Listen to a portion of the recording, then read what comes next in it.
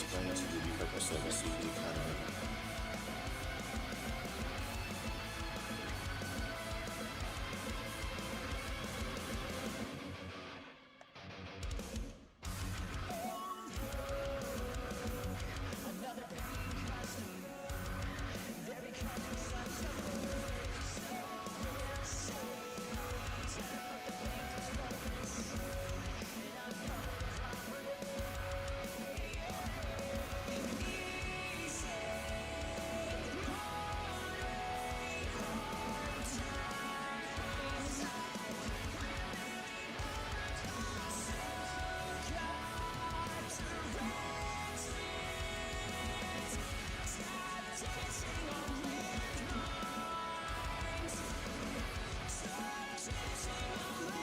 Hello.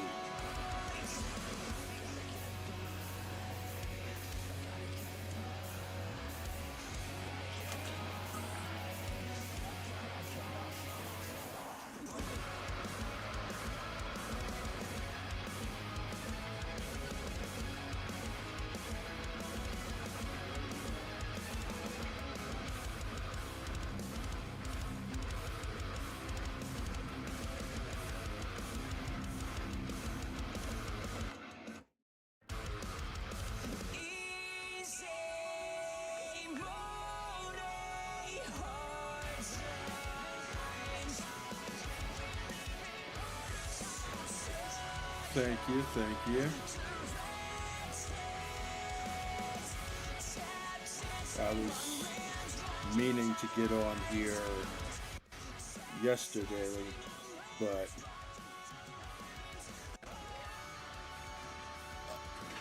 I was a bit on the tired side, so I just wound up going to sleep after I worked on some stuff.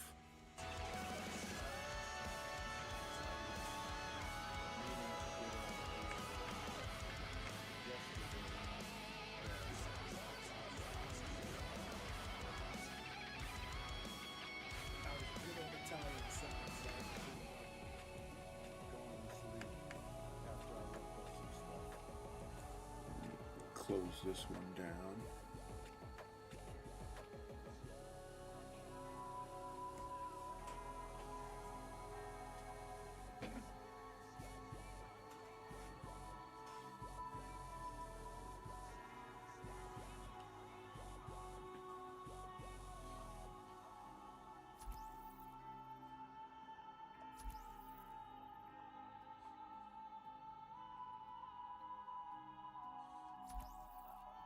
Let me just show off all of my division agents right quick.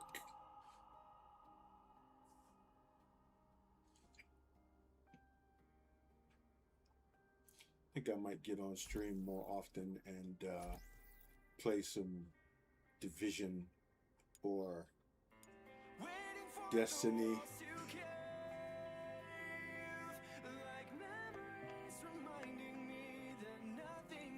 I'll wait until June for that though.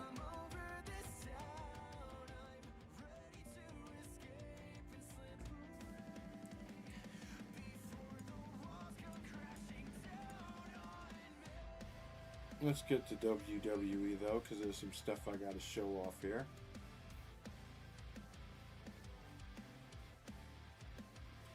I do want to kind of try to wait for more people to get on.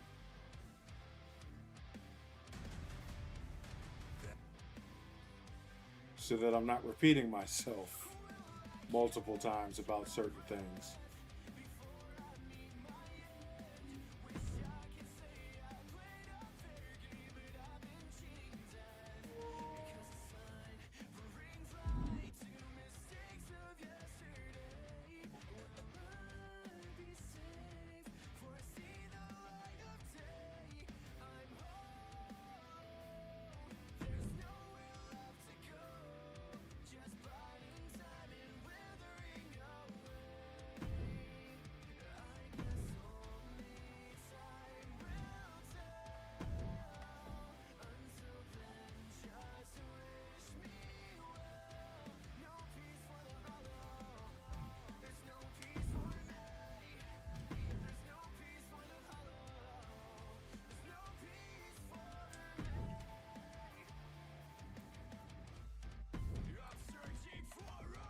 Start off a test match.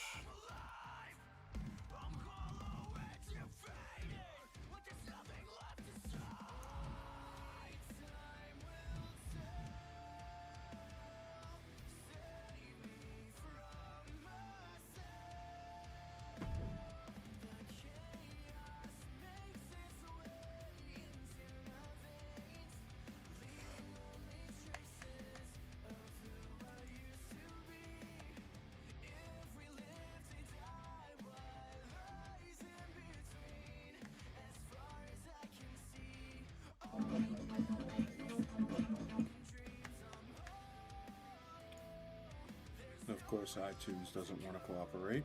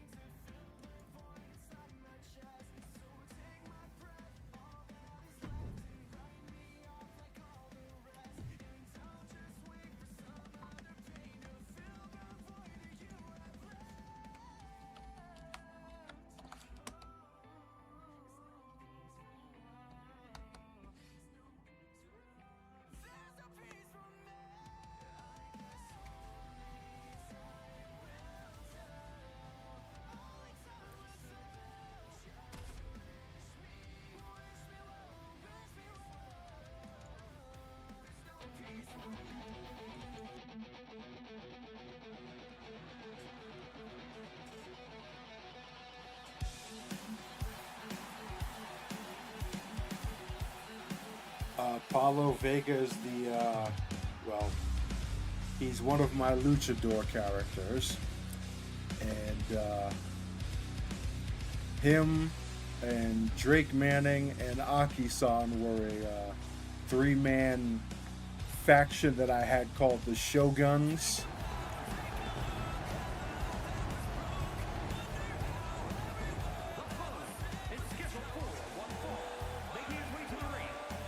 But a couple of years ago, I had split them up, not in a bad way, but just to have them focus more on singles careers as opposed to being a three-man team.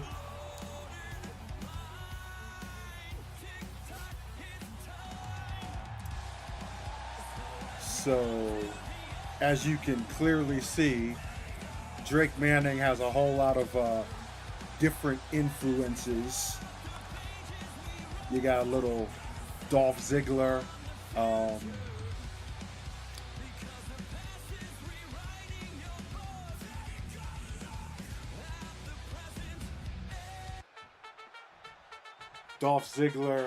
Matt Riddle. A lot going on there.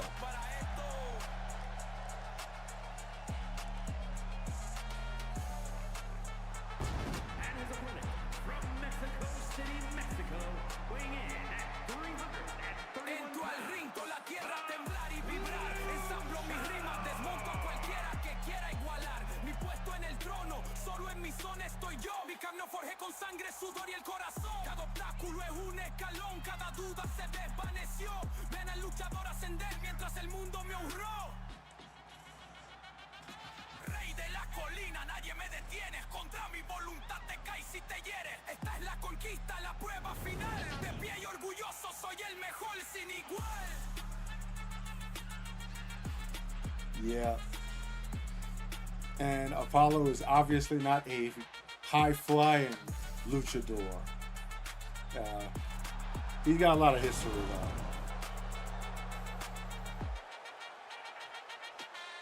Construyen muros.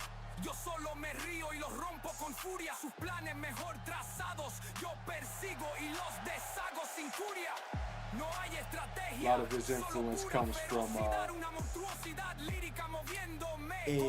a couple of wrestlers that competed in TNA. There's one wrestler who went by the name of Gran Apollo. That's where the name comes from. And he wrestled in TNA like in the first 2 years of the company.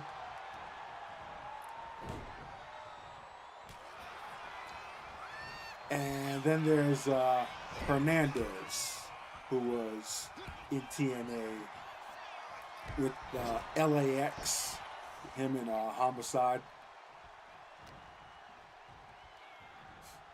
That's who Vega's moveset is based on. And yeah, even though he is a big man, he will do stuff like that.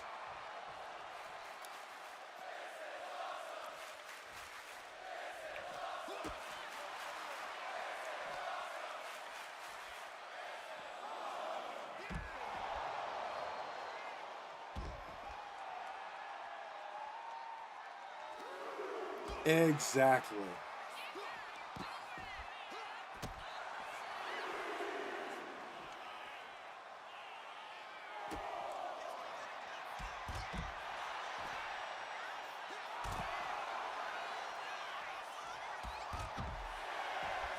There's a lot of reversals going on here. Okay, y'all can get back in the ring now. Or not.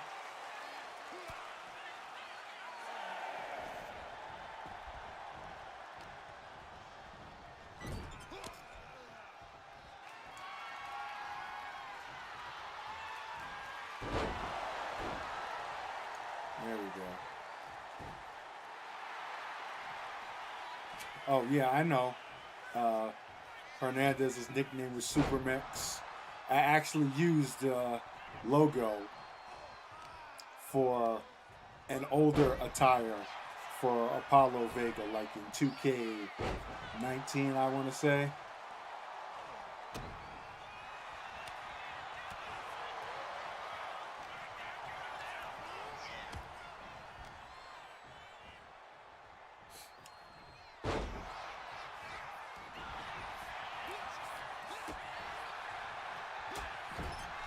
So, quick backstory on Vega. When I first created him, he was part of a tag team that I called Nueva Lucha, alongside of Marco Juventus, who is now a member of a different faction I'll be recreating as well. So,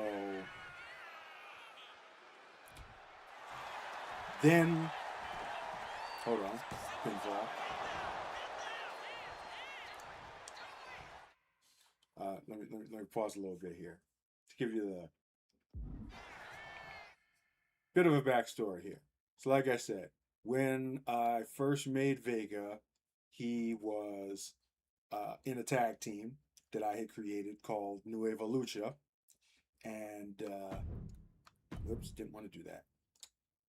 And it was him and Marco Juventus, who I will also be recreating. So they were tag team for a while, and then I had Marco got injured. Actually, he got kind of physically demolished in a match that he had against Happy Face, who is now Black in the Underground King storyline. Happy Face being a member of the Riot Squad. And then Vega became a member of World's Finest, which was Brock Bentley's faction. And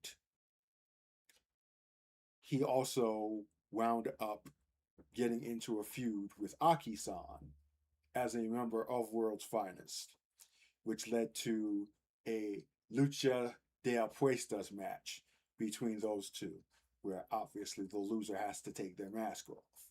Aki-san won the match, and Vega had to unmask. So then for like a couple of years, I made him with no mask. And then I decided to put them back together after I kind of changed things up with World's Finest, kind of slimmed them down, changed some of the membership there. And Vega wound up going back face from the heel turn. And then, as a gesture of goodwill, Aki-san gave Apollo Vega back his mask.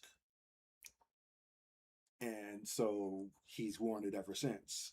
And then they joined forces alongside of Drake Manning here to form the Shoguns, as in show, SHOW, guns. And they were a three-man team for a while. Vega and Manning were XWA Tag Team Champions. They lost those championships to Monolith, and then they all decided that for now they were going to go their separate ways and pursue their own individual destinies, basically singles careers, and that's where we are now. So they're all singles competitors. Vega and Manning are both in the XWA still. Aki-san is in View Japan Pro Wrestling now, where he is the current GWGP Heavyweight Champion. So he's got a singles title, and we're gonna see what happens with these two as they continue on their journeys.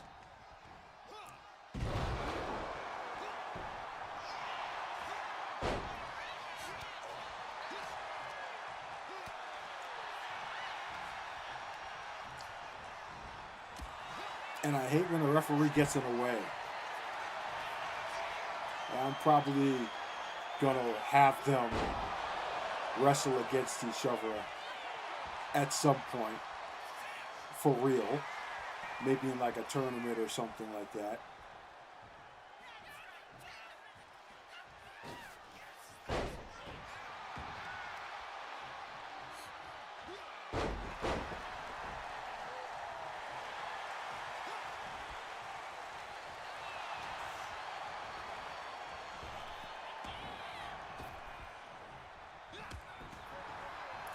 Yeah, that was a nice counter.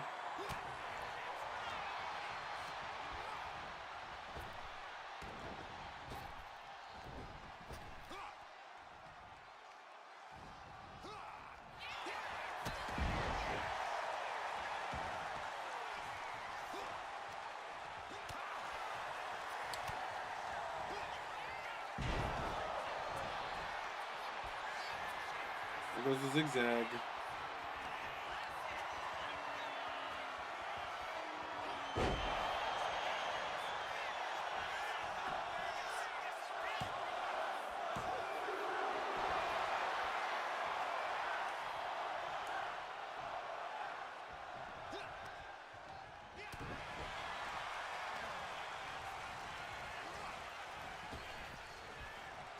And he misses again. Yeah, I'm looking forward to the Underground Kings stuff myself. The only thing I'm kind of worried about with that is the season pass nonsense. Because I was planning on putting them on a different profile. Now, before, if you bought the DLC, you could use that DLC on multiple profiles as long as it's on the same console. So everything that you had, like your DLC packs that you brought on your main profile, if you created a different one, you could still use those DLC packs. Now this year you have the season pass. I don't know if you can still do that, or if you're going to have to buy a season pass on a different profile in order to unlock that, which would make no sense.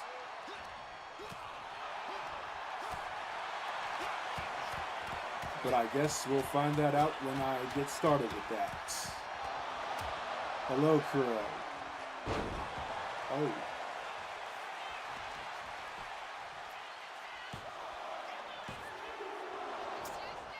Drake is being very aggressive right now. Taking a break to check his chin.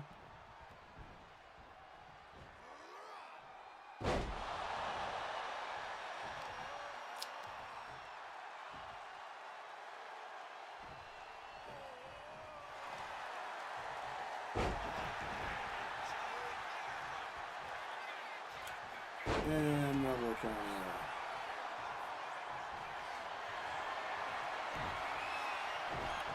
Speaking of chin checks,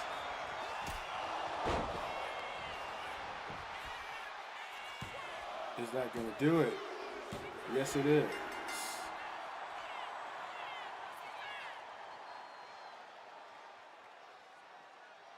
Well, that was kind of a back and forth match.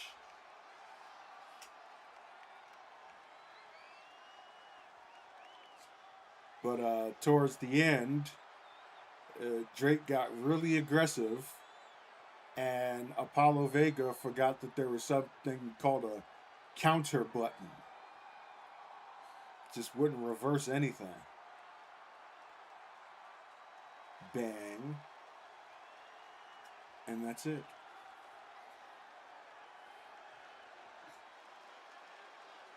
Here is your winner, the Superstar!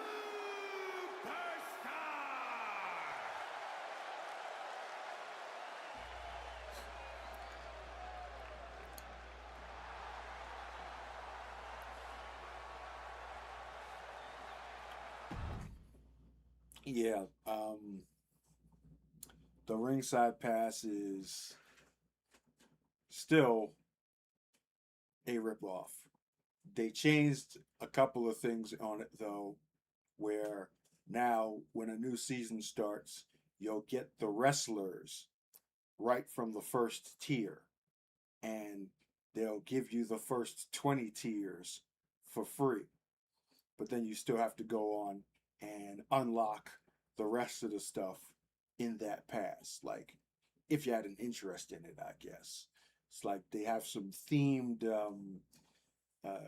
skins, I guess you could call them, for wrestlers in the new pass, like towards the end or what have you, like all the way out here. Is it gonna let me?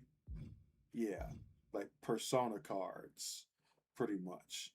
So it's like a CM Punk that's dressed up like Ripper from Borderlands, and then they got Rhea Ripley looking like another Borderlands character or stuff like that. That's the stuff that you still gotta unlock, but they give you like half of the pass in XP right at the start. But still, like, compare that to when you just bought the DLC pack and you had everything right out there. I think we all prefer that, but 2K needs their retention time, if you will.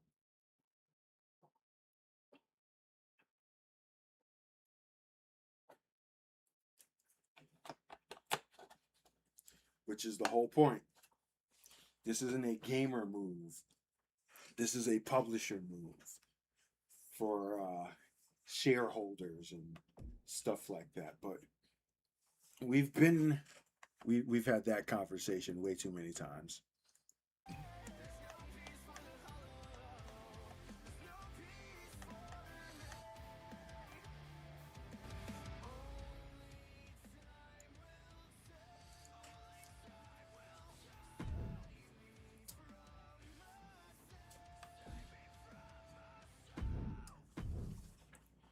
Let me show you the new stuff, though. Better look.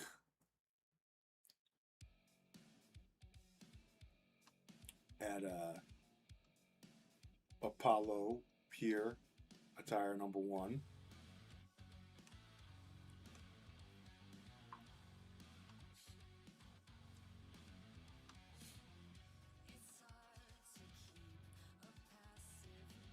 And I'm also going to use this opportunity to rant on something that seriously pissed me off when I was making Apollo Vega. And I'm going to show it to you right now when I go here to the masks.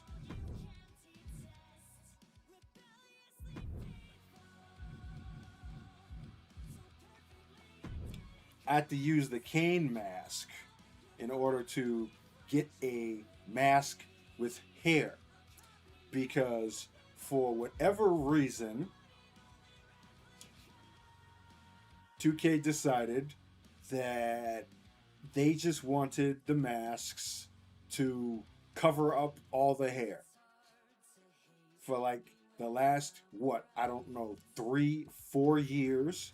You could have certain long hairs that would just kind of come out of the bottom of the mask,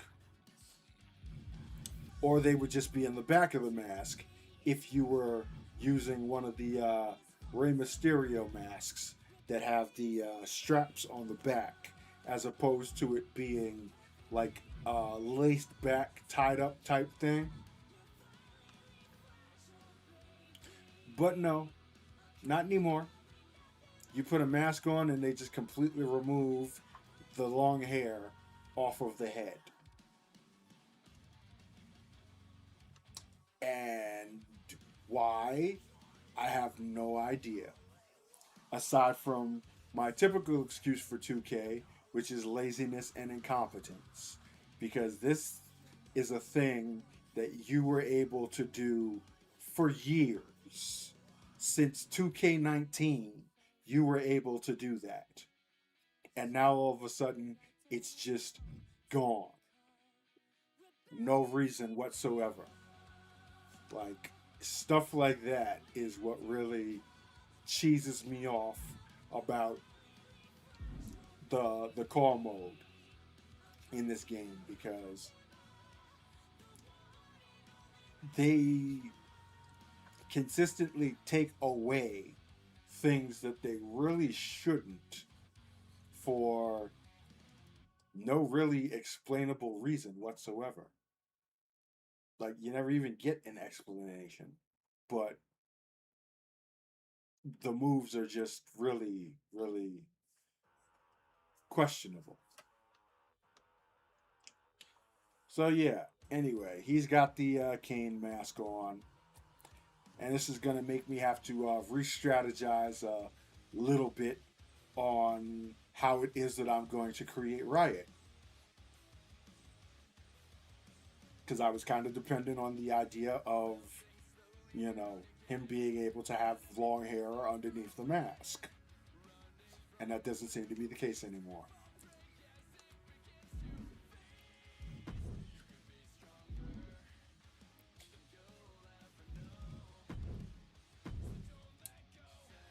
Anyway, there's the second attire.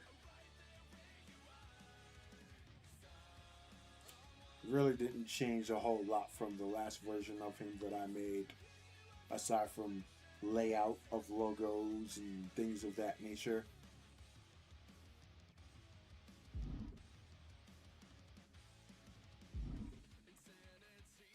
Because if it ain't broke, don't fix it.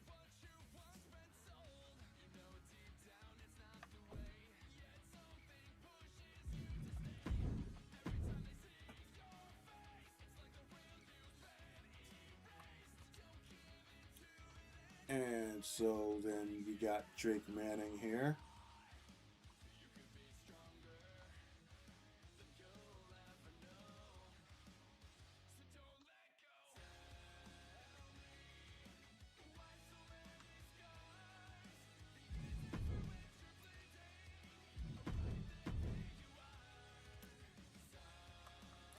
And you can see even better the influences, the Matt Riddle, Dolph Ziggler.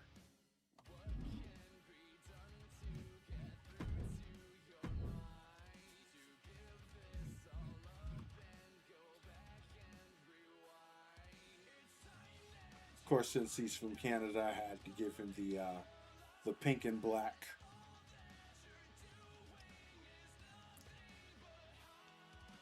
It's an homage to the Hart family.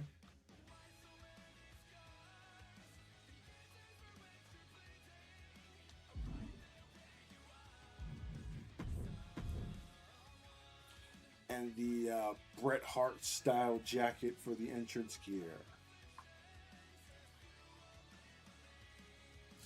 If I colored his hair brunette right now, he would look almost like Bret.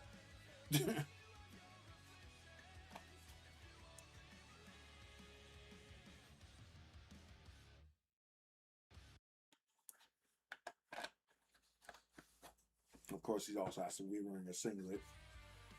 I was thinking about that, but I decided not to.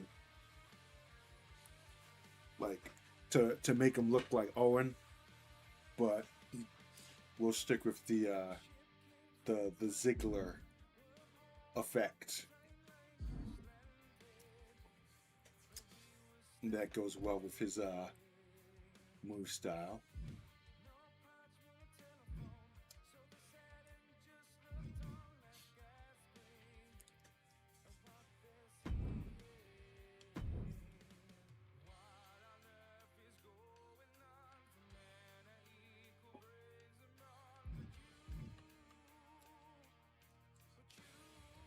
And we got the 26 version of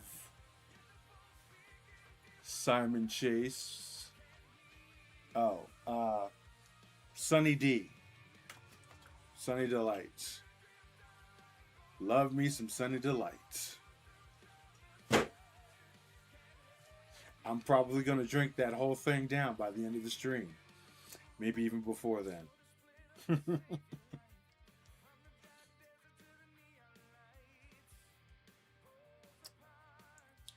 So yeah, Simon Chase here, the Purity World Champion, first Purity World Champion, and still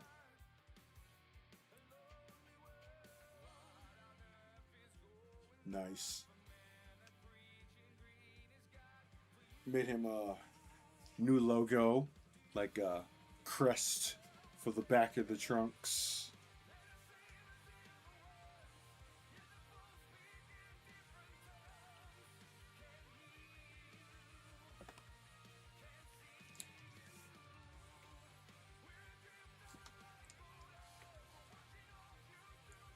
So the initial inspiration for Chase was Zack Sabre Jr., but as you can see, I've also added some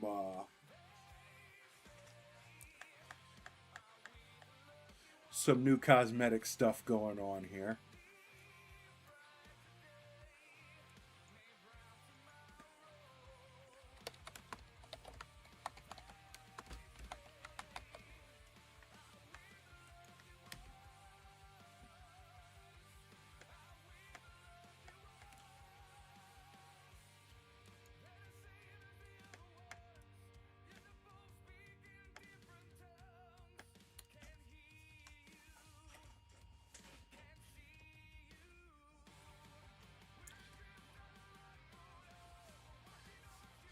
Well, probably because of the build a little bit Crow with the traps, but he's not a big heavyweight. He's still a heavyweight, as you can see.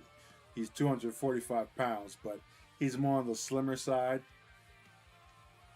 But you do got some what's his name? Charlie Dempsey type thing going on here with the look, specifically the hair, obviously.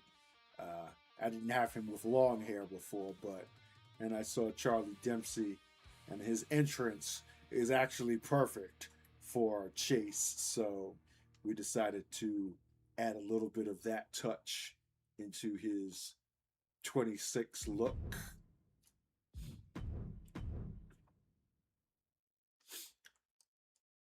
Also, the entrance jacket, I made it very similar to Charlie's entrance jacket.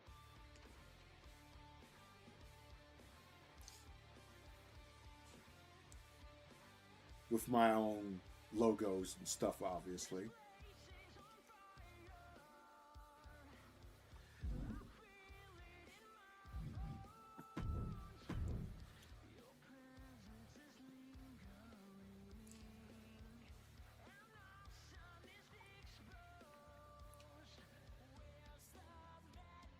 Attire number 2. Classic, simple black look. And then the old red walkout shirt that I've had in pretty much since I started creating him.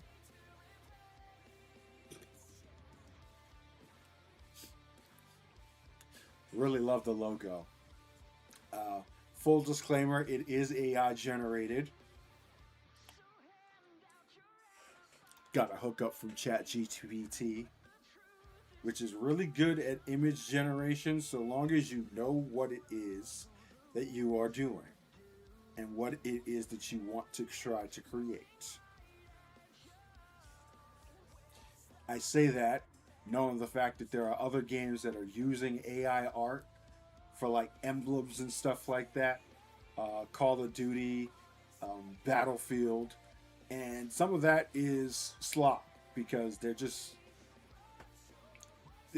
they don't know how to properly utilize image generation because ironically enough you do need to have a little bit of artistic inclination in order to be able to generate AI images.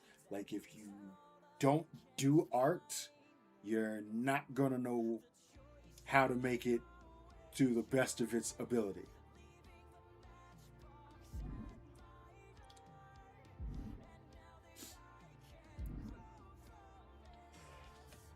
But yeah, that's Simon. Have I shown you guys Katana? I don't think I've shown you guys Katana. So let's do that. And if I did, I'll just do it again.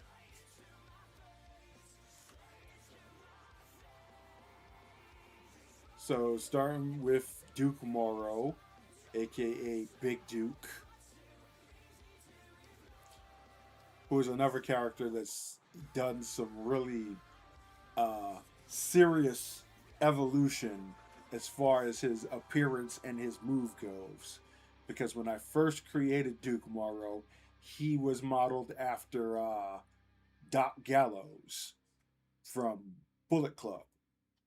And over time, obviously, now you see his appearance is very much more similar to that of Brody King. And that's his vibe now, pretty much. Obviously with a lot more muscle tone than Brody, but same idea, same energy, pretty much.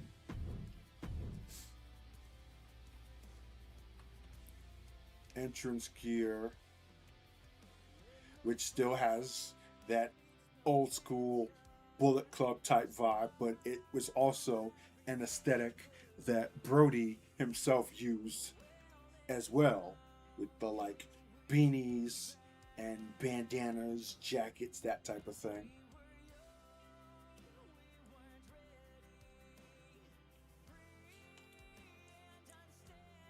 So in the case of all 3 members, I have the first attire is going to be more of the like branded attire, and then the second attire will be the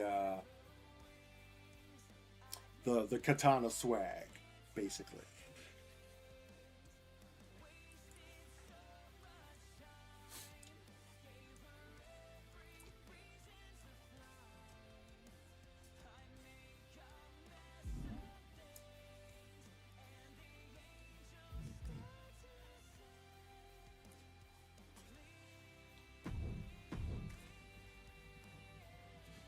He does kind of sort of remind me of Gunner a little bit, but I'm gonna do things with him that are going to make him a true monster among men, so to speak. So attire 2's got the face paint going on.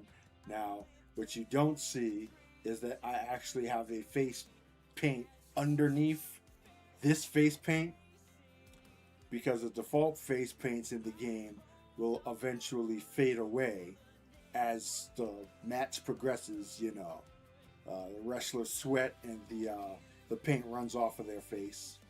So when that happens, he's actually got another face paint underneath that, which is, well, I'll leave it a surprise. Then again, I won't say. It's the same face paint that I have for Tane Tua, which is a face paint that Tama Tonga had worn at one point in some matches with Bullet Club in New Japan.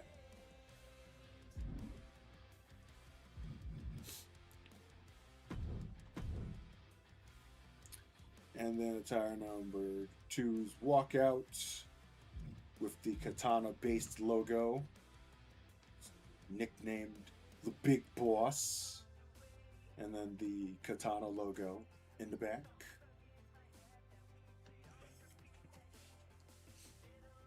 I still do want to add a fourth member to give it a nice even number for katana, but I don't know who just yet.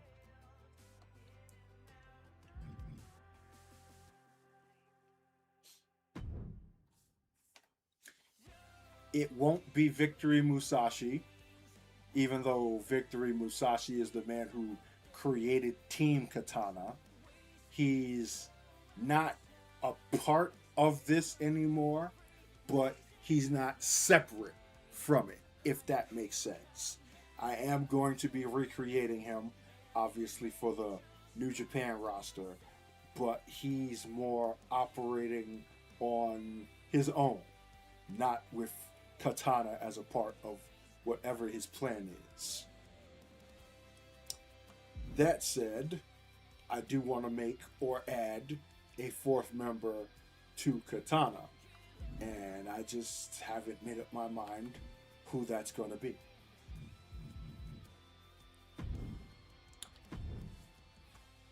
Next, you have the leader of Katana, Jun Suzuki, who's always had a really cool but simplistic look to him. When I first created him, he was kind of, sort of reminiscent of Okada, but over time I completely separated that from him. I think in terms of character concept, he's probably one of the more originals that I've made, on the fact that he really doesn't have an inspiration to him. I had a direction that I wanted to go, but it ended up being a completely different execution, so to speak. So I tapped into Okada, I tapped into Prince Devitt, Finn Balor a bit, and I specifically, however, wanted to make a Japanese wrestler be the leader of Katana. And yeah, so we ended up with him, and it's just certain, I want to say, inspirations, just like sprinkling together until I've came up with the final product of Suzuki.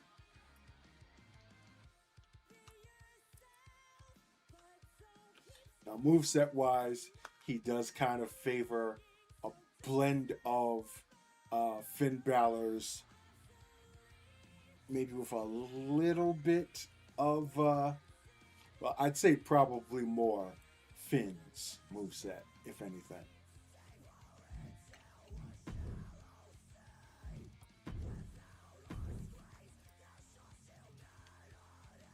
There's the entrance gear.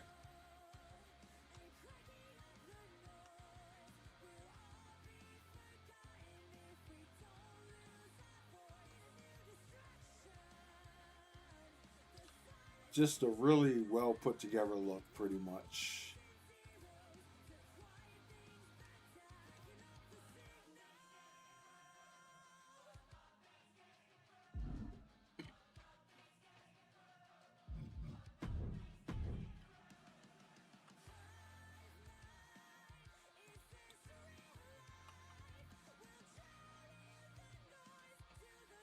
Tire number 2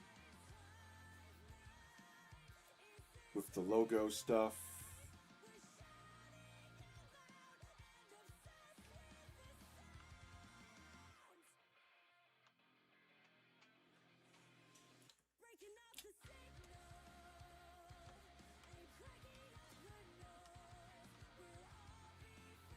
Gives off a bit of a Jay White type of vibe.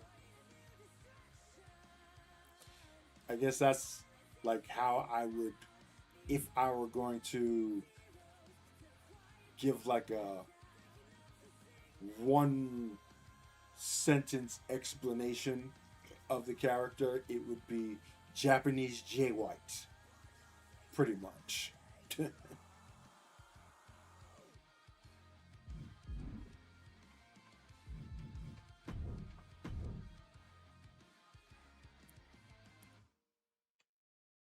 And the entrance gear with the Finn Balor jacket. Had to cover the Finn logo, obviously, in place of the Katana logo. Which, now that I'm looking at it, we could probably stand to... Oh, it's already embossed. Never mind. Why don't I see some texture on there? I guess it's there. We're just not seeing it the way I thought we would, but it's an entrance jacket. He's not going to be wearing it all the time anyway, so whatever.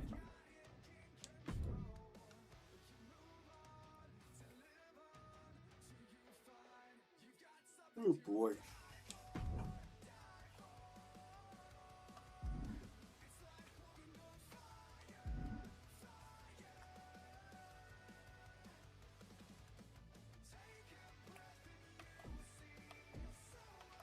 Next we got Tane Tua.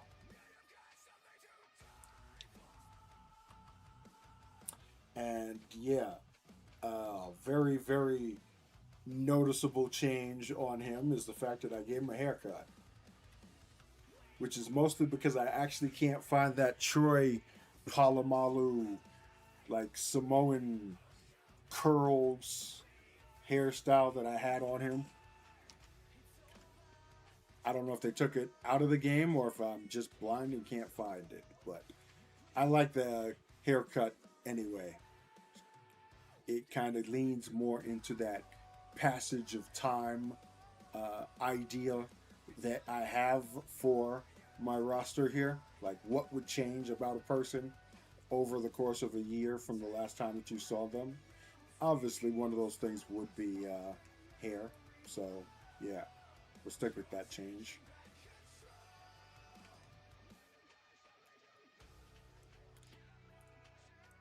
And then, of course, more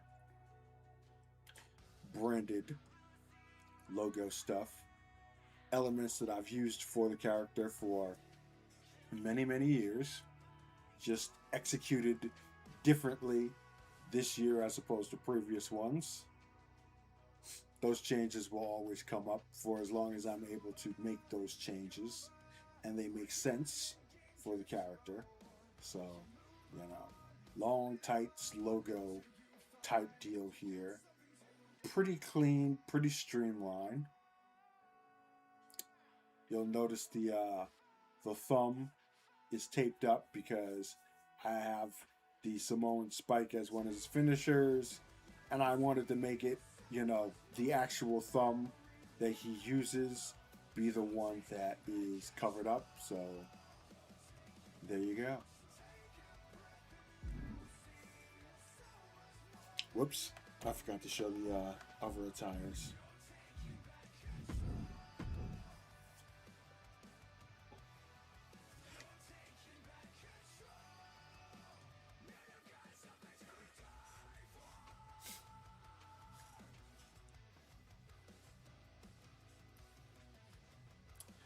Yeah,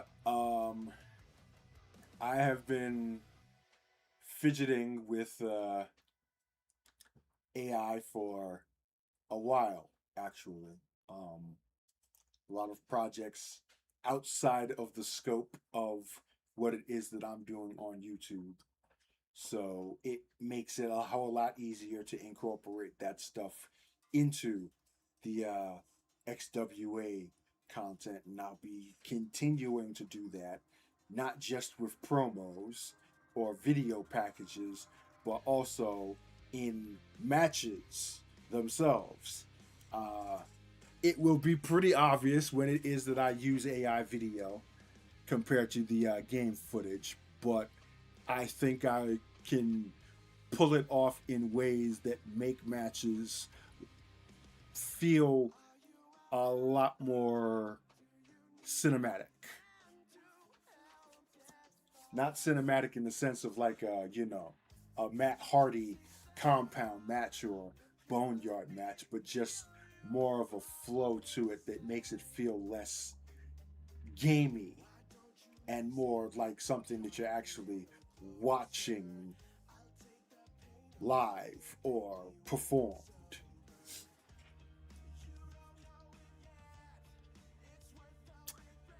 And yeah, that would explain it, AC. Because I have seen it on the female side, but not in the men's side. That sucks. But what can you do? And his name is Tane Tua. There's his name, Perry. One of, I want to say, 3 Samoan characters that I've made personally. I have one female character that I'm unsure if I'm going to recreate because of the extension of characters now that I have with my brother's characters. But there's Tane Tua. There was the female character who is Soleil. And then there's Johnny Tama, who I also will be recreating. And then there's Tomoa Momula, which was my brother's character, who is going to be the XWA global champion on the Conflict roster, because that's the converted version of the CAW World Heavyweight Championship, which he was the current champion at the time of my brother's passing. So keeping that legacy alive and moving forward with it. So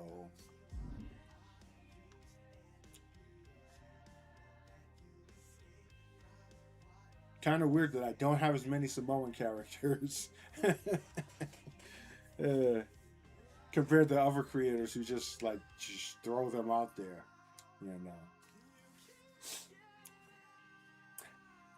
I don't want to make it sound.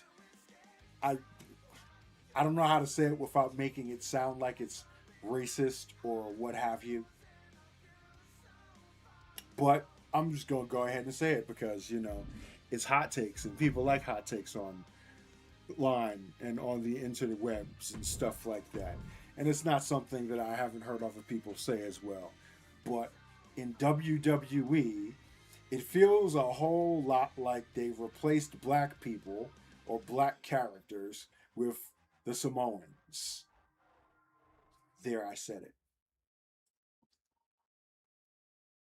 Because when you think about it, Samoan folk do kind of act a little ebonic, and for whatever reason, WWE seems to be more comfortable presenting that as their street level characterization or urban than black wrestlers. There, I said it. I'm not going to elaborate any further than that. That deserves its own video altogether. But back to the cards. Entrance gear. I might put something on the back because I don't like all that negative space. But for right now, we're just keeping that as it is. It's pretty simple. I didn't want to give him a hat or anything like that. We'll just keep that how it is.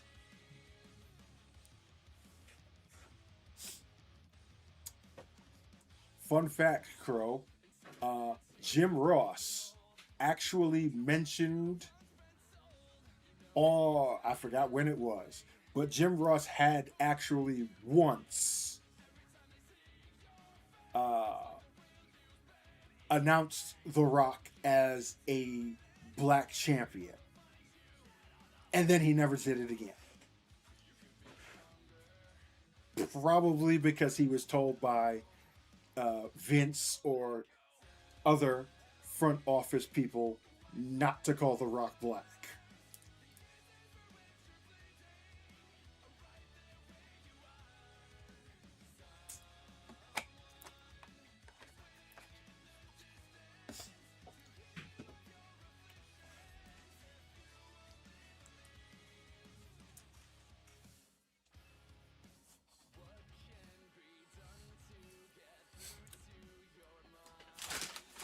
Basically, that's always going to be the example right there. And I find it comical how many people to this day still want to deny it.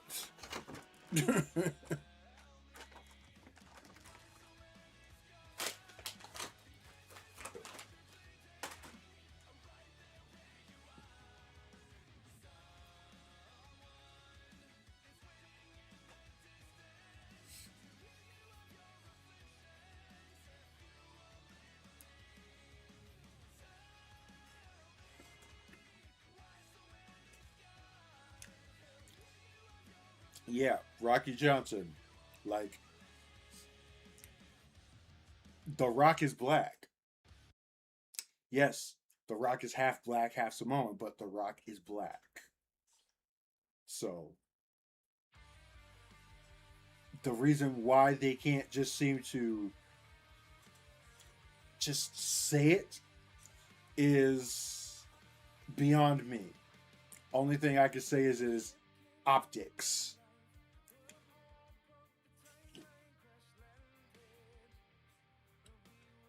They don't want to upset certain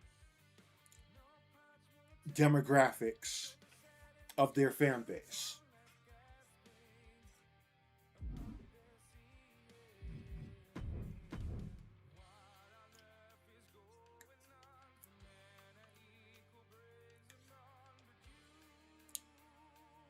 So we got a tire 2 here. Trying to get back on topic a little bit. And that's the face paint that Tama Tonga had worn. I forgot when it was that he wore it, but I basically, did some Photoshop magic and cut it out and turned it into a face mask. I've used this on him before, but yeah. The theme here kind of got a Punisher type vibe going on. Sort of. Little bit.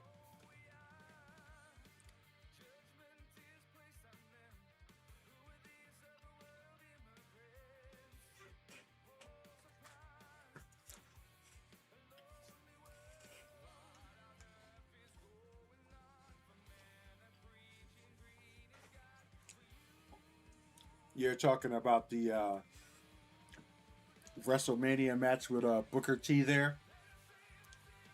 Yeah. Like, I don't even talk about that match anymore for the simple fact that Booker T ended up being, you know, I hate to say it, a coon for WWE anyway.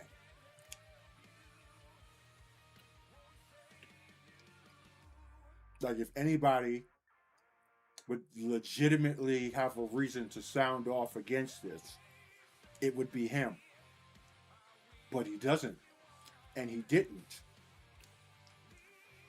And fast forward to now, you know, he basically shucking and jiving for WWE. Even going as far as to kind of try to dissuade other black wrestlers from bringing the topic up. Like he had a whole thing with Swerve Strickland a couple of years ago. That's when I kind of lost respect for Booker T because, you know, he was there when it happened. And he just blows it off like, oh, it's not that big of a deal, guys. Like, you're overreacting. Like, okay, dude.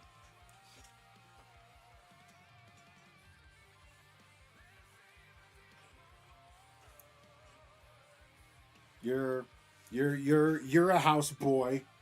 We'll just have to live with that.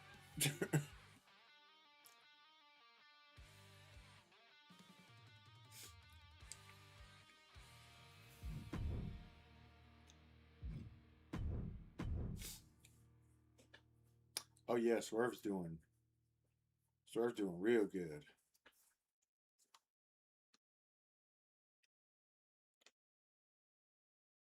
So real quick, here's the entrance gear.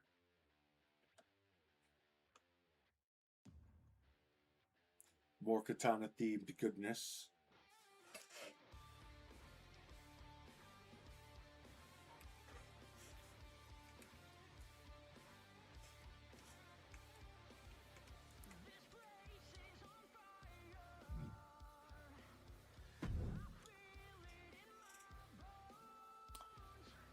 Pretty clearly, Booker T was more interested in preserving his wallet.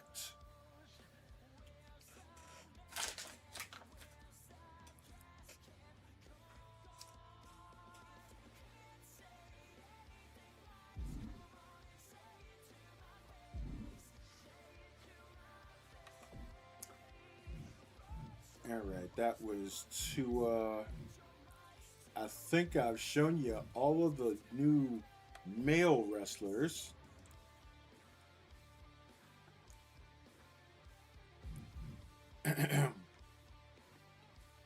So we'll switch gears to the female wrestlers now.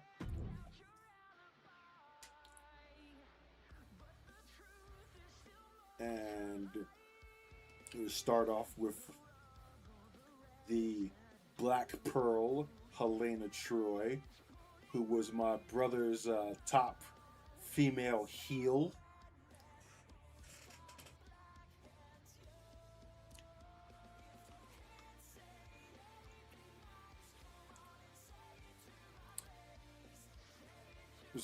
Speaking of which, real quick, as far as Aleister Black is concerned, they weren't necessarily booked poorly. They were not booked originally, though.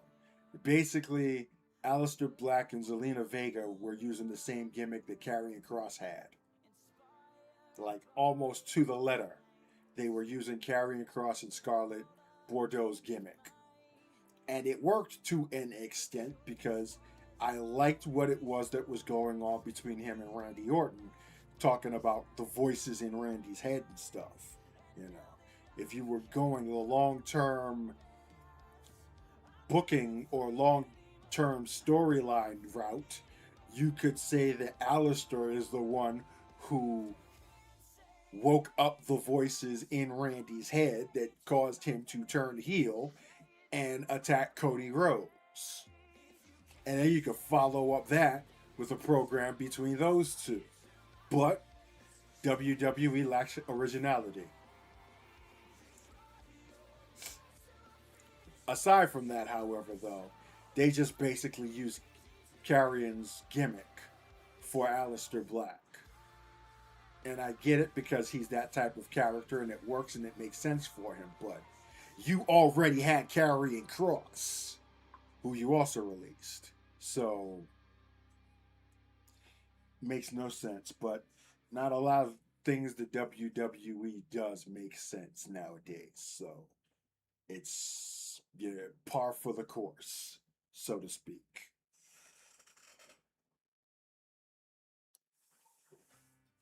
We ain't gonna talk about Pat.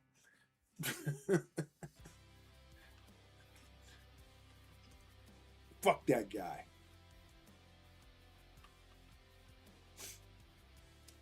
Anyway, Helena Troy, top heel on my brother's roster.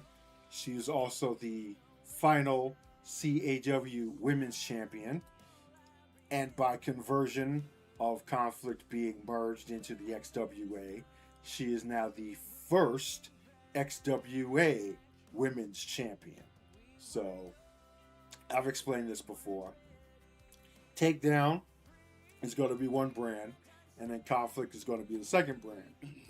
And all the CAW championships have been converted into XWA versions. Those championships are instantly awarded to the final holder of the CAW titles. So, Mamula is the XWA Global Champion for Conflict. Helena Troy here is the XWA Women's Champion for Conflict, opposite the XWA Diamond Champion for Takedown.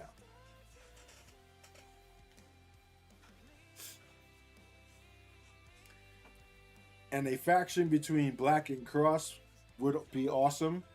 It may happen, just not in WWE. And I don't know. I really don't think, to be honest with you, that AEW are going to be rushing to re-sign him. Like, from what I gather, when he walked or left the AEW, it wasn't on good terms. So his options are a bit on the limited side, unfortunately.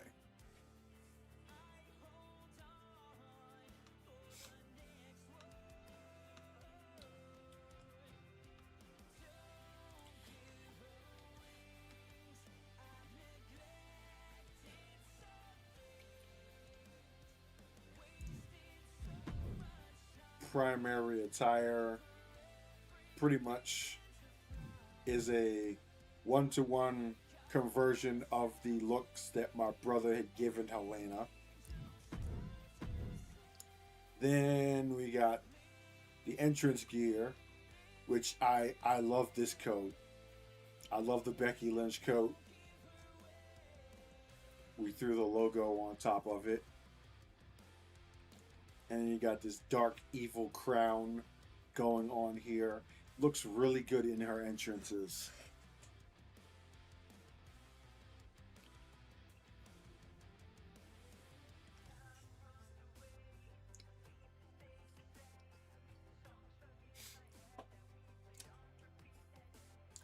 Yeah, I don't know if that would be as good of a fit there, the Righteous and Karrion Kross, because Karrion's darkness is more of like a cerebral type of devil's advocate thing, whereas the Righteous's darkness is more on that cultist, you know, I Bray Wyatt type of deal, more on the macabre side of it. It's like different flavors of the same, different varieties of the same food, basically. Sometimes they don't go together, even though they are, in essence, the same meal, if that makes sense.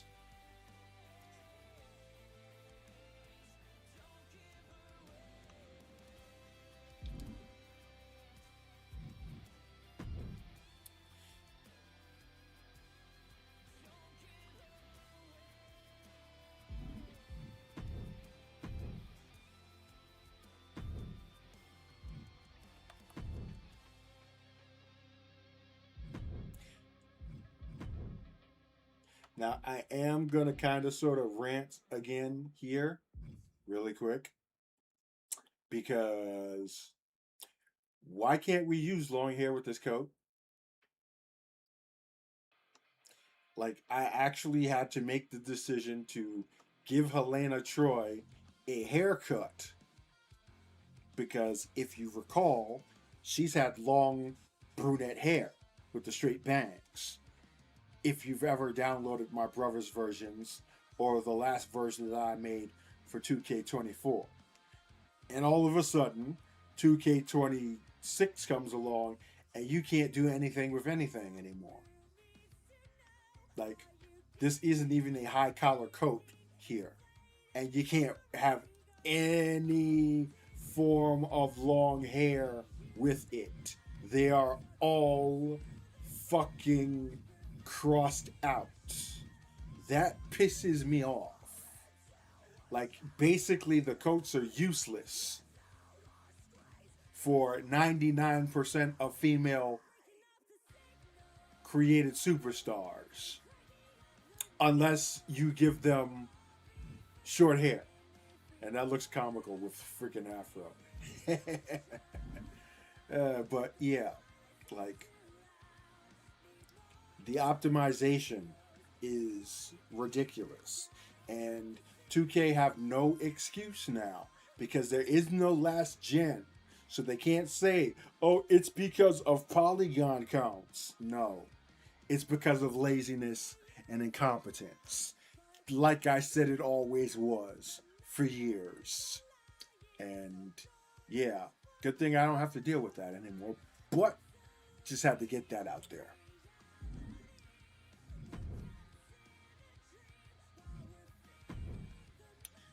Now let's look at the second attire.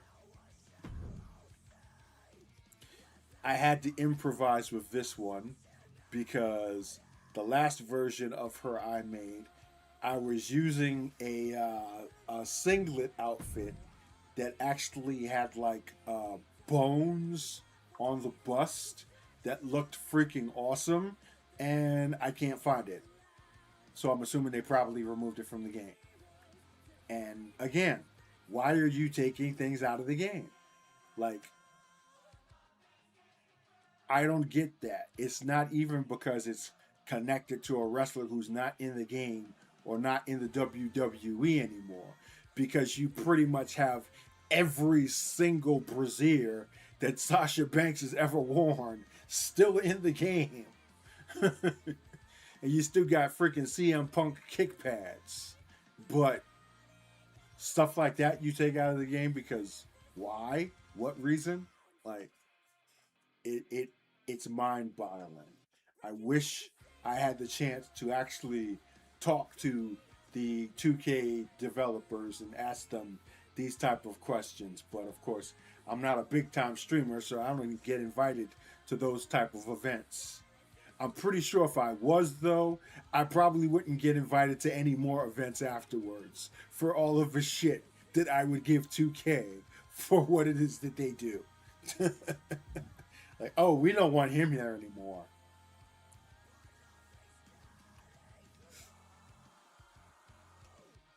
Anyway, here's attire number 2. Really like it.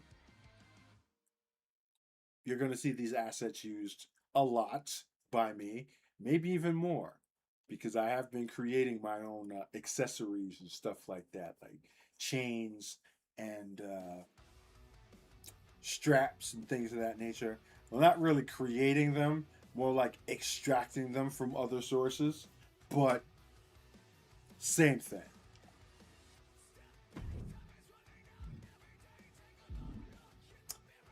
Now, the entrance gear for attire number 2. This one here is one of my favorites because she's got this whole evil, dark demon queen thing going on here, specifically because of the crown. So it's a combination of the crown from the crown of thorns from the head accessories, and then you got the deer antlers, and she is really looking like an evil magician, witch, mage type thing that could turn you inside out with a flick of a finger stuff. And that's exactly the look I wanted to give her. And I think I pulled that off pretty damn well, if I do say so myself. This is my favorite of the 2 attires. I may at some point like do a revision of her first attire using these elements, or just create a completely new first attire. I don't know.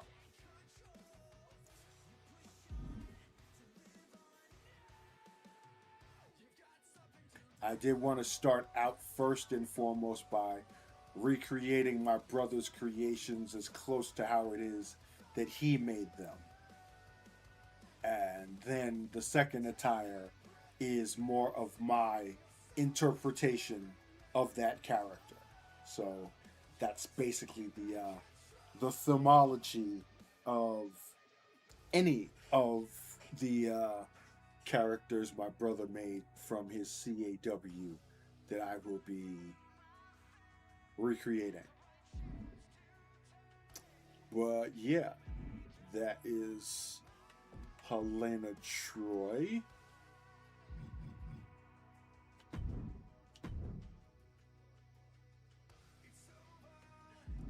I've already shown y'all Isis. Have not shown you Jamie Fury though.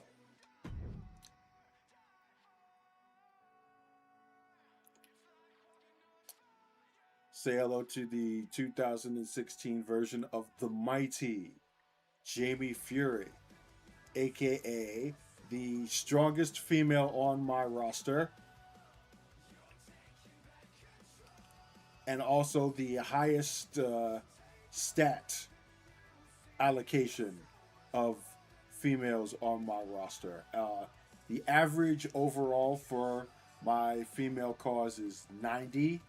Some of them go up to 91 or 92. Jamie is a 95. So she's kind of jacked, particularly in the offensive departments like strength, attacks, grappling, that type of thing. And yeah, obviously, long story short, wrestler based physically and facially off of my favorite female bodybuilder, fitness influencer type person, Cindy Landoltz. And yeah, that's all you need to know. Look is pretty similar to how it is that I've always made her. Really clean type of athletic effect.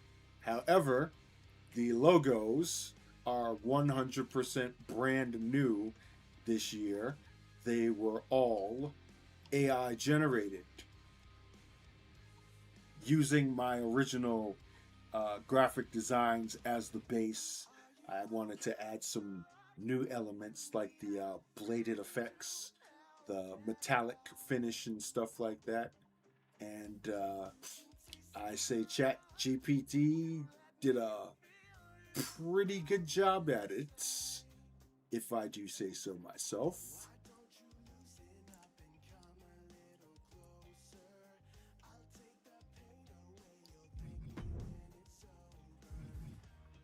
And then attire number 2.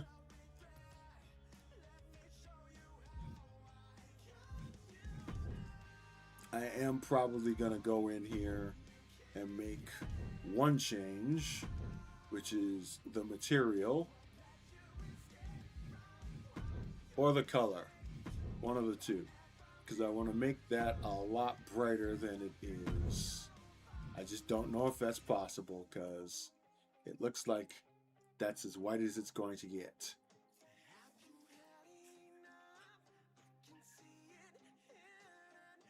Which sucks. I don't understand that because I have white on other characters that is a lot brighter than this. This is almost like kind of a light gray, which I mean I don't have a problem with it because it matches with the silverish color of the logos, but I wanted it to be bright white and it's not. And I can't cover anything up, at least on the top, because you have the trim, and that would cover up the trim as well. So I guess I'm just gonna have to suck it up and deal with it. Whatever. Anyway, secondary attire, color swap pretty much. No entrance gear because Jamie doesn't come out with entrance gear, or come out to entrance gear, or with entrance gear. I can talk. I know what I'm saying.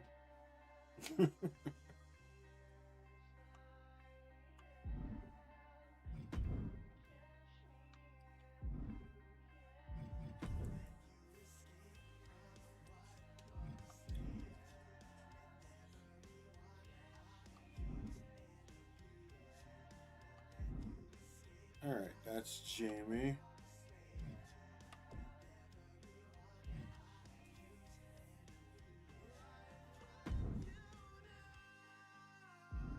I think I've shown y'all Kamiko before as well.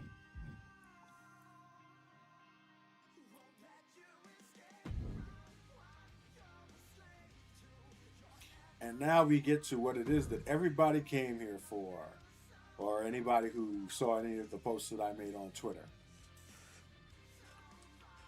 So what we have here now is the 2026 version of the Golden Goddess Sarah Warfield.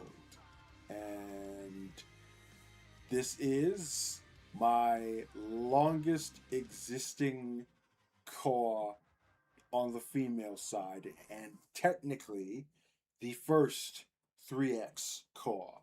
Even though I had been making Riot many, many years beforehand, Sarah Warfield here is the very first core that I created and uploaded a formula for the games community over on the cause.ws forums way back in 2006. You can see the tweet. If I pulled it up, I actually had that actual photo or collage of screen caps. And it ain't even screen caps. It's me taking digital photos of my screen as I'm playing the game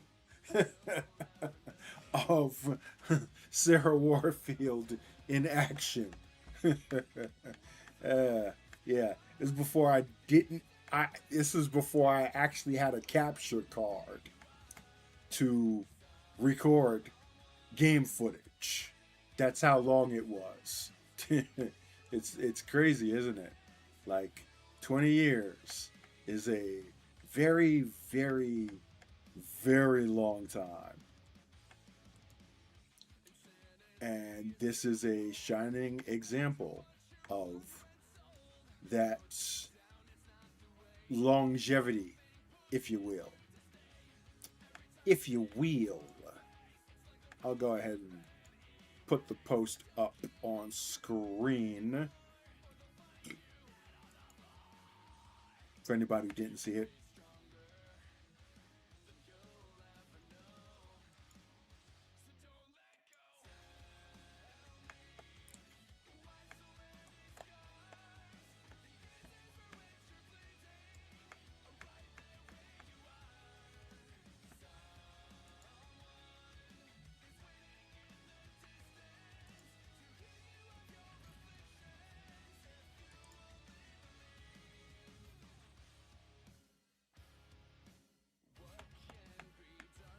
Okay. That's not what I wanted to show. There it is.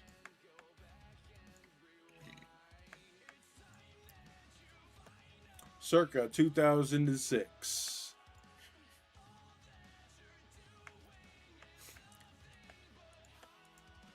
Like, I can't even zoom it in. That's the actual resolution of the image.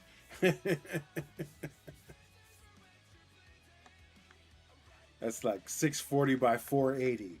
Not even the not even 1080p. That'd be like 240p. And then of course current day version Sarah. Yeah, good stuff.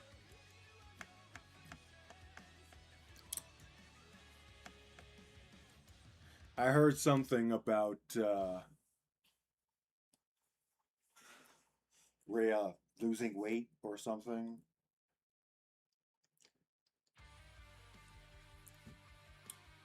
Greetings, Pan. Welcome.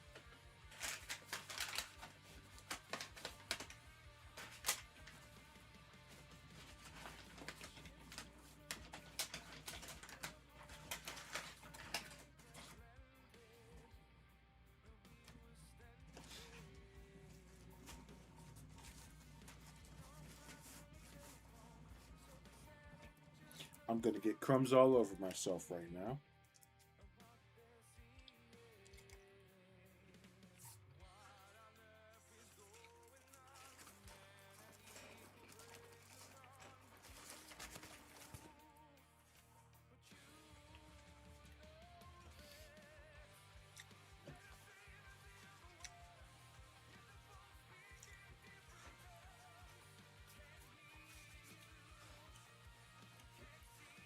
I'm not sure if that's a personal decision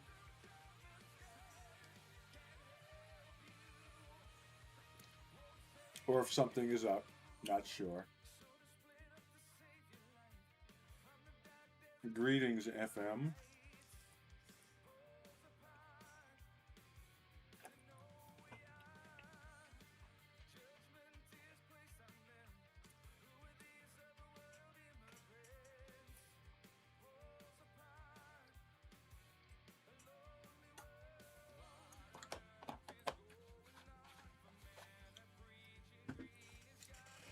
Well, any female is going to look small against Jade Cargill. Well, not any female. Like,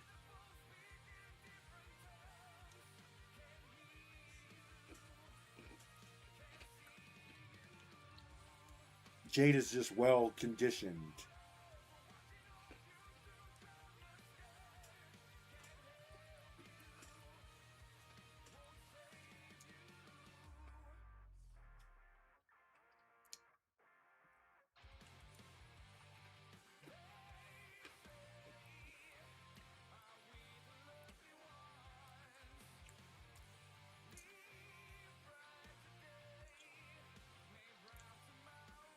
Yeah.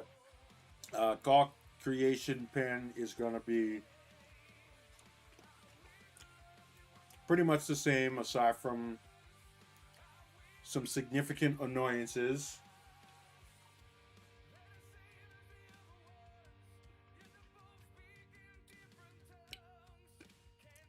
Things that you're not going to be able to do or combine that you were in previous games. And stuff that, for whatever reason, 2K just decided to take out of the game.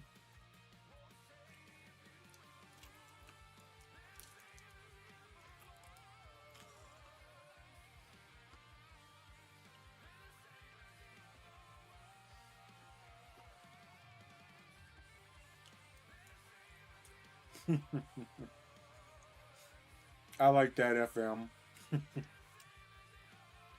If it doesn't get all over the place, it doesn't belong in your face.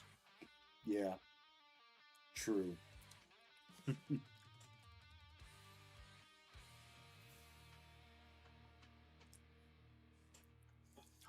Oh, everybody talking about Lizzie Rain and that Thunderstruck finisher. She had put up a video, like her in training at the place where she started training wrestling, and I remember seeing that move, I truly had the Wolf of Wall Street moment.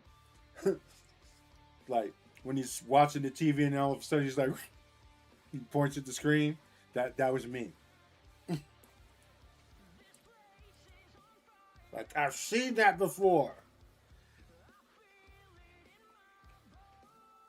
I don't feel so bad about her using it on Nikita Lyons though. That's fine. We'll take that.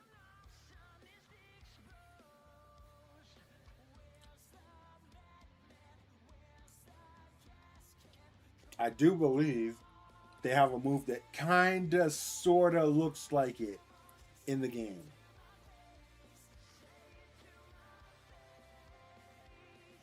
Doesn't have the height, but it's very close.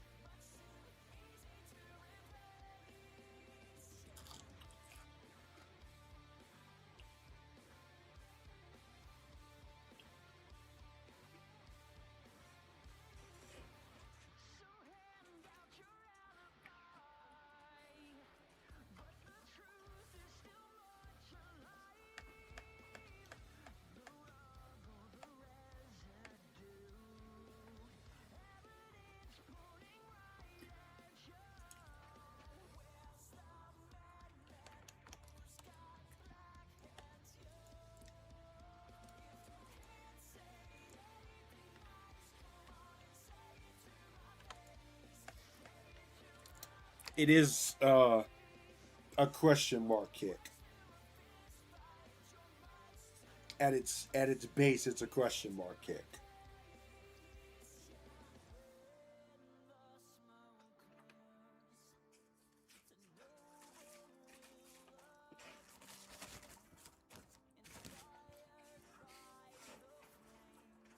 A shining question mark kick.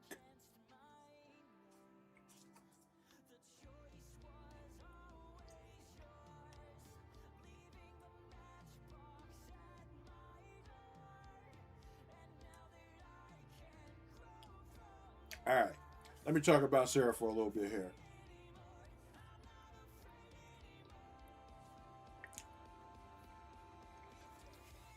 You can maybe kind of sort of see that the base of her new attire here is inspired by a certain megasis that exists in all elite wrestling because the first time I saw Megan Bain, I said to myself, same thing, the points.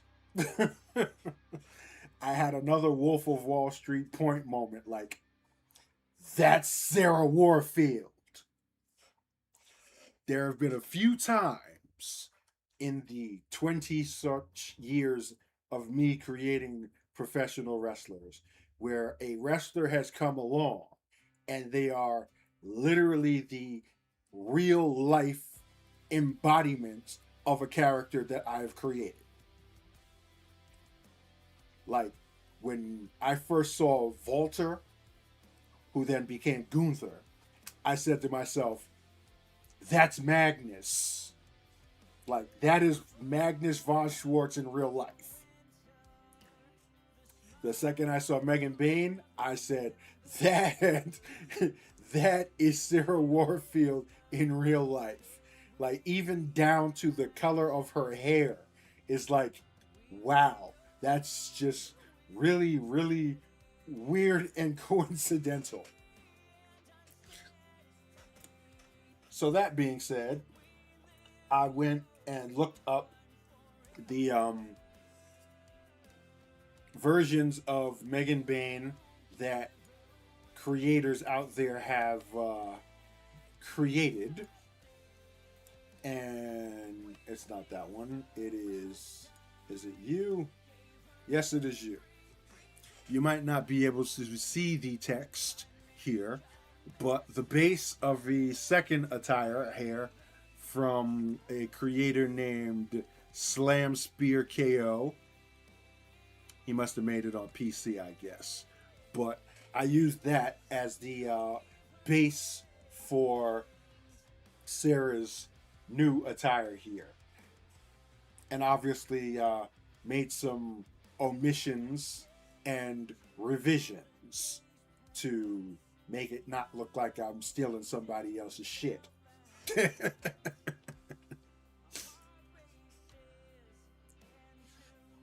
So what we did was keep the medallion in the center, which was a part of Megan Payne's gear.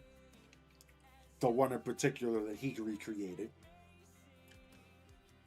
And the straps on the arm gauntlets, which is actually a pretty nice effect if I do say so myself. Like using an arm strap to make it look like it's a combination of an elbow pad and hand wraps is pretty brilliant. Those also had medallions on them, but I replaced them with the old school Golden Goddess WWE logo that I had made, I think in, what was it? 2K6, not even 16. That wasn't even 2K, it was WWE. THQ was still having those games. I don't know. Whenever it was that you were first able, the first year that we had community creations and could upload shit. So yeah. That's the top half. Bottom half, basically, I am really, really, really feeling here because the kick pads, I found out that I can actually generate kick pads using ChatGPT. I figured it out. And yeah, custom kick pads for the boots, featuring the Warfield Wonder Woman style logo on the top. I am going to be doing that a lot for other creations in the future. Like once I find out one thing I can do, I can continue to do it in perpetuity. And that's good stuff.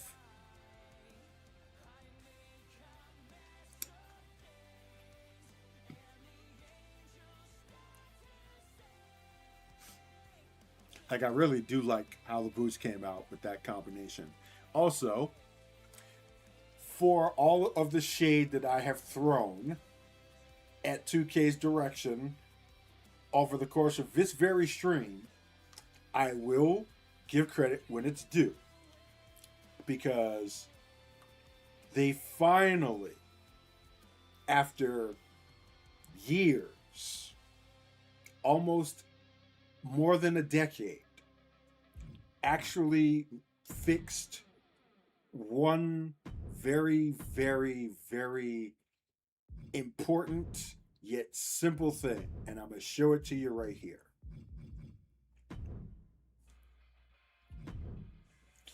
When you put logos on shoes, you would get the option if you wanted to put the logo on either just the left shoe, the right shoe, or both. If you chose both, then when you tried to resize or reposition the logo or graphic, it would not line up. Like they would just both basically move in the same direction. So nothing is centered. And that was the case for years.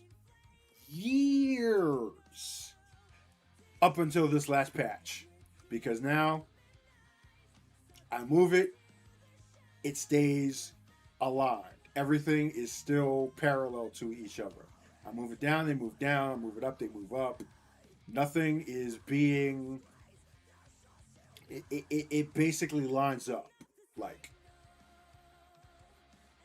So now you just use one logo on both legs and you're fine.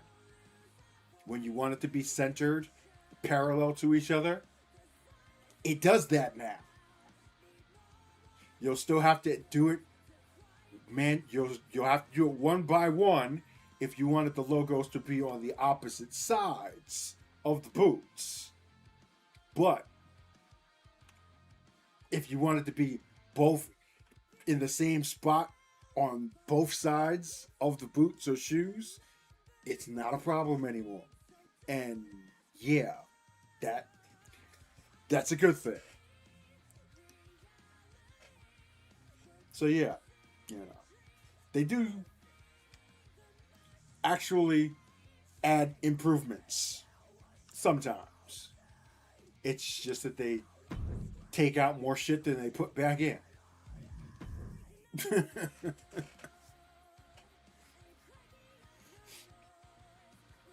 Greetings, awesome. Welcome.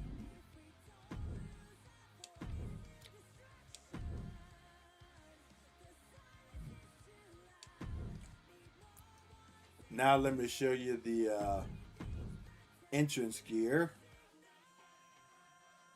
because this is awesome and I wish I could actually do more with it, but there is still the hair limitations, and they just don't have that type of a headdress type deal going on to be able to create the head gear that Megan Bain normally wears. So this was an improvisation that the original creator had done, and I just added on to it, basically, with the headband and the wing combination, and I added the little tiara on top, which incidentally and accidentally looks even better on the fact that you have the WWE logo at the center of it. So it looks like a W, which is Warfield's logo.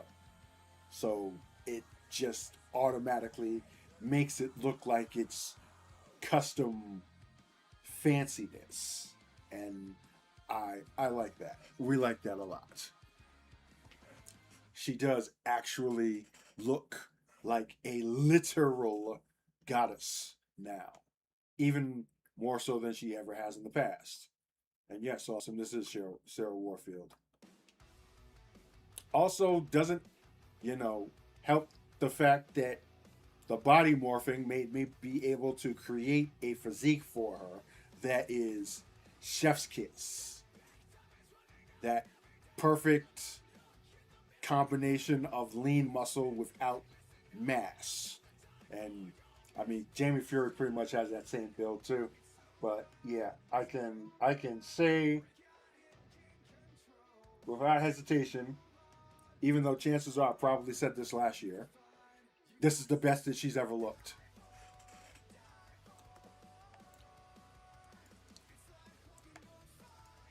And hold on. I think I might be having technical difficulties.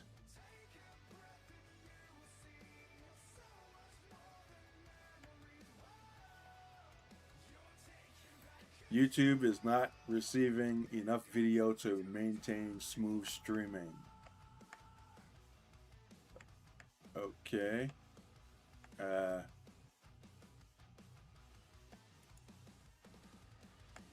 What's up with that?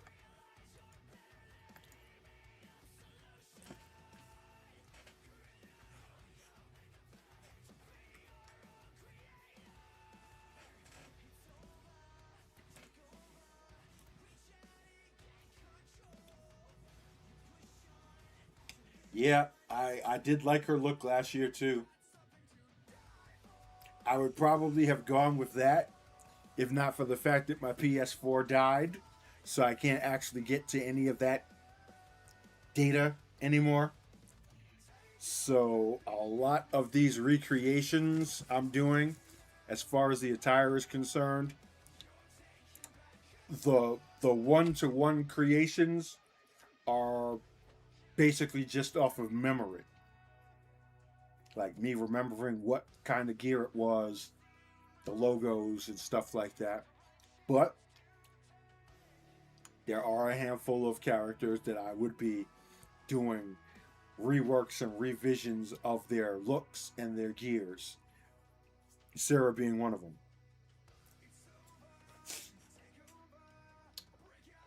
But yeah, really digging it. And then the secondary attire is just basically a color swap because if it ain't broke, don't fix it. There's like no real need to me to create two distinct looks for her because this look is pretty damn distinct by itself, if I do say so myself. And I do. So, yeah.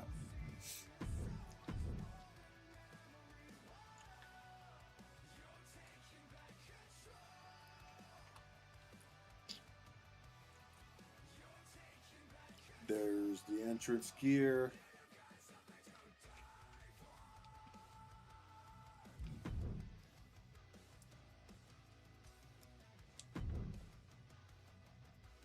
And I will say she looks fantastic in the entrance.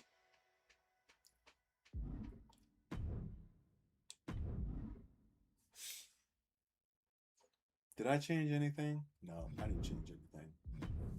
Exit.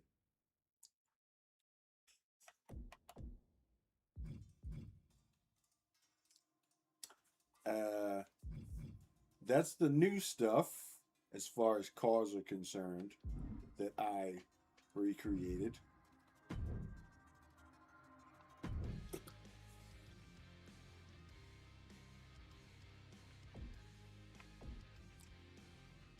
But I don't think I showed you the belts.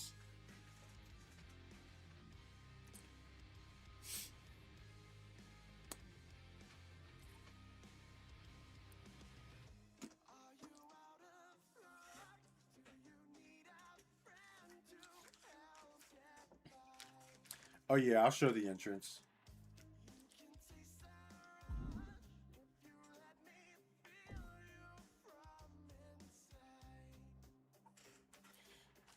Yeah, you gotta let the let the inspiration hit you naturally, Pen. Sometimes.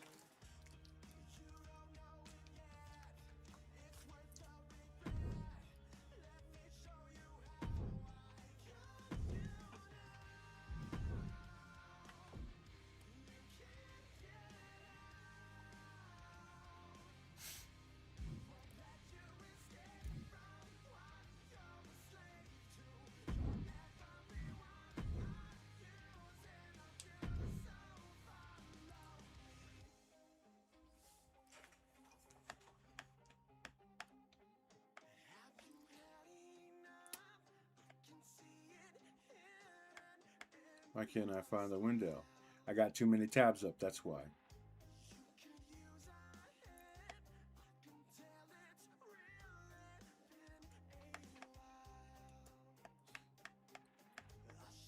Song name, pasting into the chat here.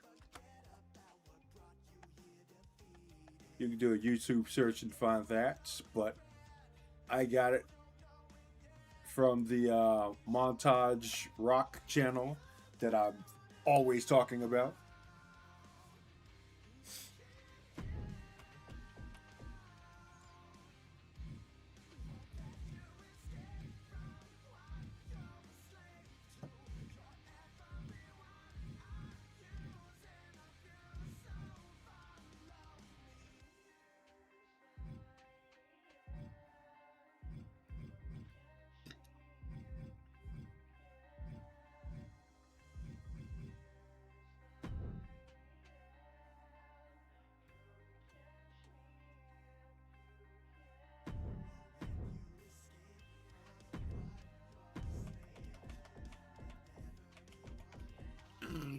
Excuse me.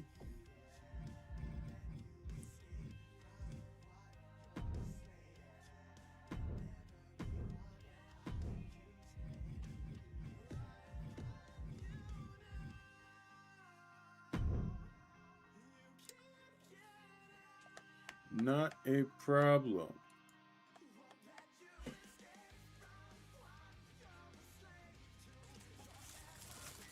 We are gonna change the music though, because I gotta go with the theme song.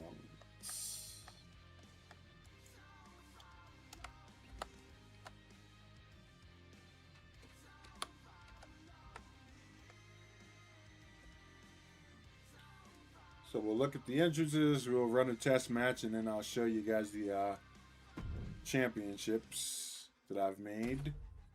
And then we will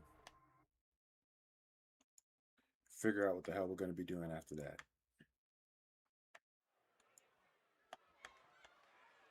I guess the truth begins to show.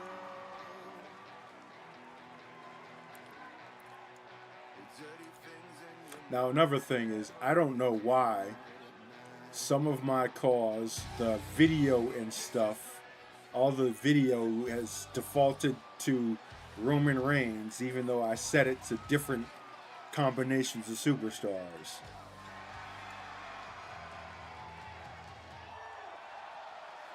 The following is scheduled for one fall, making her way to the ring from Milan, Italy. The Superstar!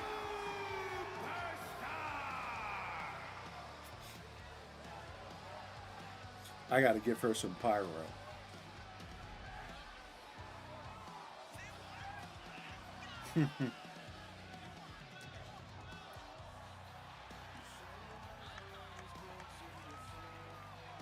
I'm surprised they don't have the Killmonger hairstyle.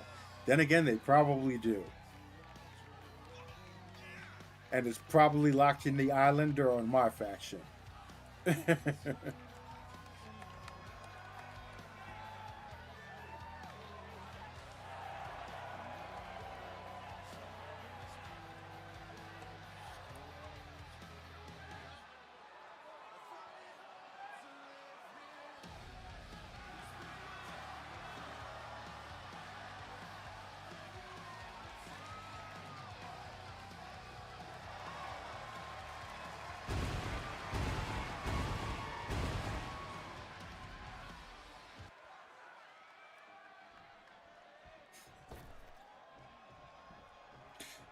I figured.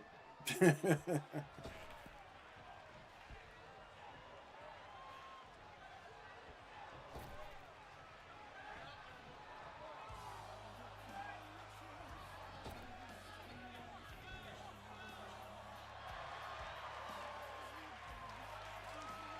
opponent, from the District of Columbia, Goddess!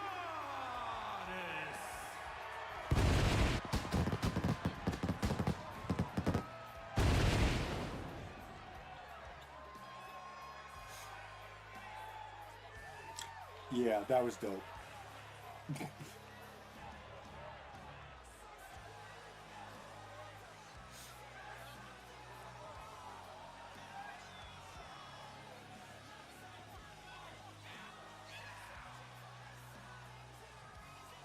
Like the gold light, the spotlight, all that, it works. It just works.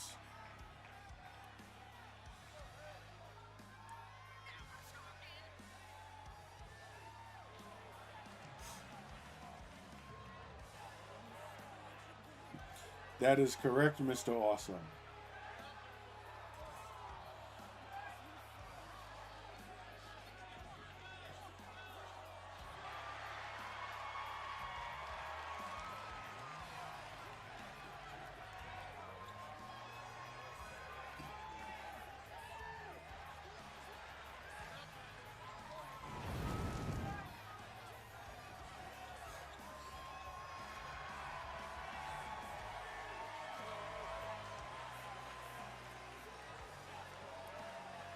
I also love how the entrance is like the perfect length for the song too. Like that's just really damn cool.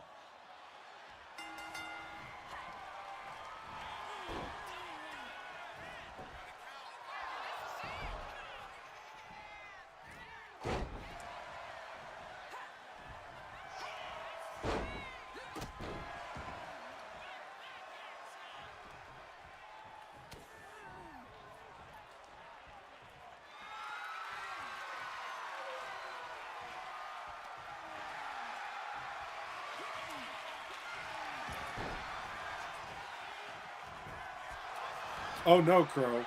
They're not trying to bring back Lucha Underground.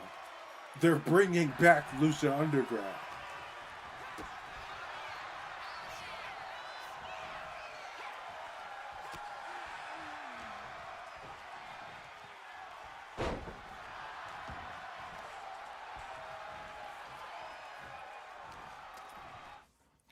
Like, it's not a if thing, because Lucha Underground was produced by AAA.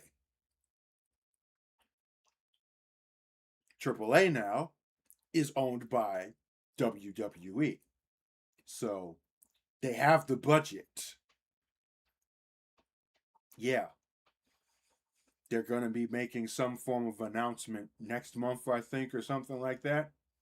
However, I would say temper your expectations because AAA is owned by WWE now. So we could be getting the Lucha Underground version of WWE's ECW here and not a recreation of what we had. Because already the fact that it is owned by WWE means that you're not going to be seeing a whole lot of independent wrestlers in this version of Lucha Underground the way you did in the first one. Because that was all independent guys signed to other promotions. Yeah. That's not happening. So I am not excited to the point where it's like, this is awesome. I'm just cautiously optimistic.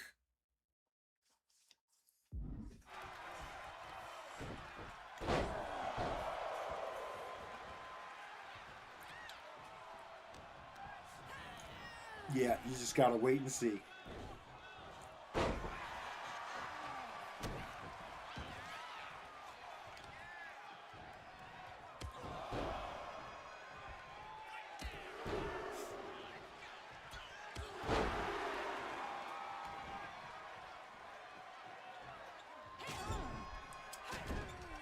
Yeah, those were not the best of times, were they?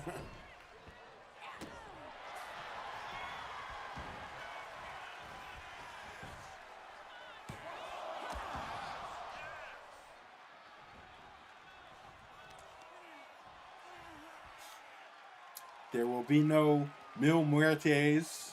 There will be no Matazes Cuerto. Well, technically, there can be Matazes Cuerto because JC Mateo is Matazes Cuerto.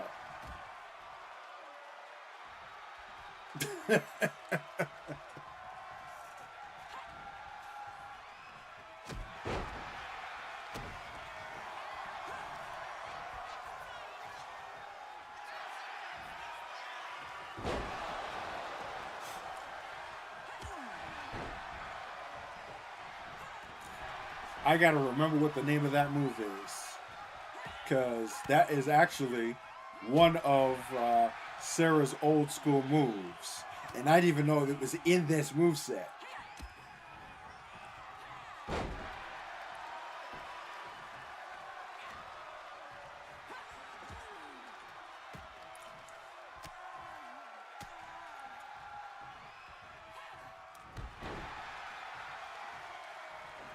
That's a dope move right there.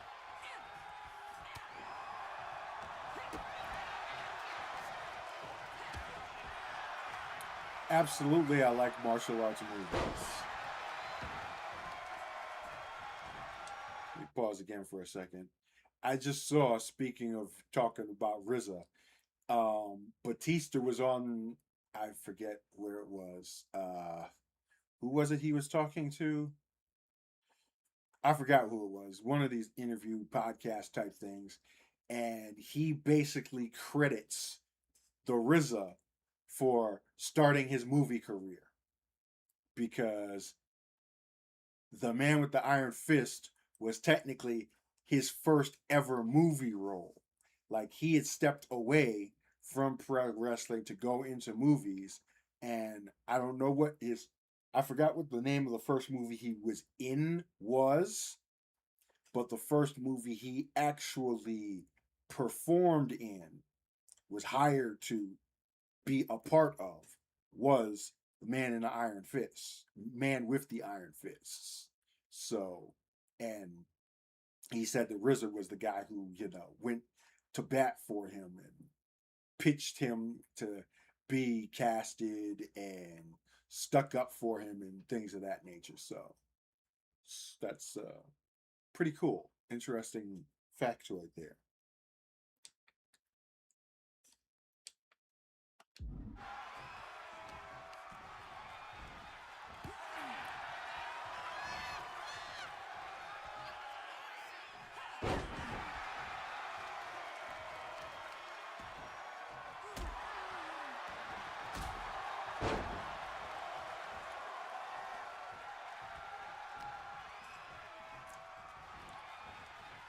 I'm gonna have to look that one up. Wrong side of town. Yeah, brass body.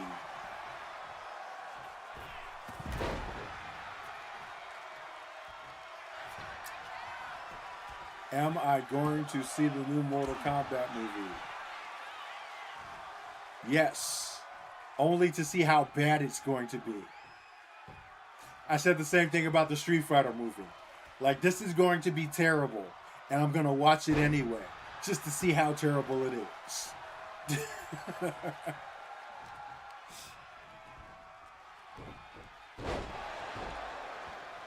Oh my.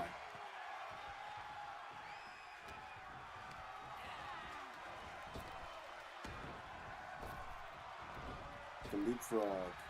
And Sarah showing off the power. Look at that.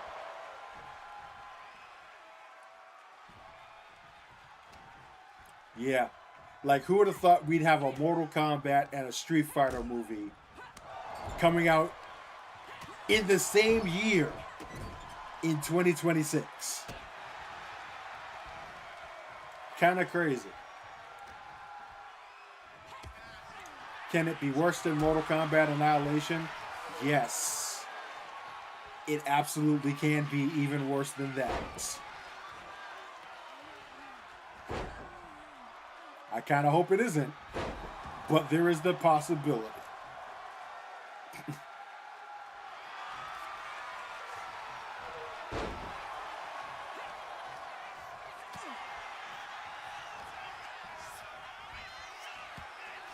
I'll say this much about the Mortal Kombat movie. I mean, at least you already know it's going to have a more serious tone. Like, I don't know what the fuck is going on with this Street Fighter movie. Like, what is it trying to be? An action comedy or what? I do not know.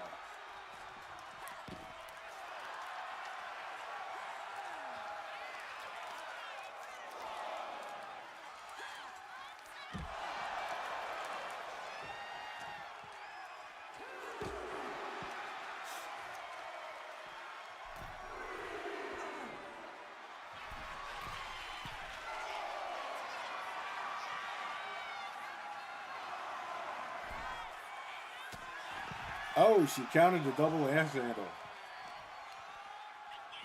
Now, as far as Sagat goes, who could they actually get to play Sagat convincingly?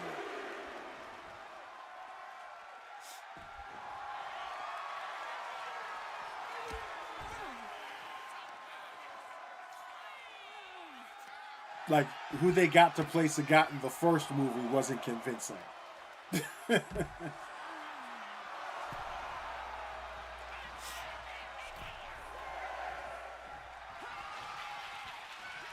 Oh, here we go. Alpha Bomb. And she's going to kick out.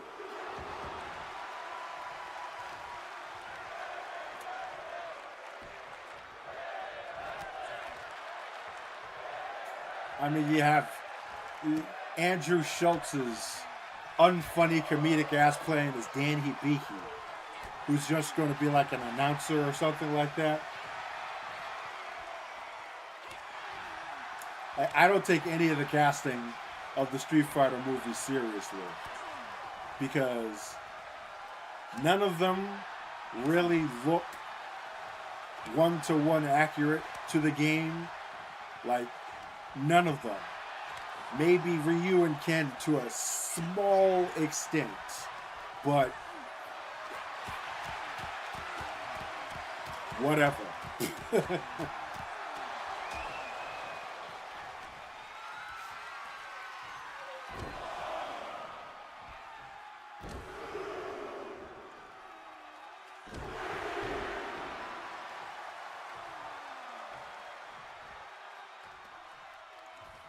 She's about to do some more backbreakers.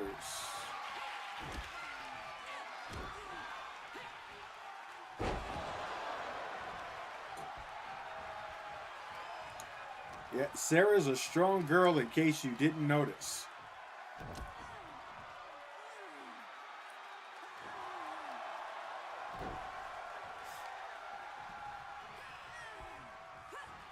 Oh, and she misses the discus.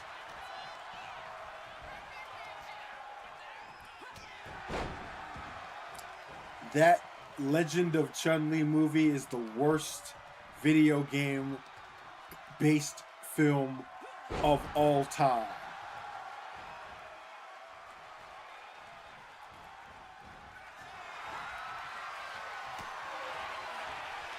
Of all time.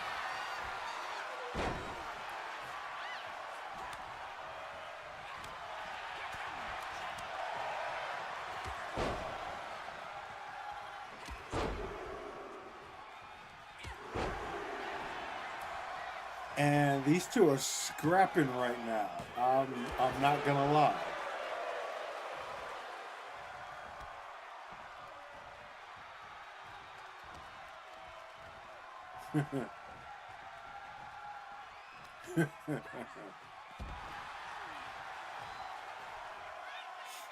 Well, DBZ isn't based on a video game.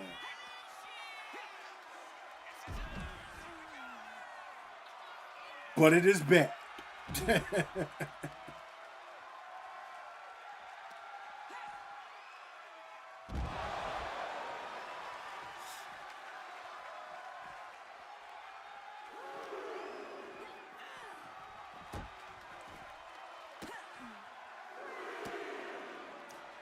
Yeah, if there's two genres that Hollywood should just leave alone, it's video games and anime. Just don't even try it. Yeah, they did do a live action Fist of the North Star movie.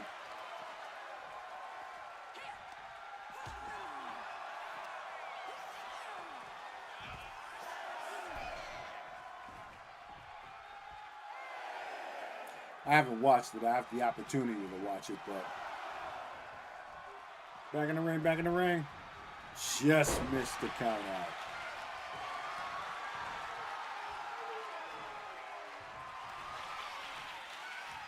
Now she's gonna get, nope, she's not gonna get the lioness driver. Counter. She's gonna get the golden touch.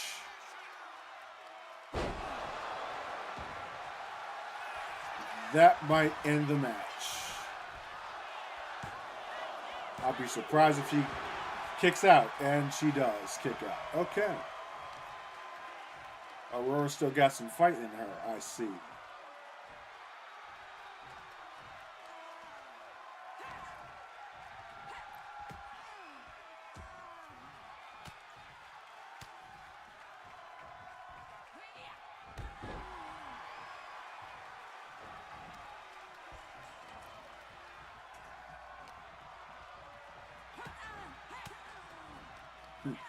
That sounds like a lot of cheese right there.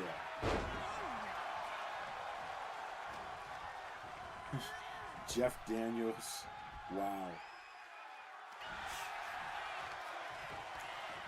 Maybe I won't watch that one.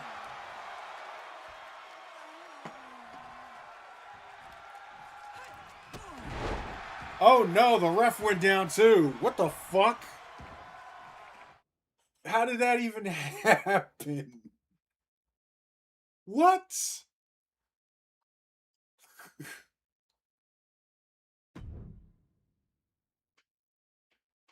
Oh my goodness. What a spot. That was unexpected.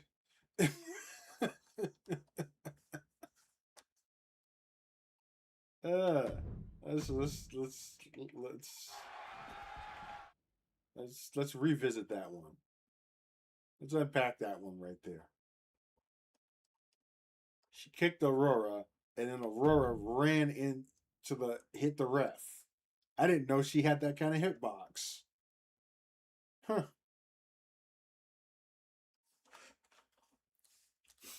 Oh, Gary Daniels. Okay.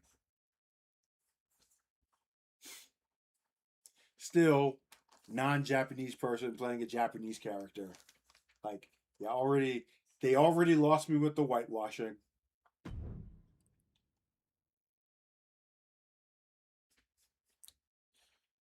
That would be the opportunity right there for some, outside interference shenanigans. Like, what a kick.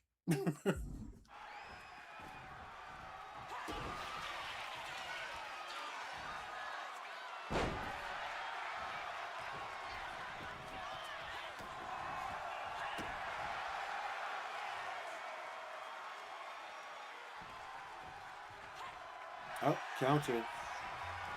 Oh no, she countered the counter.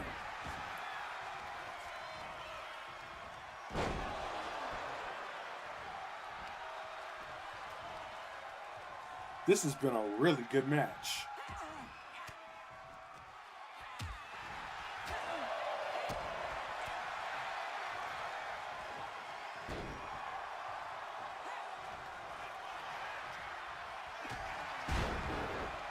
Big elbow.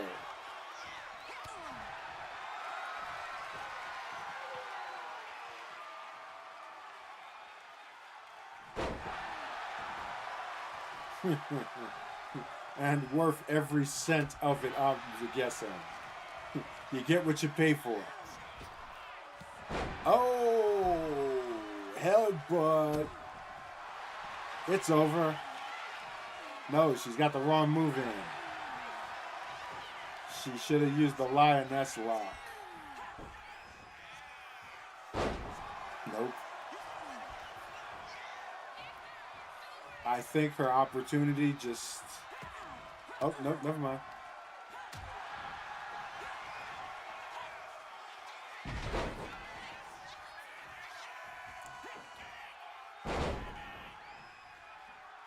Tripleta suplexes. And that might do it. No, it will not do it. Okay.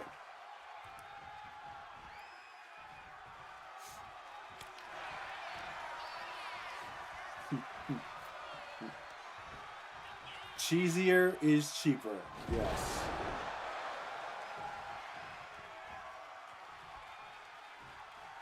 All right. Whoever gets their finisher in next is going to win this match.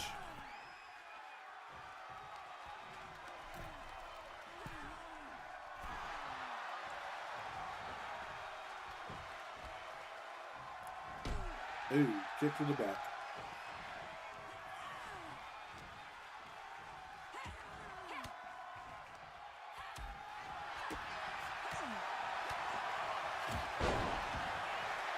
It is now a 5-star match. Dave Meltzer loves it.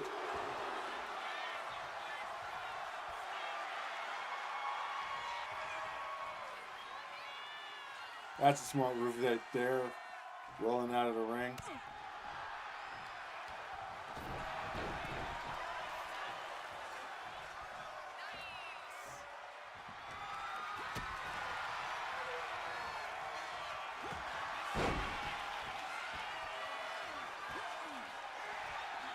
I don't know. She fights out of it.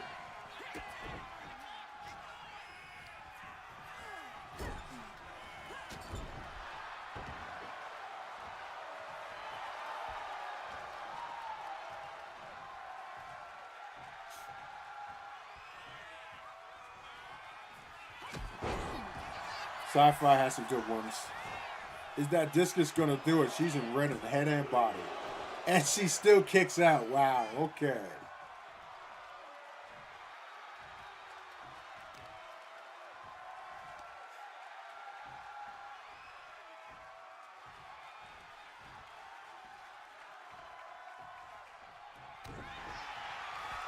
Counter. Lioness driver. She ain't done yet, though. No, not with a rollout. Don't finish with a damn... Yes, she's going to finish with a rollout. Wow. All that, and we finish with a damn...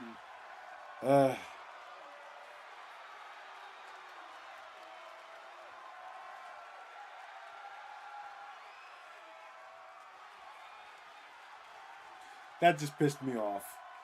I want a refund.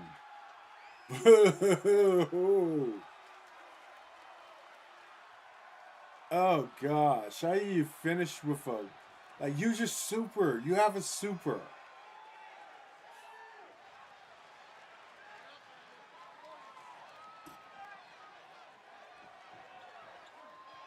Here is your winner.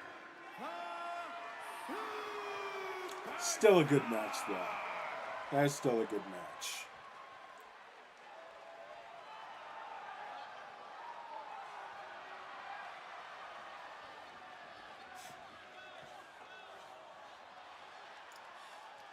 That's what we have video editing for.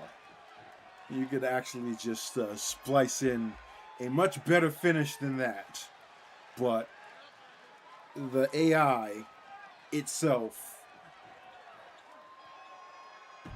and the settings I got are very, very aggressive. And they put forth a pretty damn good match there. I am not going to complain.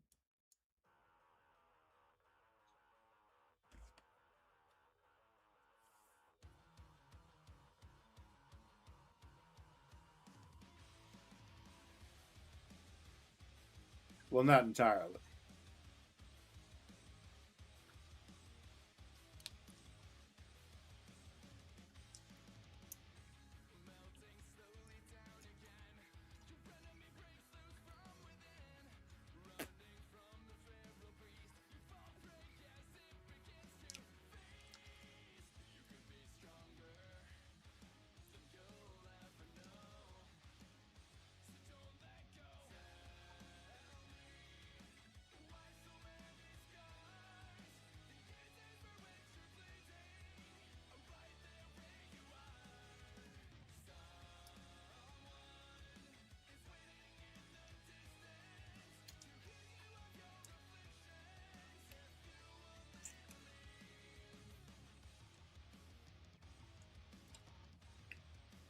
I'm saying to myself in my head, this song sounds like it could be in a montage.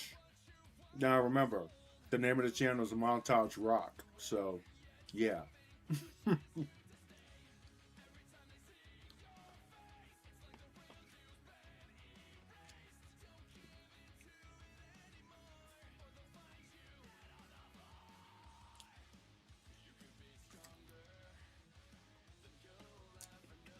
Is 2K26 better than 25? Well, honestly, I didn't play 25.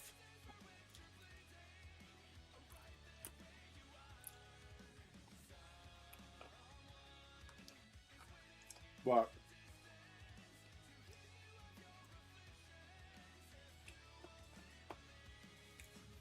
if you're a character creator, if you're a car creator, yes, it's better. Well, sort of.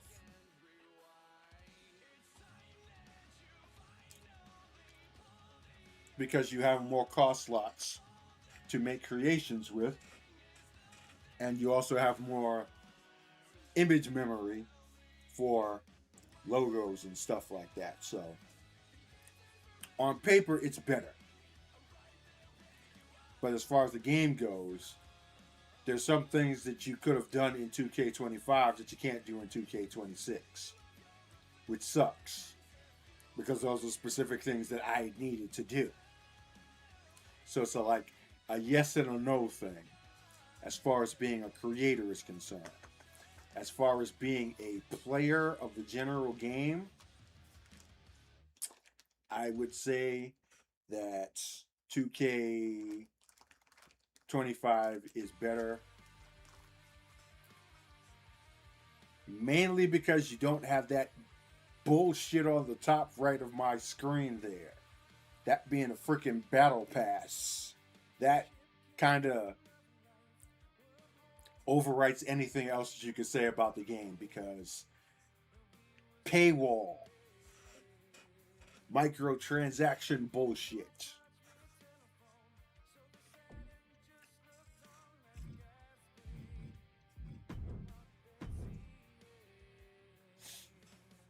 Probably a longer answer than you expected, but it's complicated.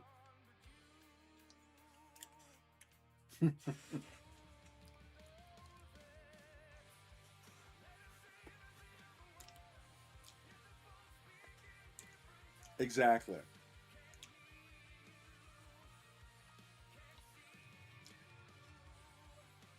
One step forward and 2 steps back.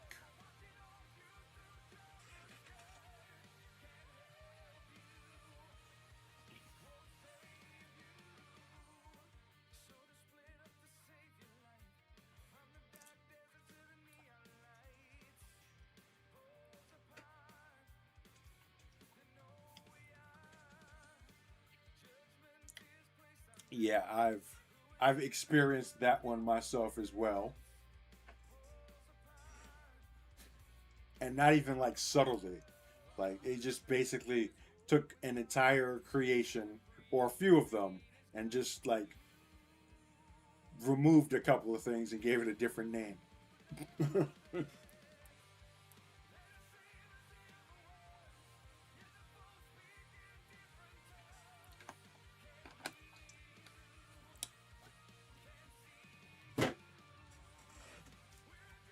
Can't be helped. Like that wouldn't be something that would make me stop. But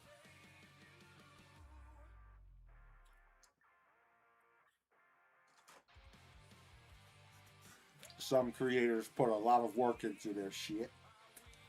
They don't want anybody taking their shit. So nowadays you have a lot of creators that won't even upload their stuff. Particularly ones who are on YouTube and do shows, or they're on eFeds and stuff like that.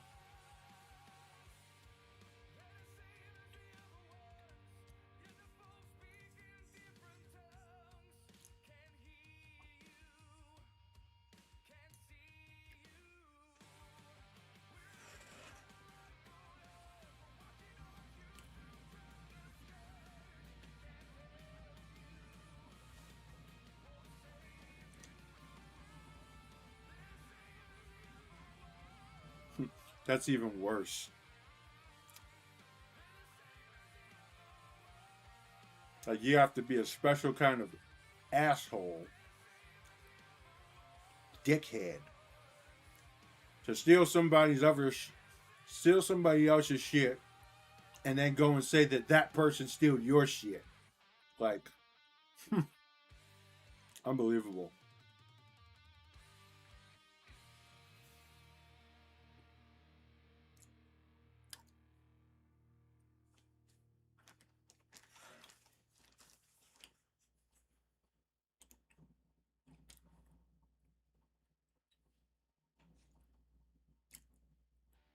The the presence that you should be most uh interested in, Pen, over anything else is downloads. That's the only thing that matters.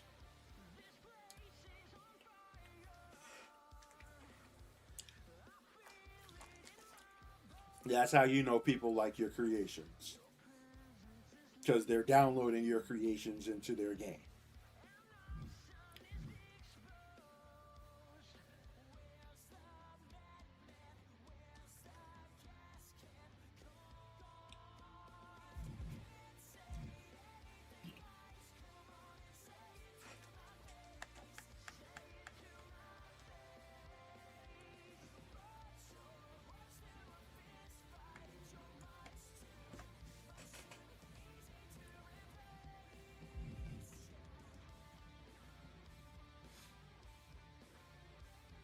All right.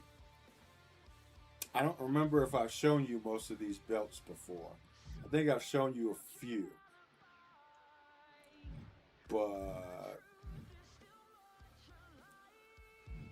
I'll show you the new ones that I've made.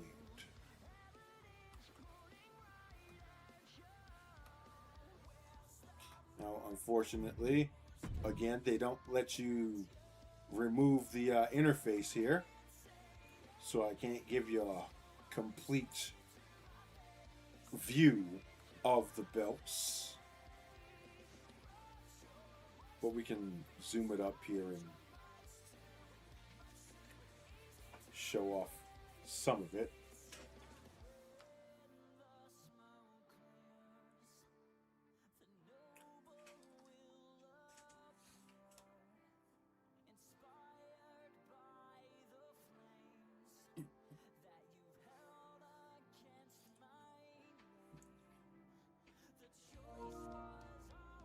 There's a lot of compound elements going on in that respect, Pen.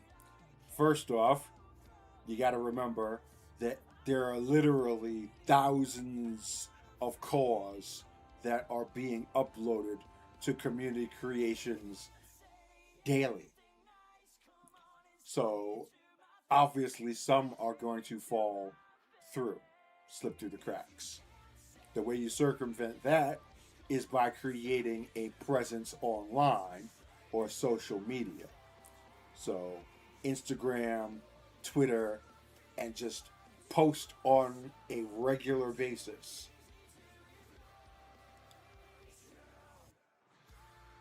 Make comments on other people's posts, which is something that a lot of people don't do. And you get visibility in that way. So it's just a combination of, yeah, I wouldn't even say it's a combination. It's just a matter of being persistent and consistent, even if you don't see the results. Because the results are not going to be instant, but they will be eventual as long as you keep on pushing towards meeting that goal.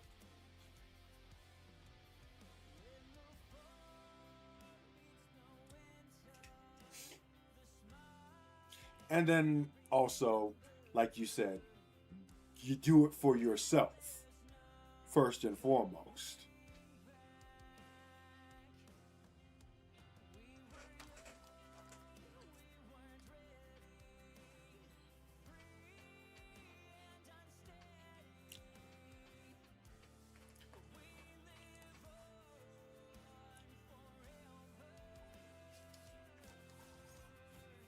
Am I going to do an updated cause preview? Oh, yeah. Yeah. I might actually have to split it up into different videos based on rosters because at the end of the day, I'm going to have so many of them that it would be like a 1 hour or hour and a half long video. Not sure people would sit through that.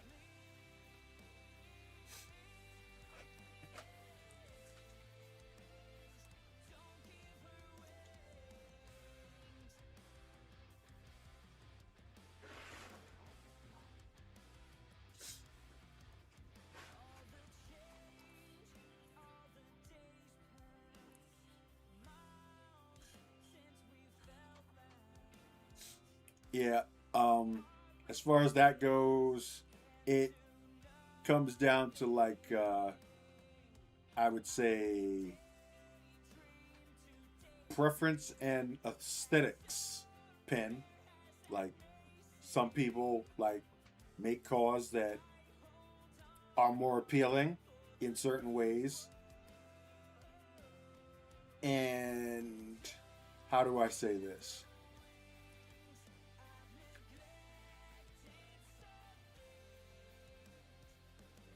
Some creators will create looks that are for popularity. basically.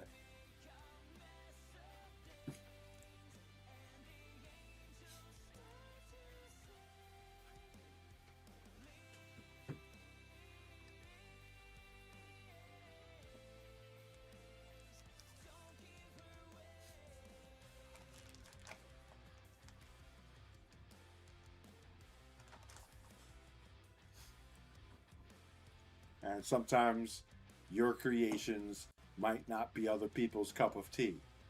There's nothing wrong with that either way. It's just one of those things.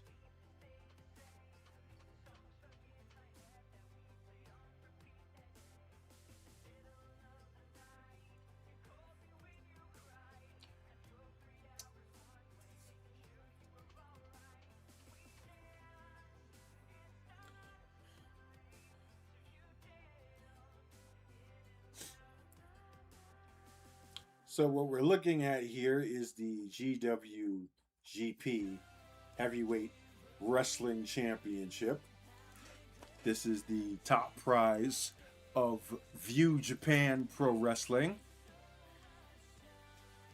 Current title holder is the Amazing Dragon Aki-san, or should I say the Dragon Warrior now. His final evolution, quote unquote. So obviously, it's modeled after the Big Gold Belt World Heavyweight Championship. I was thinking about making it look more like the IWGP Championship, but this template here I created just looks so good that I don't see a real need to change or revise it. And that's the same case with a lot of the belts that I have. That I'm still using the same plates and stuff like that when that is that I actually first made them. Like I just literally took the elements from the actual create a belt mode itself and took pictures, screenshots, whatever have you, cut them out in Photoshop and turned them into ping files, and that's what I've been using ever since. And it works, so I don't really see a need to change it that much. So it's still going to have that big gold belt look. And it still looks great. Like, that's the main thing. These belts, they look pretty awesome, even if they're not actually on plates. The relief or embossing does give it enough texture so that it looks believable in the game.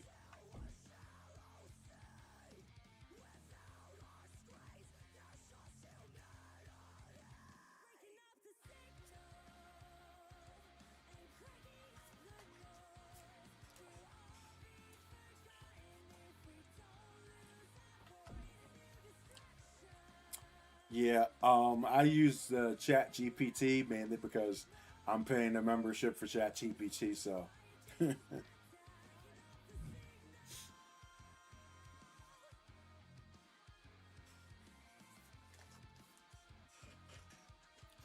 but I do have some interesting designs that it generated for belts if I ever actually wanted to do that.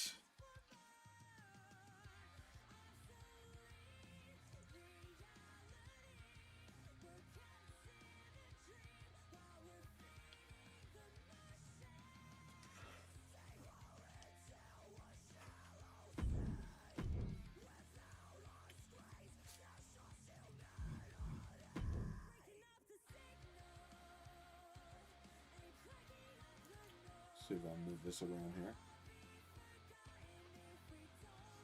All right. So this one here is the GWGP Women's Championship. Obviously, women's title for View Japan. Current holder of this belt is the White Wolf Suki Nobu. It looks awesome on her. And again, the base on this belt I forgot what the base of this belt was, to be honest with you. But that doesn't really matter anymore. It's a consistent design. Use the same uh, side plates as the men's belt, just so that it could look kind of universal.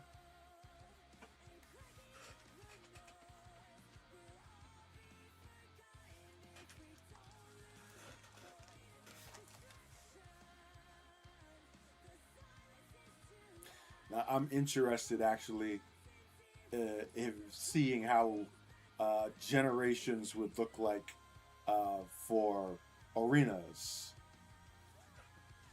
Kind of thinking about how that might work.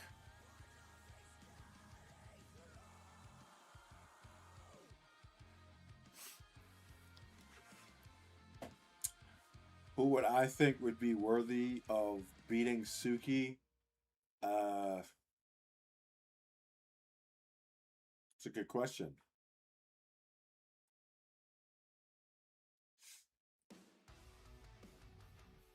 There's a few.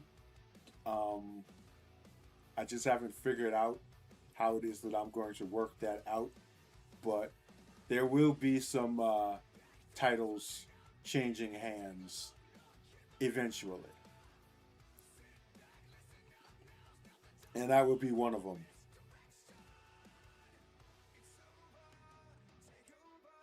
Just don't know who or how at the present moment.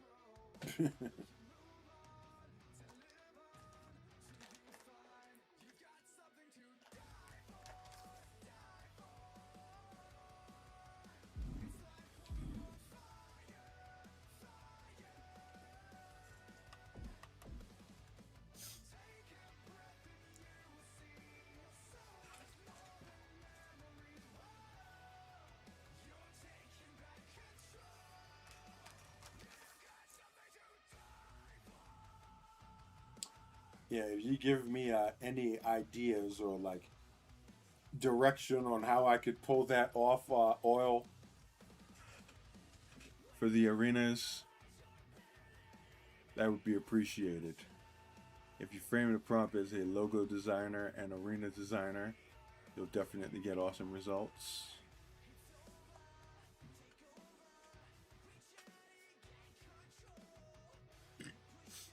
I think we might give that a shot.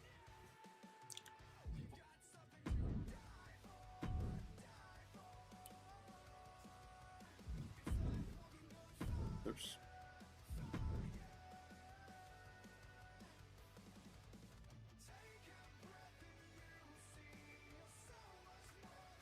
There we have the Purity World Championship. Now, the three Purity belts actually do look identical to each other. The only actual name difference is the name of the belt itself.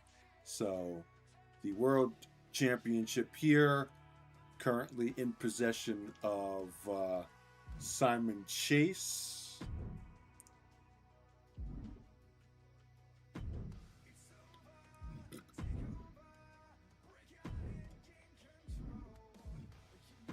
Get me back out here.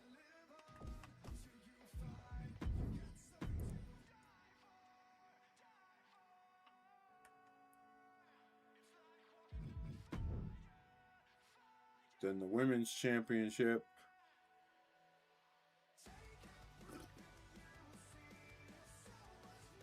That's currently in possession of the Warrior Queen Talena Nkrumah. There we go. Zoom in and see the details a little better here.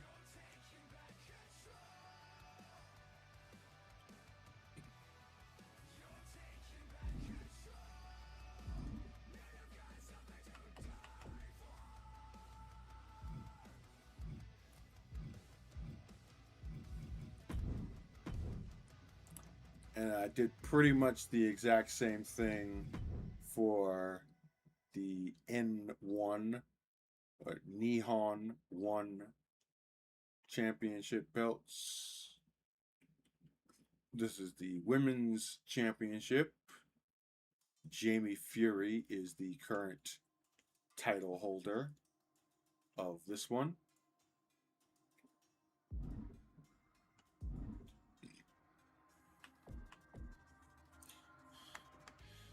Now I have this thing on random. Why does it keep on playing the same damn songs?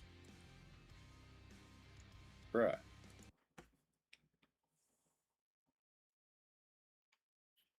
Do your job and randomize.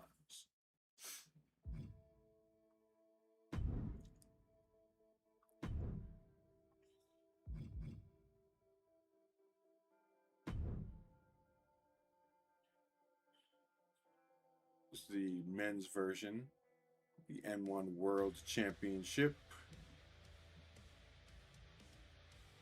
Don't know who is going to be the title holder for this one just yet.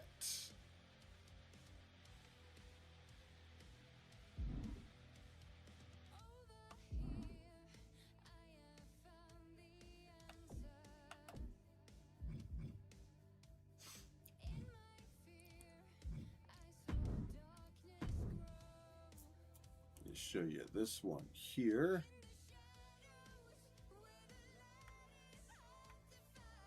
This here is the newly minted XWA Women's Championship.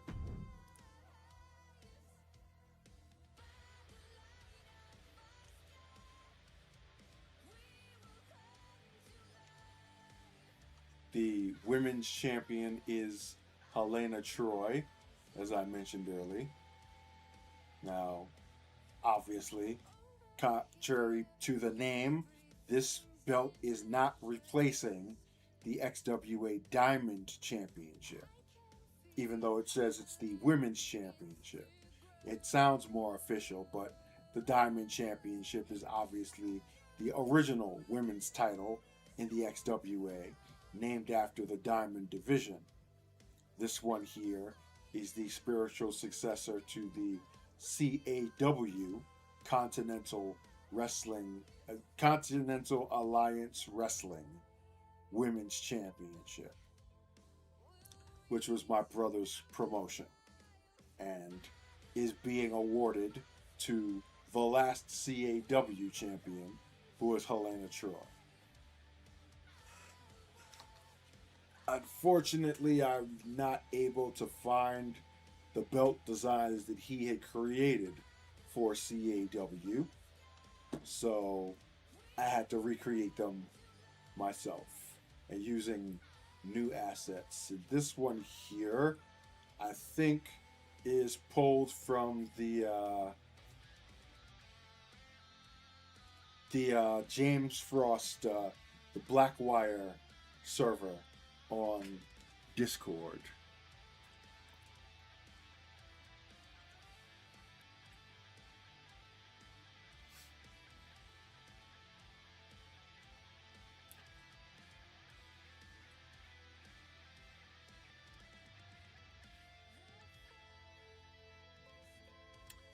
Okay, that sounds really good.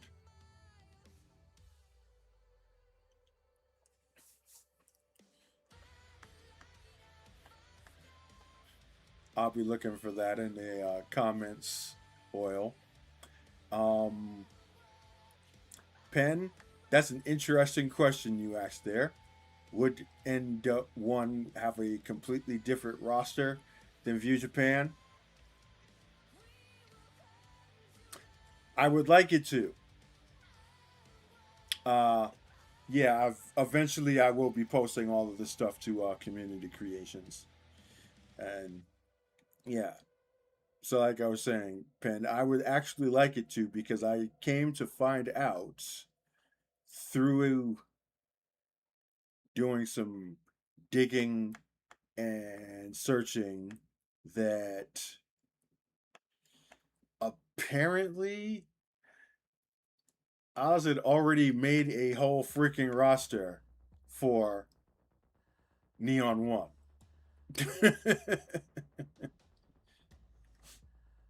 Like, yeah. And I'm pretty sure that I have the graphics for all of these guys and face morphs on his hard drives.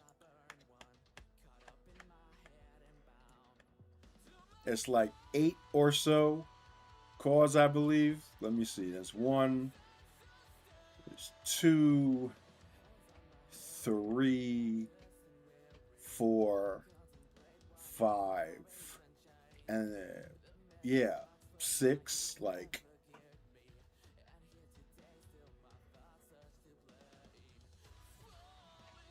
I might be adding all of them.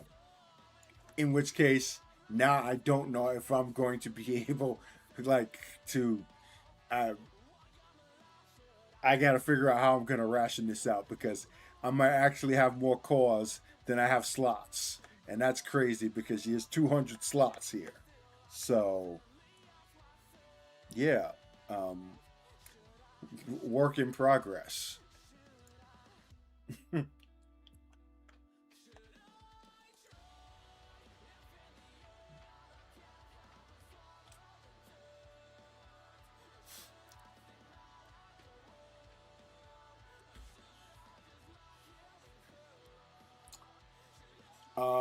Is I don't think there's a specific underground arena. I think it might be a selectable one when you use the underground matches, Perry.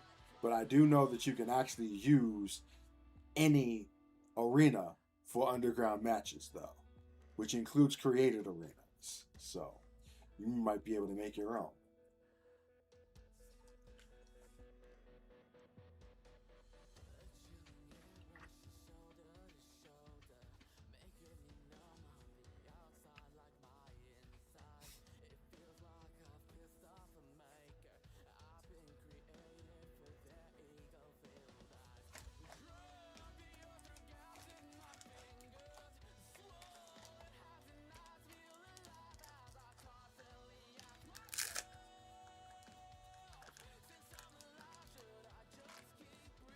Yeah.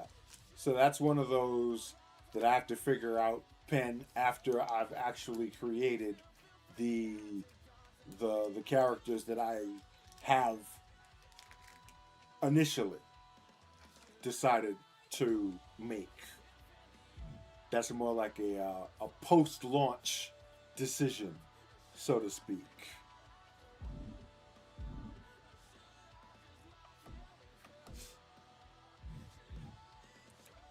But I definitely have the reference material. That's for sure.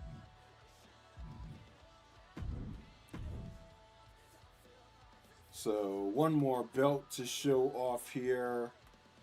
This one's the classic, the XWA National Championship, of course. This has been a title that's as old as the XWA itself. Pretty much, it's my Intercontinental Championship, basically. Ricky Ortega is still the current title holder, but that's going to change. Again, I just don't know who I'm going to put the belt on, but we are definitely going to be pushing Ortega up to the next level, being main event matches and such like that. So someone else will be walking around with this. We'll just have to wait and see who I figured out that's going to be.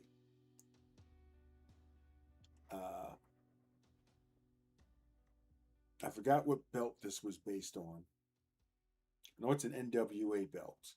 I think it's the tag titles, but very distinctive looking championship with the faceplate design and such like that. And yeah, when I had initially wanted to make these championships, I wanted them to have that classic old school look and not be all wild and colorful like WWE's current championships.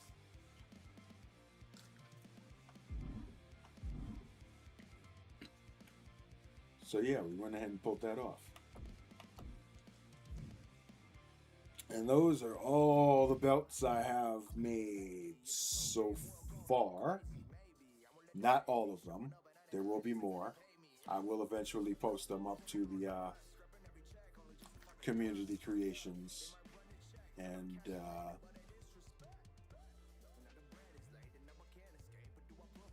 yeah.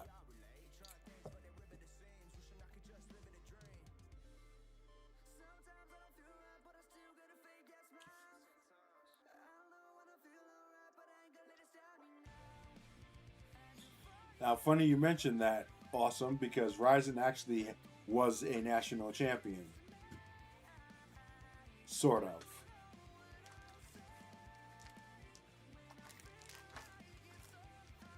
Like when I originally created it, it was the Intercontinental Championship.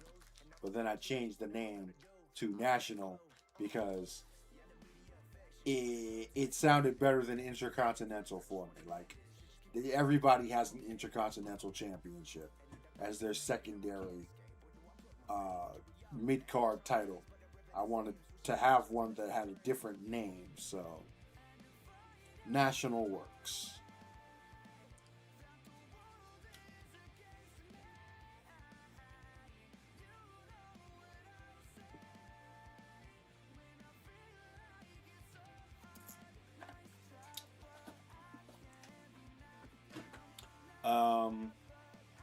Underground won't have a championship, or at least maybe it could. I haven't thought about creating one, but I mean, it wouldn't be a bad idea, actually.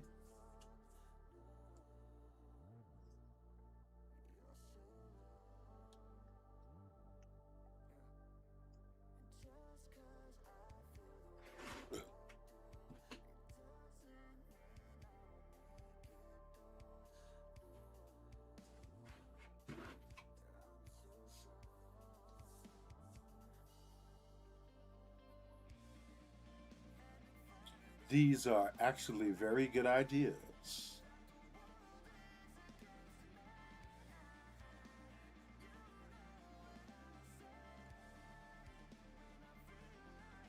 Yeah, it was Union King, awesome, who actually beat Jesse Rising to win the championship.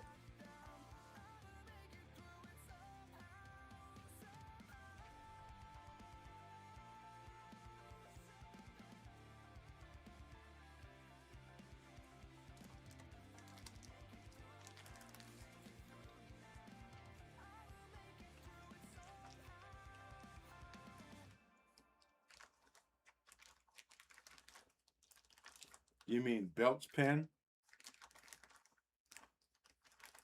or championships?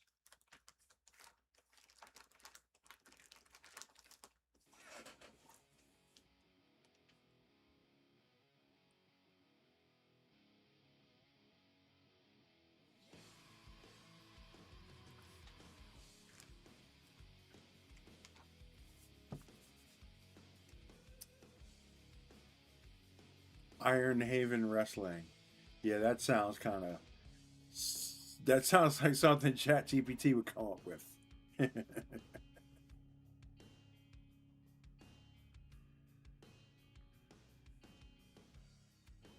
Oh gosh.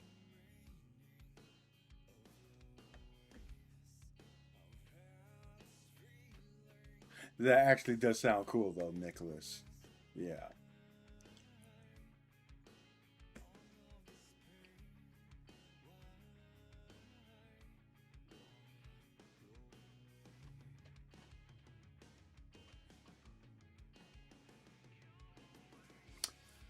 Sydney Striker, no, not a champion yet. But that being said, uh, how do I explain this? Even though I myself have been creating cause for like 20 years, the timeline for my universe does not actually match the universe of reality. So, in the case of my universe, some of these characters that I've been making, like for years, have been active for a lot less time, if that makes sense.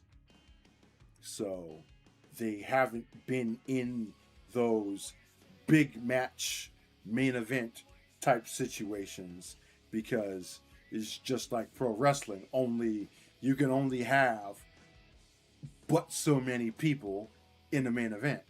You know, you have to, I hate to use the word, break through the glass ceiling in order to reach that next level. And it's not a part of the story for some people. Some of them have other stories.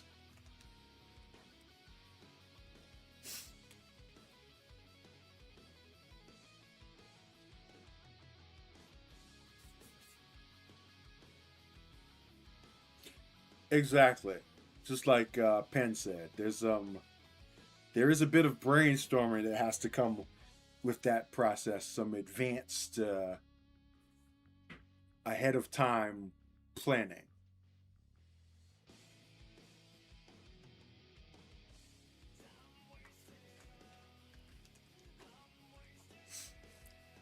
Which can be a little tricky sometimes. Like, booking is hard.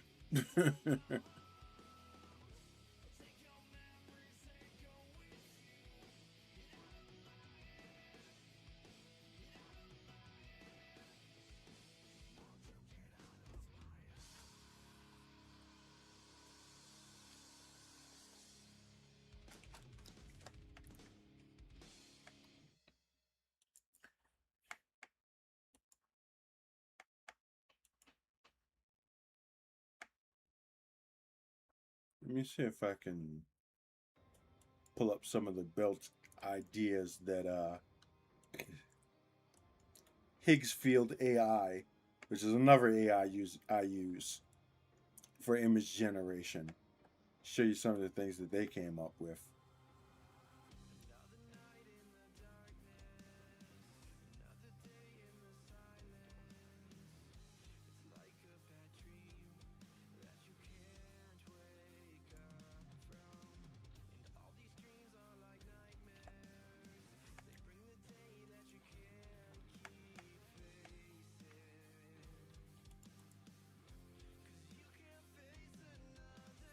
All right.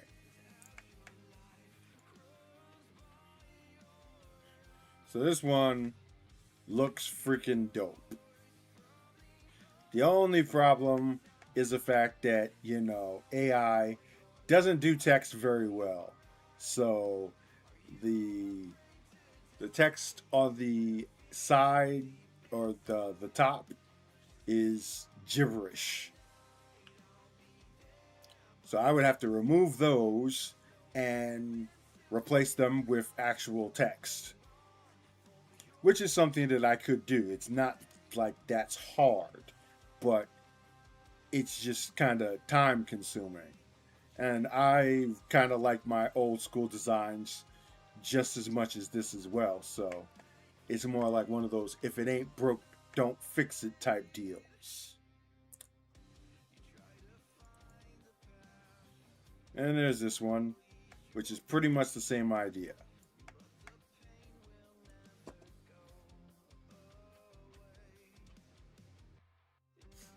Like the layout is awesome, but the text, like, you can't do anything with that except remove it and replace it. But then there's nothing on the side here but text. So I would need to find some other asset to fill that in.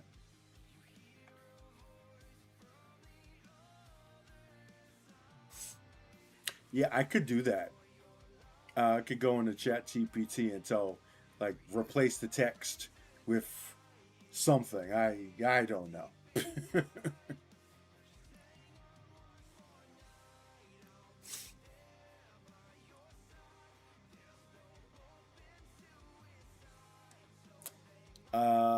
Yeah, I'll be doing that too, awesome. Like after I've created all of my characters, I'm going into full production mode. So you'll be seeing all of that type of stuff.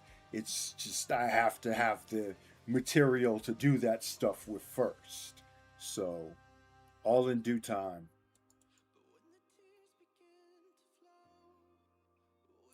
Now this one I really like, and I might actually rework a championship using these assets here, because that globe, like this here, has a really classic feel to it.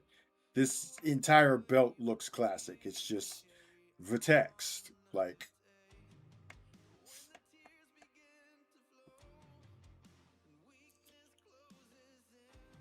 But I'm definitely gonna mess around with ChatGPT and see what it could do as far as reworking that one there. Definitely, I might actually start with that one.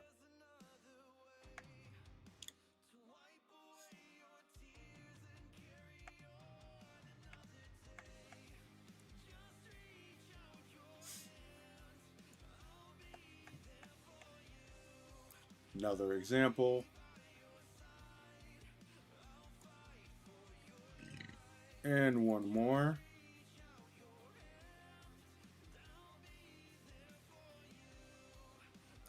Now, this one here is what this is the base that I used to rework the XWA World Heavyweight Championship. If you'll notice, or if you can notice, with the side plates and stuff.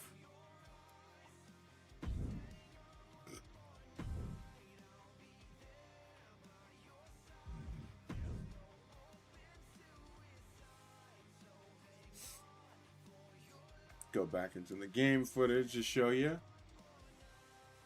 To see how it's got that wreath thing going around the bottom. And then, of course, the circular side plates. Those are pretty much the same elements from this here that I did some Photoshop magic on to remix the design of the XWA's big belt. And yeah, good effect.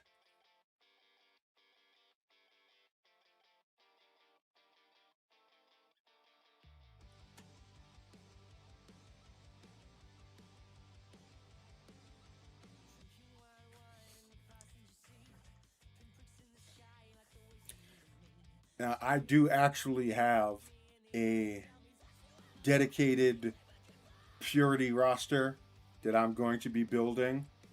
Angelus is one of them, but it's going to be mostly original characters, like new ones that I'm just creating this year.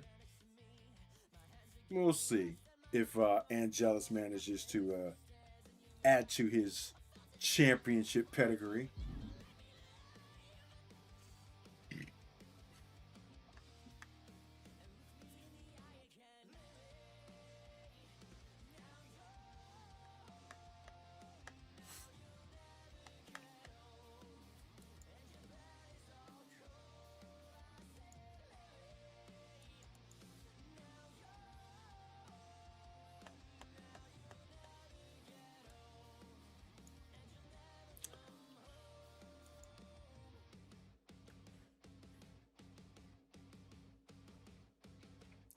Let's see what we can pull off there.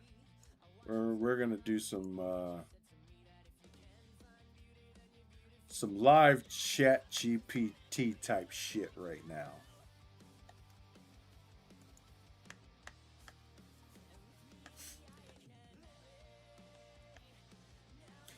There goes the Warfield kickpad that I had prompted earlier, the start of it anyway.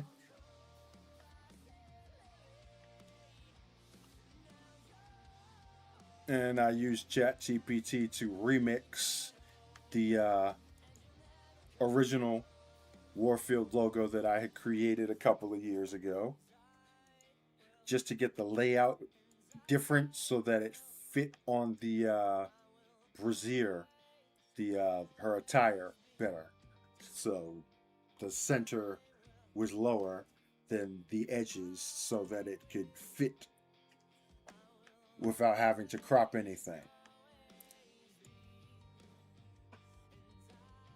Now, let's find that globe belt.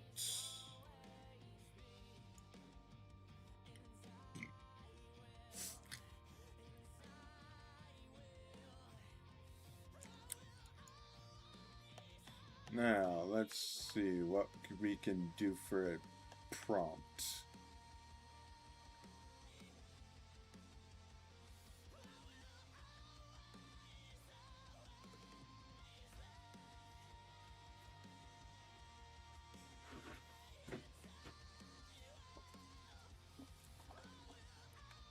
It is pretty good. Now, I don't know what the free version lets you do, but I have a monthly membership and it lets me do a lot. Not just as far as images, because I don't even use ChatGPT mostly for images. I use Higgs Field for that, but their image model is actually pretty good though, because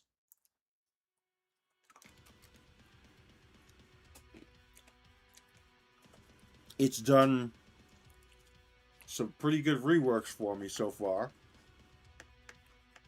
with Sarah and also Double XL. I don't know if I showed you that.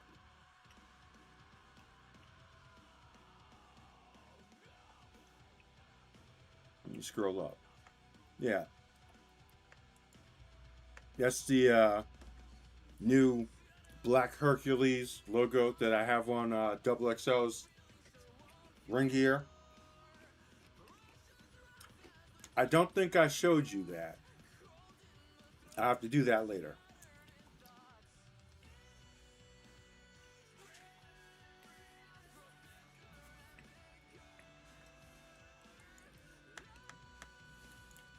But yeah, let's figure this out.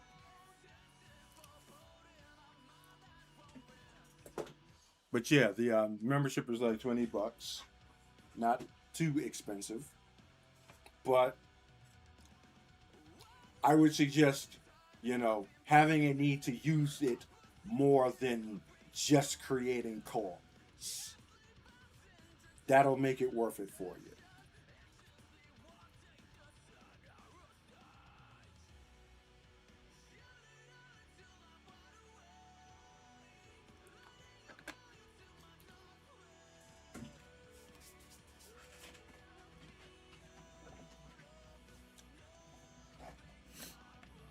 This is a damn good song. Hold on.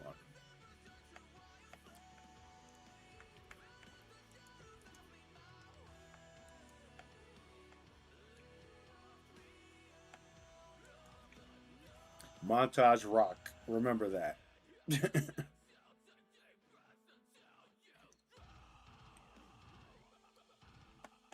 Oh no, wait, hold on. Let me take that off screen first. Whew, boy. I was about to download a song off of YouTube while streaming on YouTube. Trying to get my account suspended. Oh boy.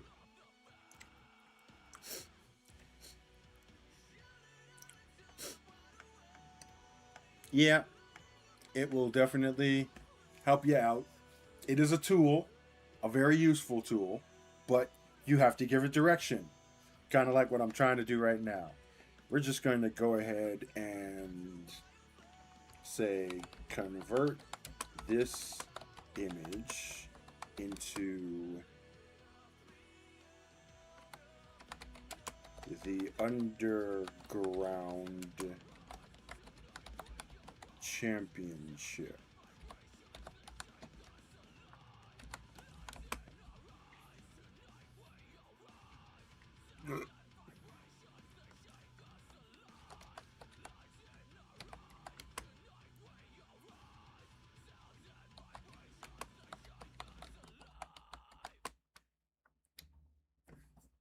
remove the. Wow, I'm really bad at spelling.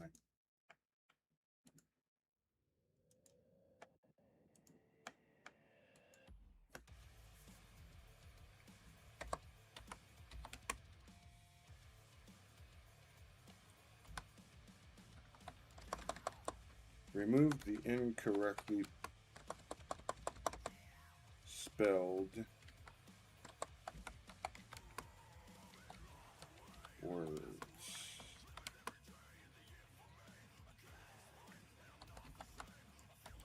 And add golden crest designs. No, we don't want crests. It's underground. It's got to be gritty.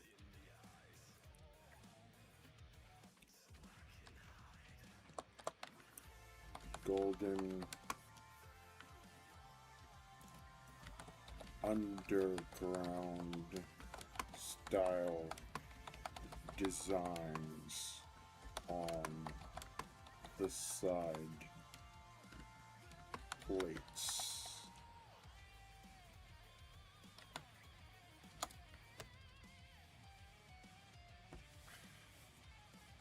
Let's see what we get.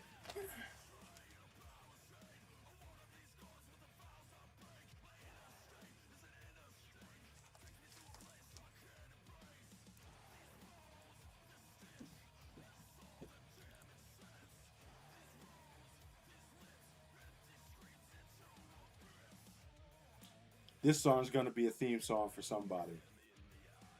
And the last one, too. Good stuff. And not copyrighted. Thumbs up.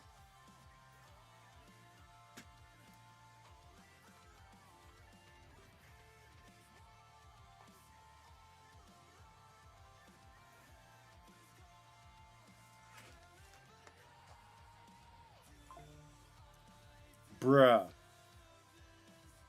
Bruh. What the wow. Wow. I am impressed. I am literally impressed. Saving that right now. Holy shit. That was.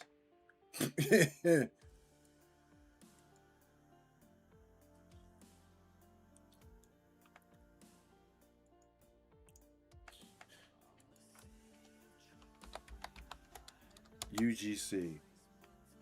We will call it UGC. Save, please. Let's open this fucker up and marvel at this awesomeness. That is fucking crazy.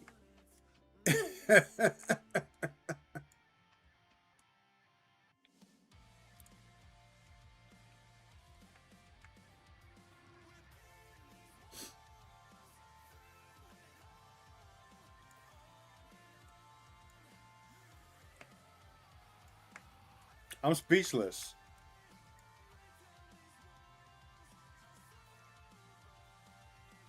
Like I said, underground, it made the side crests, like it made the side plates into a freaking underground tunnel with a gate in front of it. Like, what the fuck? Damn. That is legitimately impressive.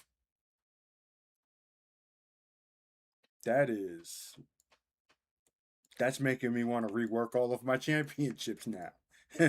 To be honest with you, maybe it is time for a change. Jeez. That is cool. Really, really cool. Not just now, I would have to extract the elements out of it from using Photoshop to turn them into PNG files and then slap them on a belt, and then there you go. There may be an underground championship in Underground Kings. I don't have any other choice but to do it now.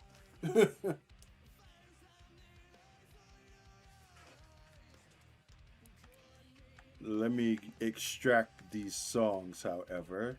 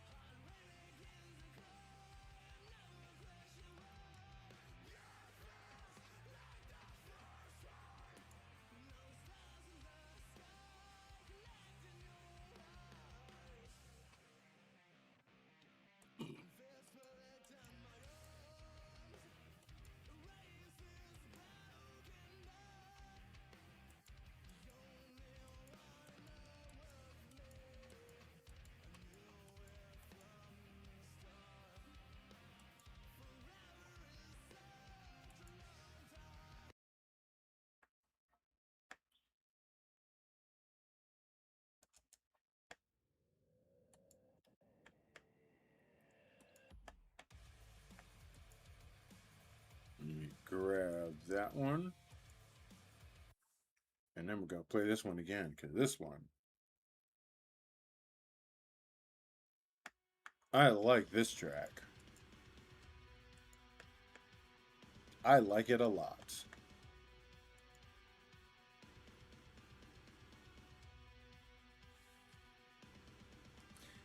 Yeah, I don't really make belts anymore, Crow. Not in game.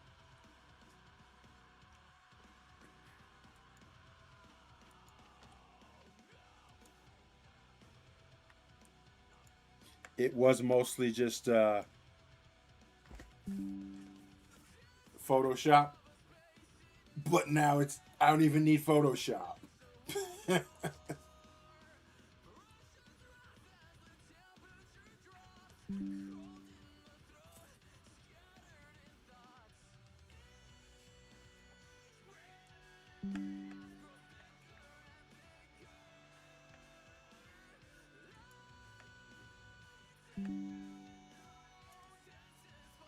Let's see.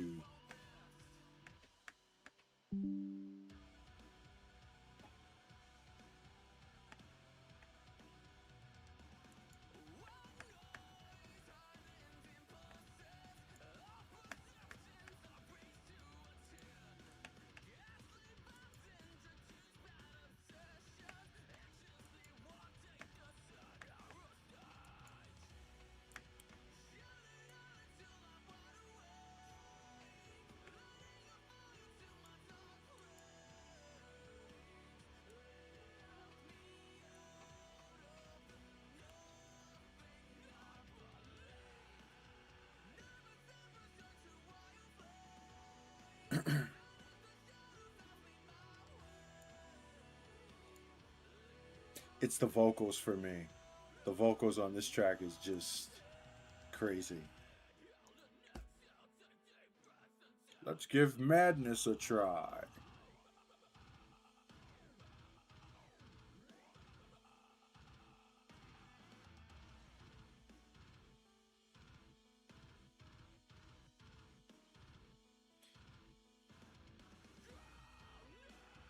Now, what exactly am I asking it here? To make an image of an arena or to make an arena?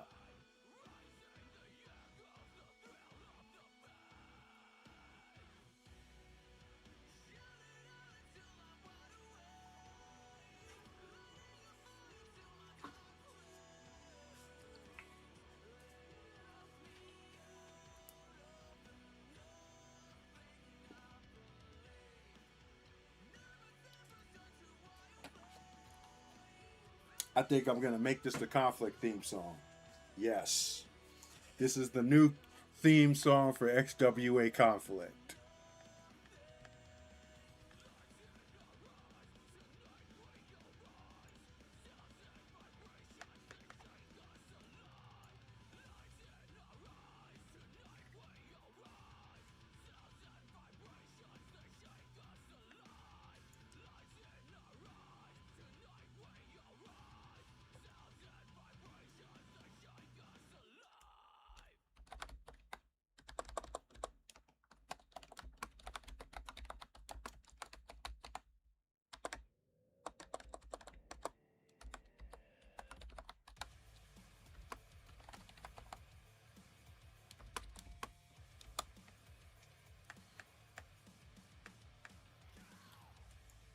I'm sorry, y'all. I got to play that one again. I really like that song.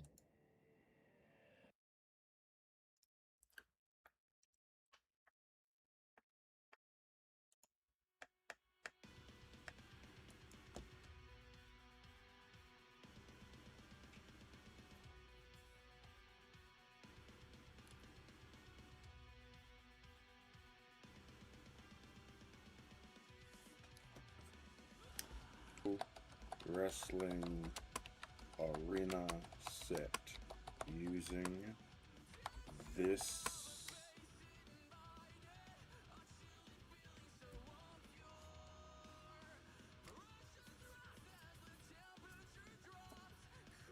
very nice. See how it goes.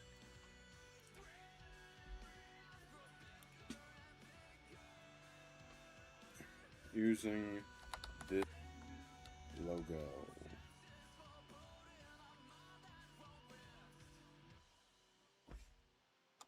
Let's just hit enter and see what it runs first.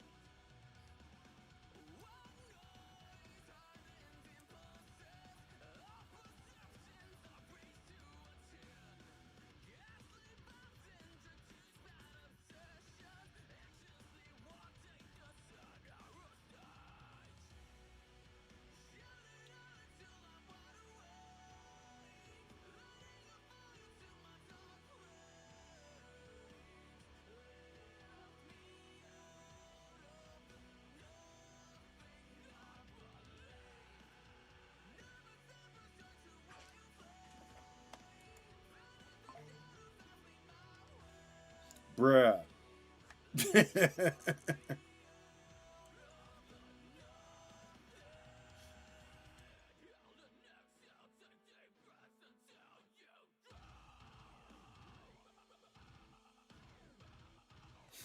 I could literally make that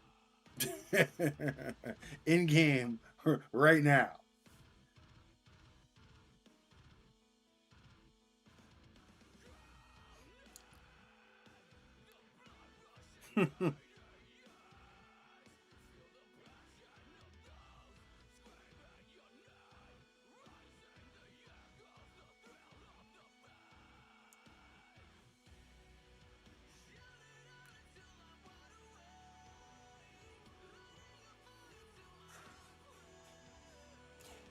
Now, what would really be cool is if I could actually get that into the game.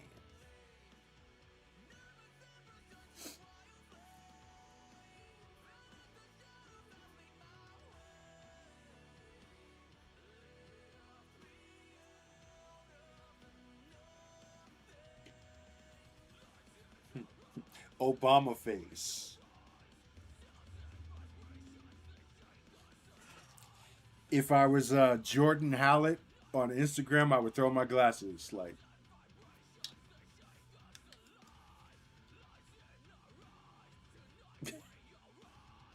But unfortunately, I don't have social media money, and I can't, just throw my glasses at walls and buy a new pair the next day. Oh yeah, I know all about that. Like, not all, almost every, I won't say every, but a lot of creators, specifically of original cause, will use AI to create renders for their cause just so that they look the same in game menus as actual superstars. But I have actually used AI for images for cause. Let me see if I can find it.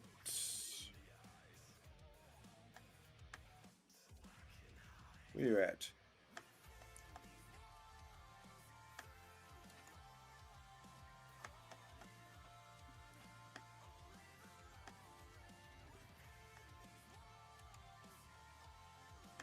All right, that one right there, Suki Nobu with the GWGP Women's Championship. I did a whole kind of like team photo thing that I posted the other day, like last week. There it is. So those are all the current women's title holders or major title holders in the World Wrestling Alliance. And yeah, I just took the in game photo of them from the core menu, put it into the generator, and asked them to change like the poses and stuff like that, expressions, give a description of the setting, like a warehouse. And that's what I got. And that's pretty freaking cool. But I won't do that for renders. Same thing here for Lion's Pride. This is Twitter. Awesome. Or X, if you want to call it. My Twitter is at OBFTG.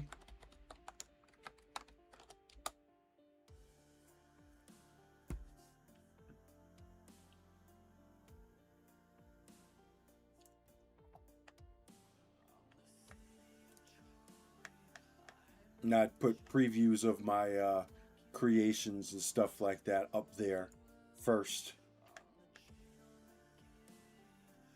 It's the four workhorse women: Abigail, Suki, Sierra Kay, and Aurora Cellini.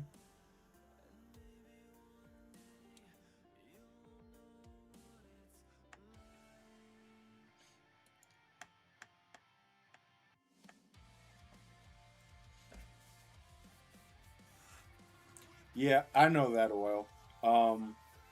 I don't do it because that takes up image memory. Like each one of those renders is an image, and I only have 2,000 to work with. So that has to include belts, arenas, tattoos, logos, that type of thing. That's too much resources for me. My image slots are very expensive.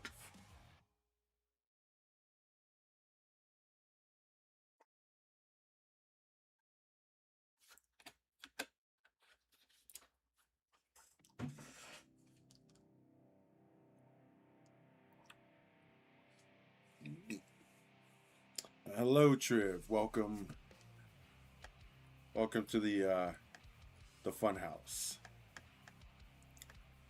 Oh, this one sounds good. Wait, what the heck? What did I just do? Oh.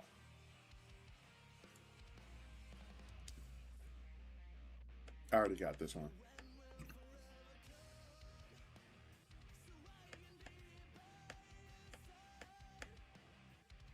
This is a babyface themes if I've ever heard one.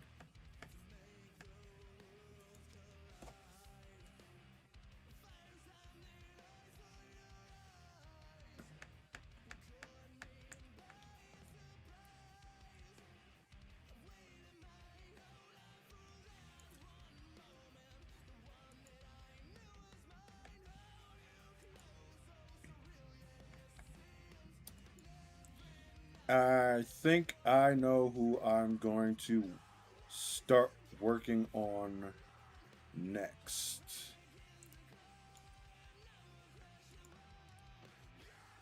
Because I've already completed 2/3 of the artists formerly known as the Shoguns. I might as well go ahead and make the third one. So we're going to start working on the Dragon Warrior, Aki-san. Oops.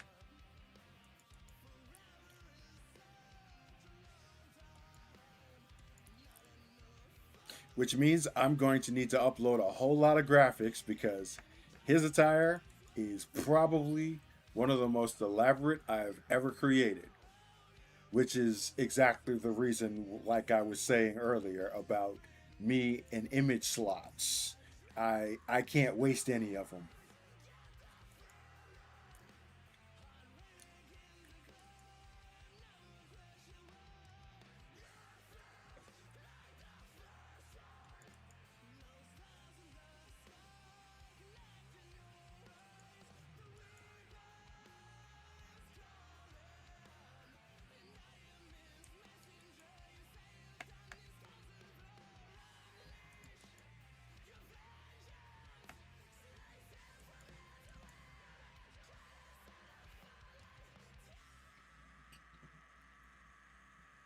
I might mess around and use Chat GPT to create me some new color designs for his gear over here.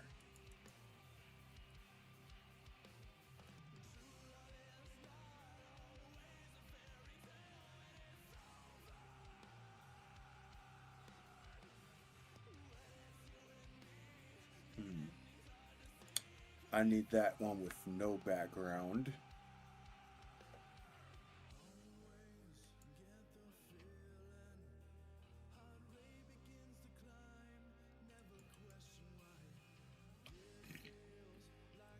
No, we'll just go with this one.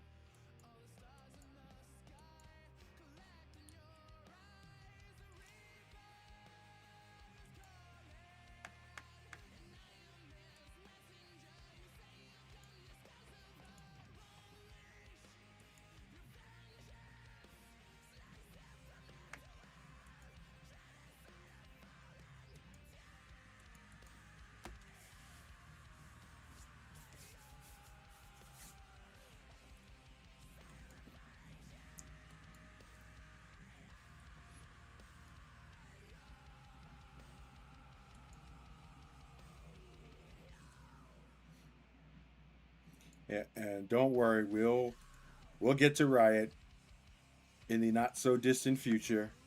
I know I said that the last time, but yeah.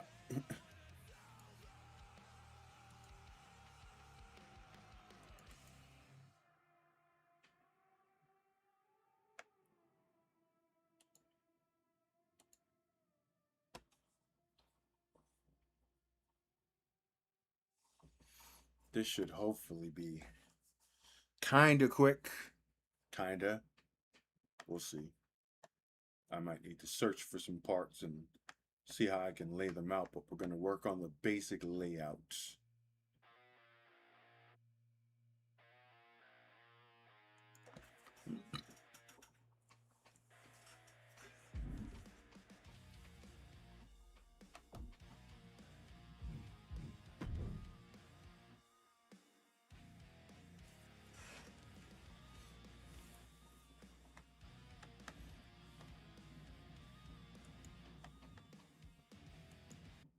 Let me pause this for a second.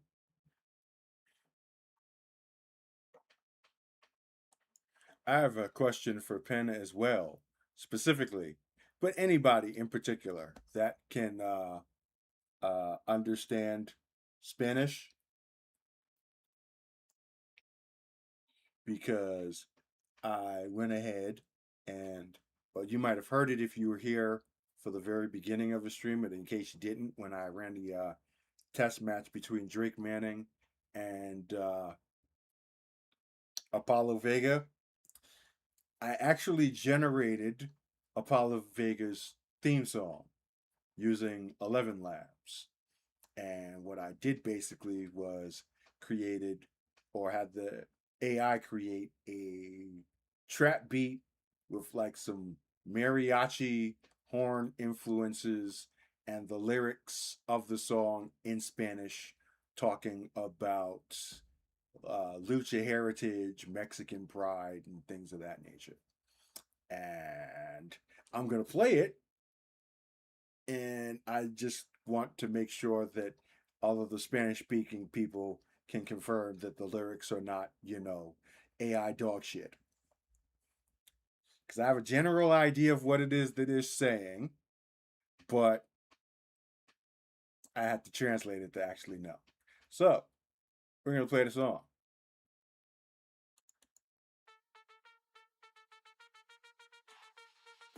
música. Prepárense, no están listos para esto.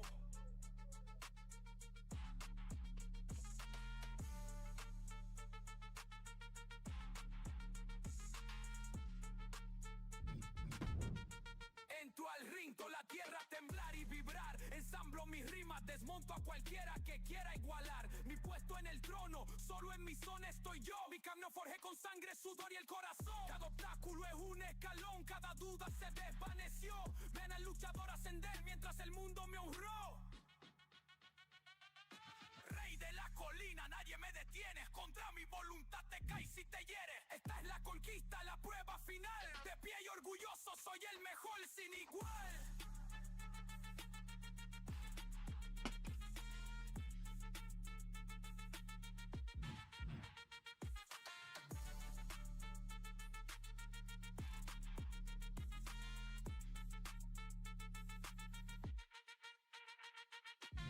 Construyen muros, yo solo me río y los rompo con furia. Sus planes mejor trazados, yo persigo y los deshago sin furia. No hay estrategia, solo pura ferocidad. Una monstruosidad lírica moviéndome con velocidad. Esto no es un juego, es una conquista, una zona hostil. Soy el jefe final, si el juego llegó a su fin. ¡Qué hábil!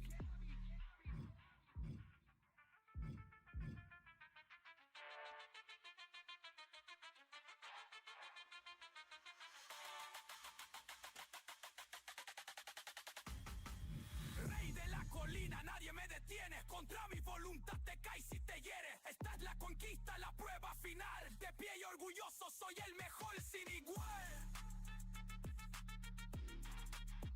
Respirar.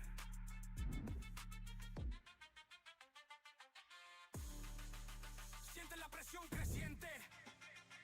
Ese es el sonido de lo inevitable. Mi victoria. Ahora.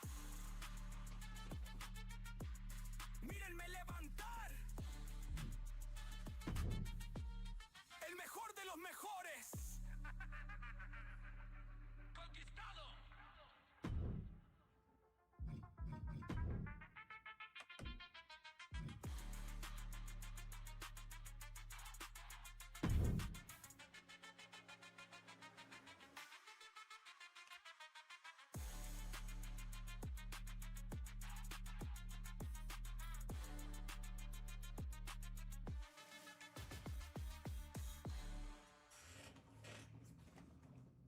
So yeah, that sounds really damn good, in my opinion.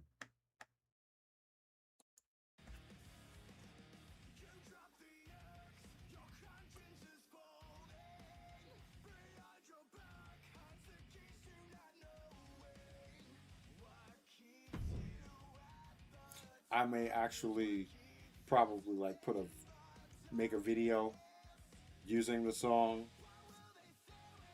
Probably do that for a lot of the theme songs for my characters.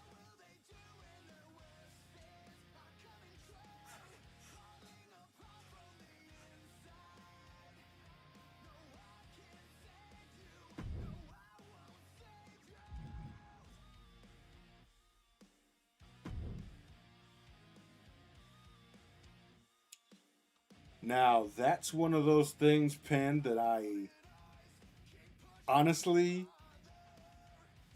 don't think I will do because it's always been a consistent thing, mystery, if you will, of how Aki actually looks.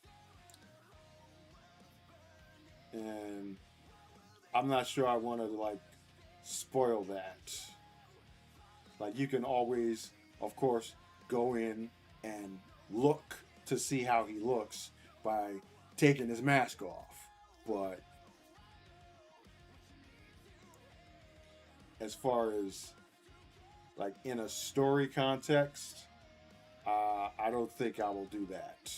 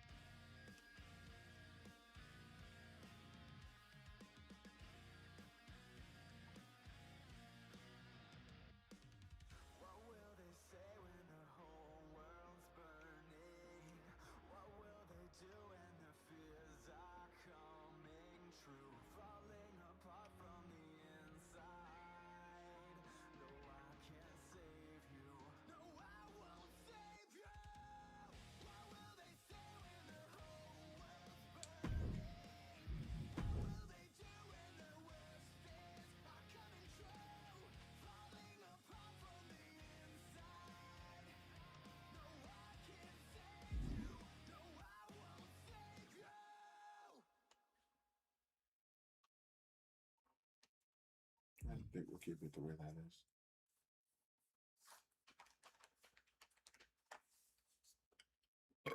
Excuse me.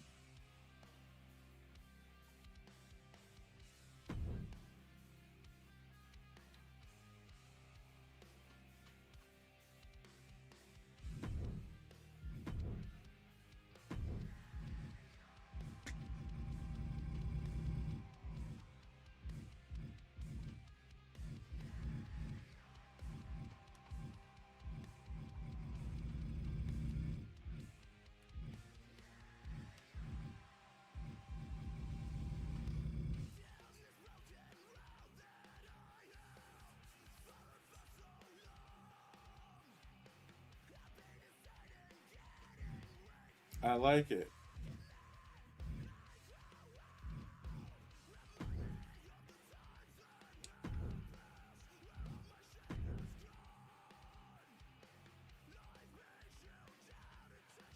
And then they got the Japanese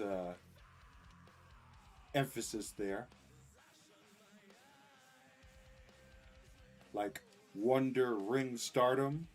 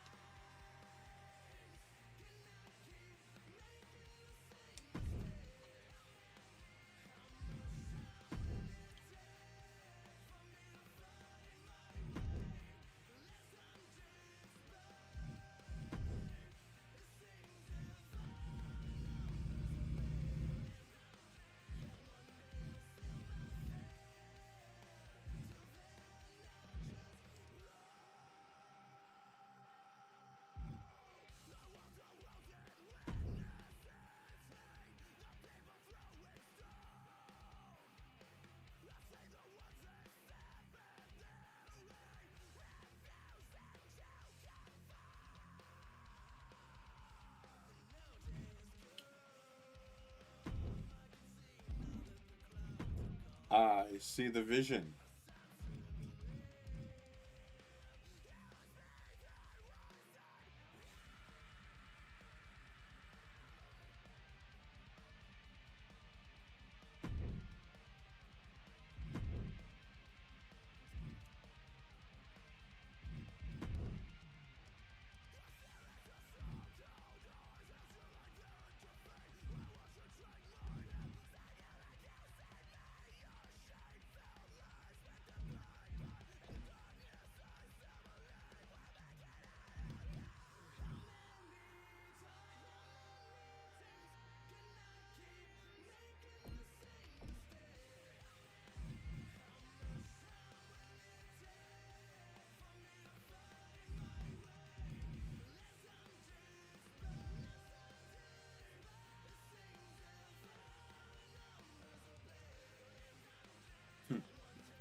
That actually does sound pretty dope.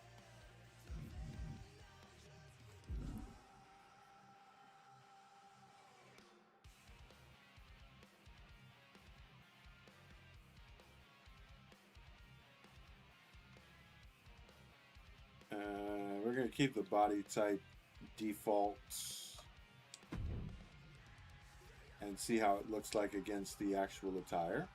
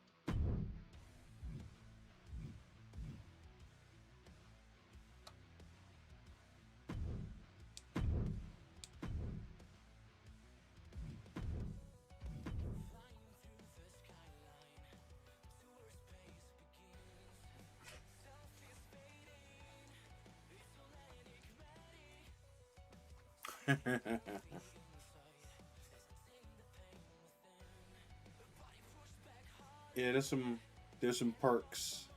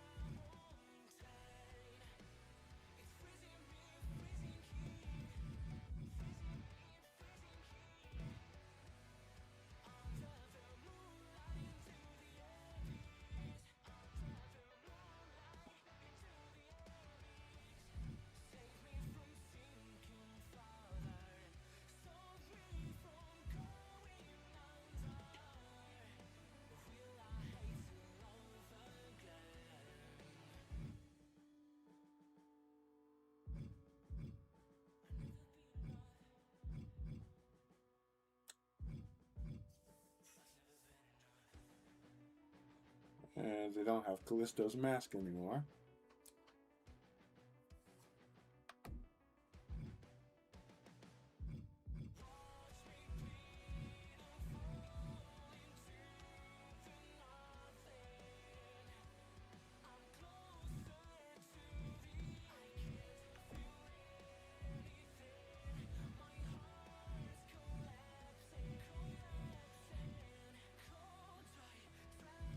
That kind of sucks.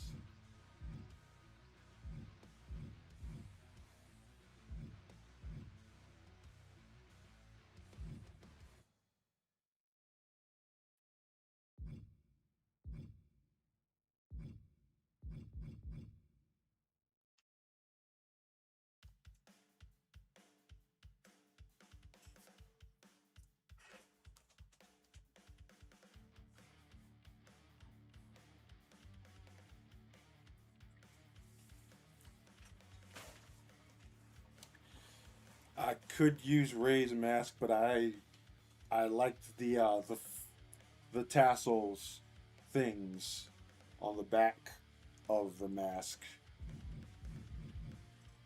Like Callisto's mask had like a tail, but it's not here anymore. Dragon Lee's mask has it, but it's different.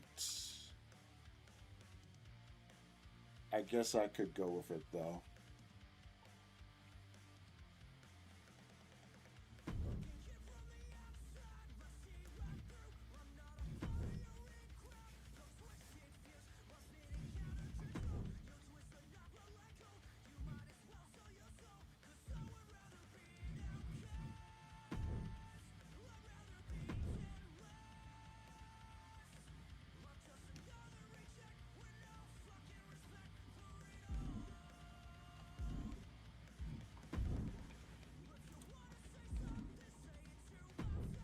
But what I actually need is a mask that shows off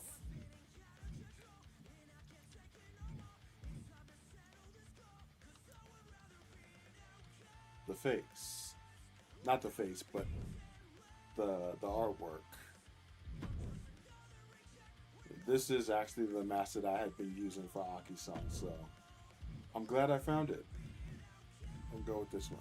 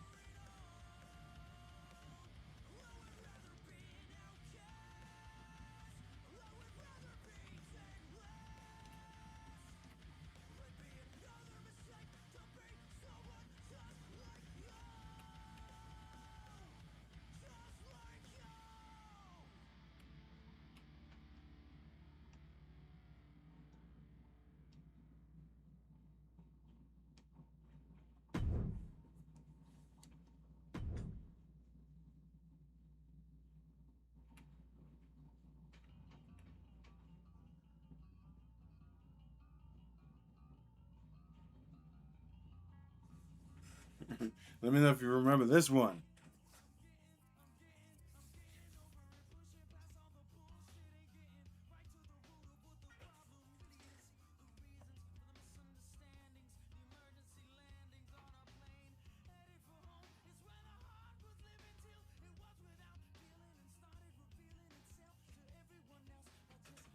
I didn't know this wasn't copyright.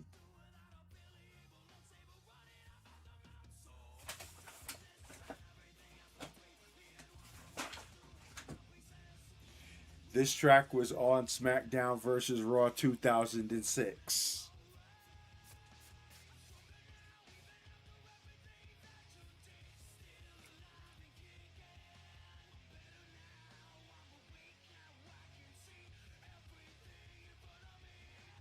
Classic. Oh man, memories.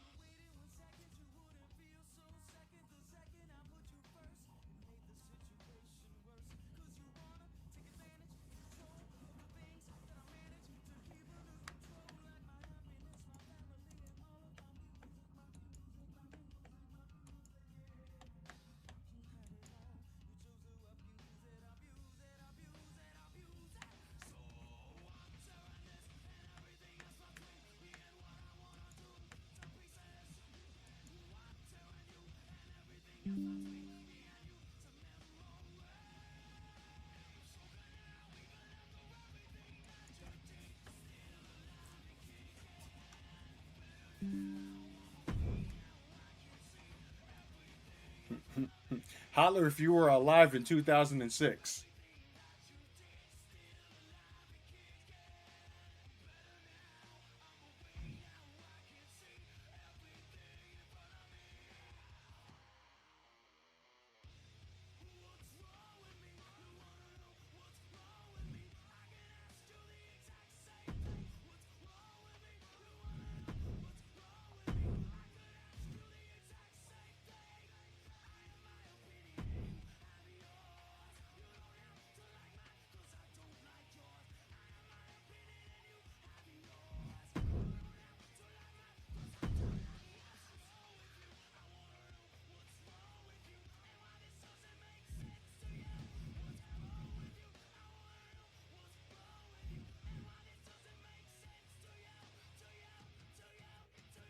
Good stuff.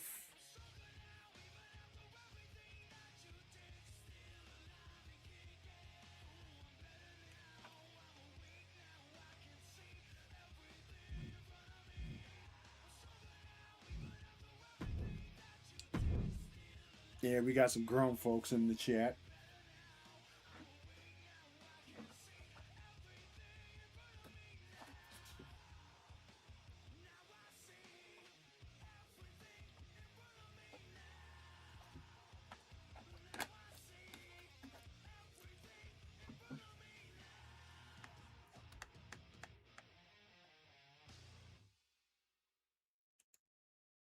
They got Bullet with a name on it too. We're gonna play that as well.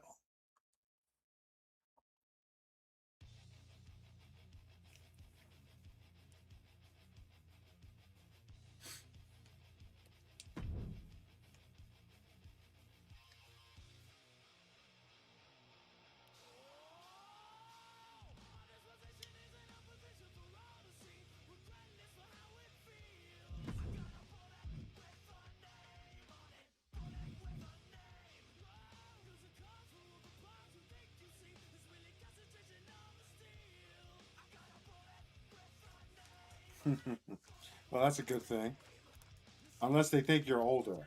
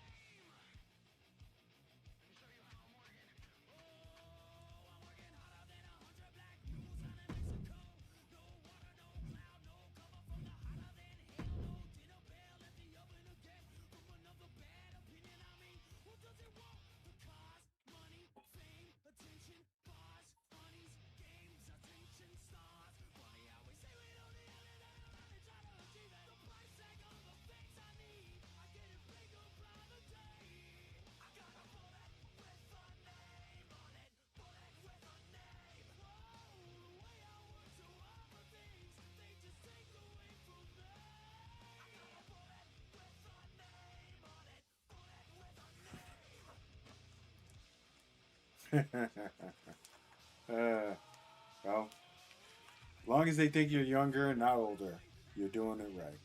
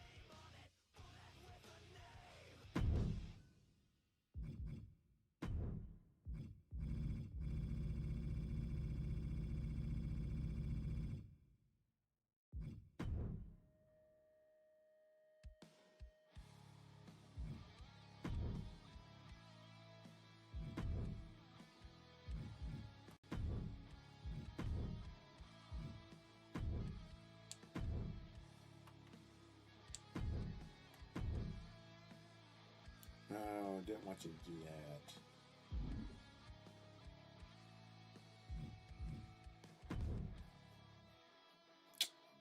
Fuck.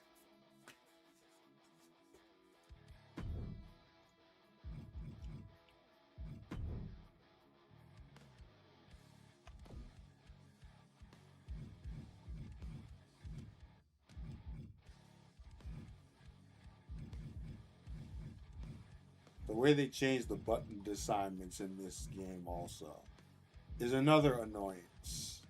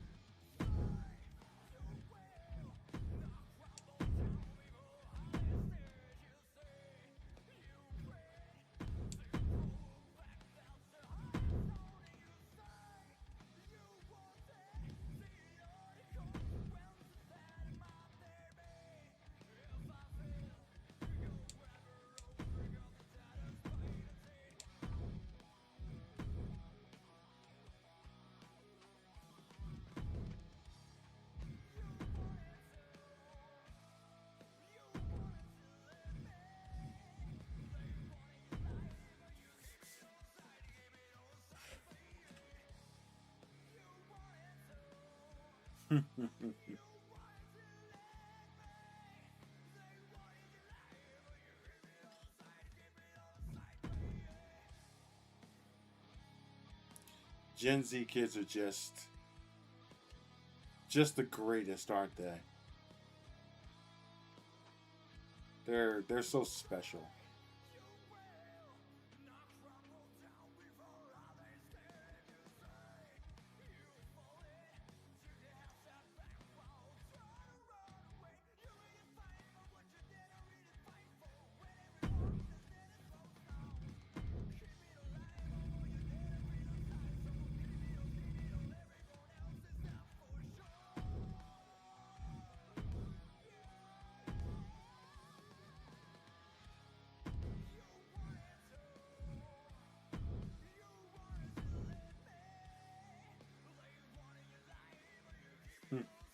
Special. Yes.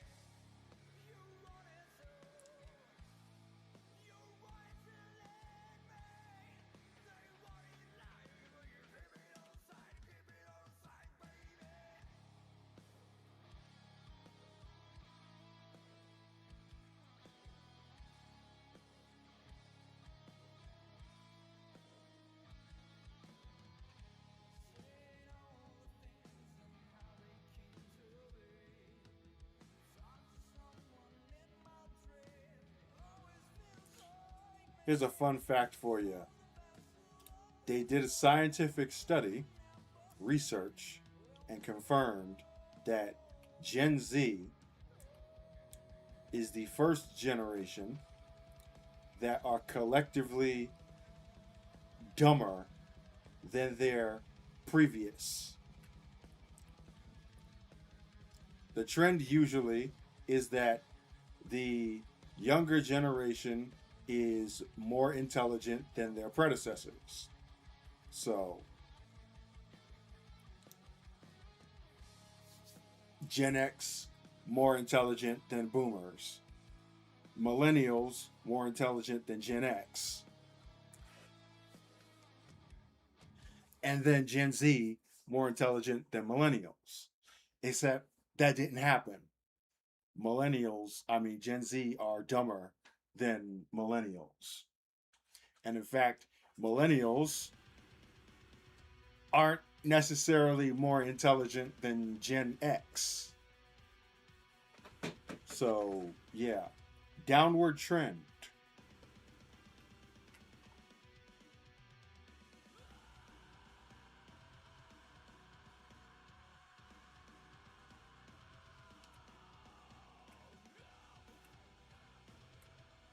And guess what the research blames that on? It shouldn't be anybody, it shouldn't be a surprise to anybody.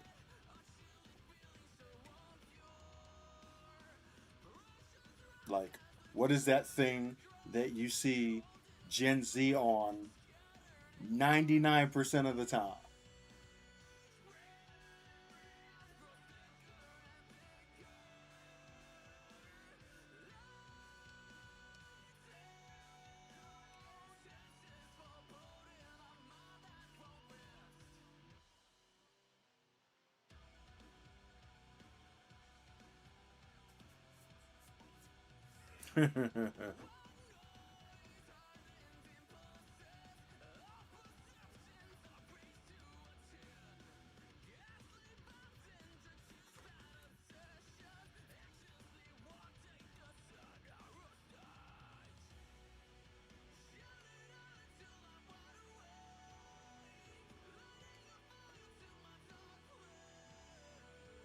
I can only imagine how that feels. Like your brain cells are bubbling and boiling in your face. Like what is happening?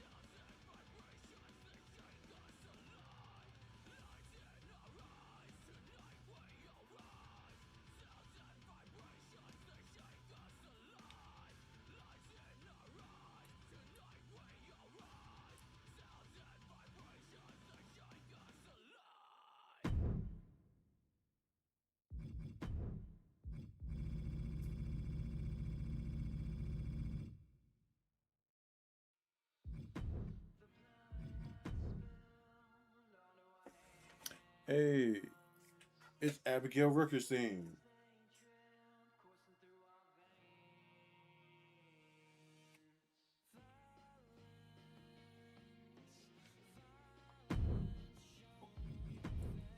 Beautiful violence.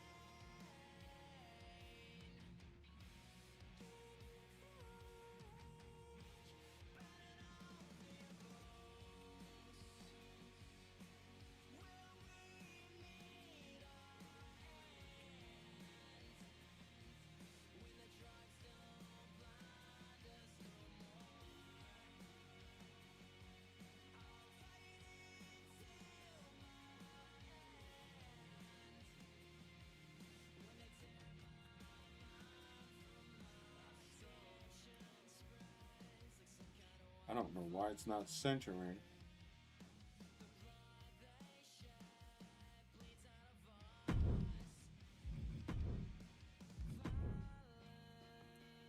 Whatever.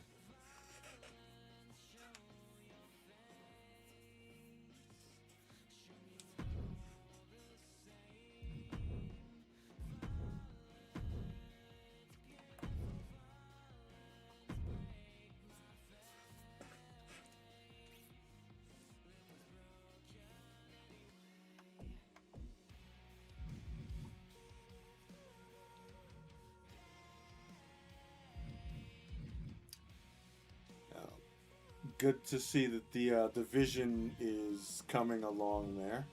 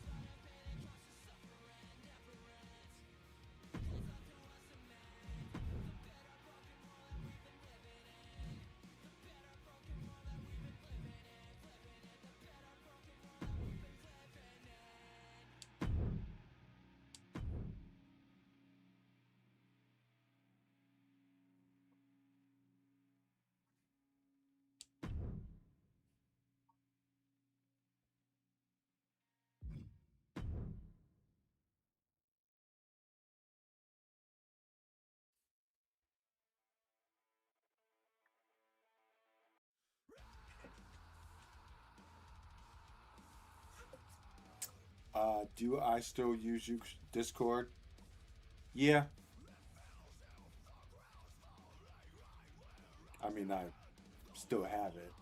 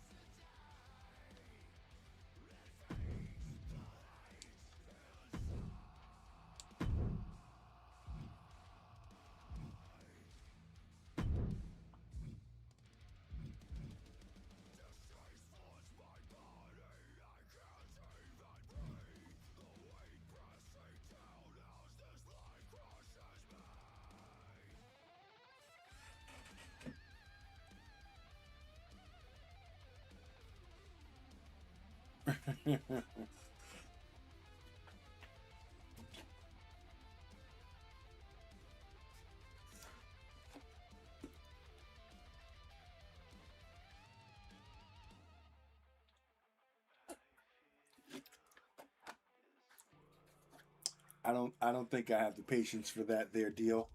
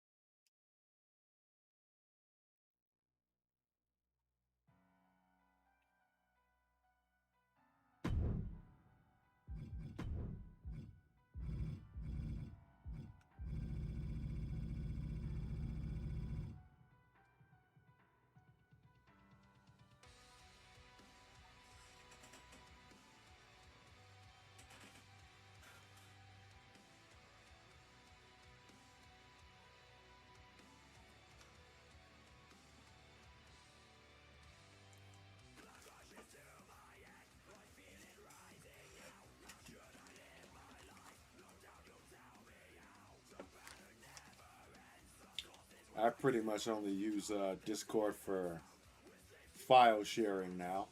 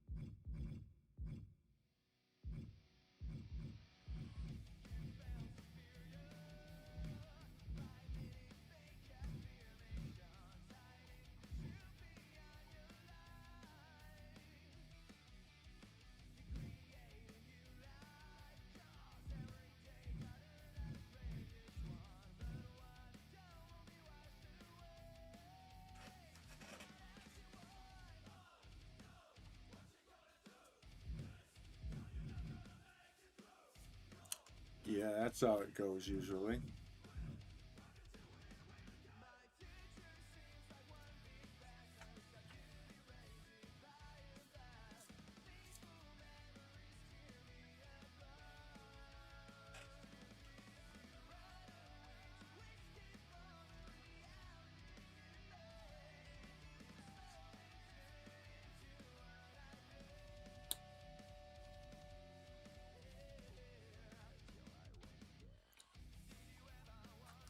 Tips for masks.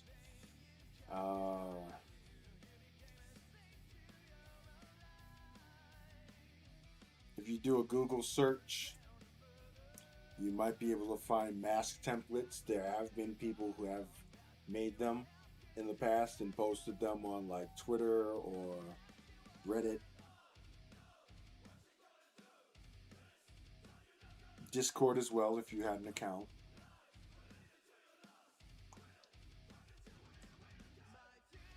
And you just use that to measure placements and then overlay that or overlap it with your designs, and that should do it.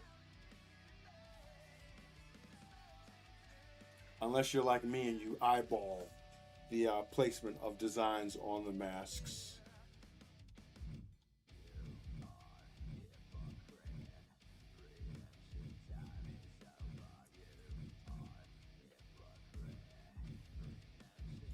Neither method is ineffective. They both work pretty well.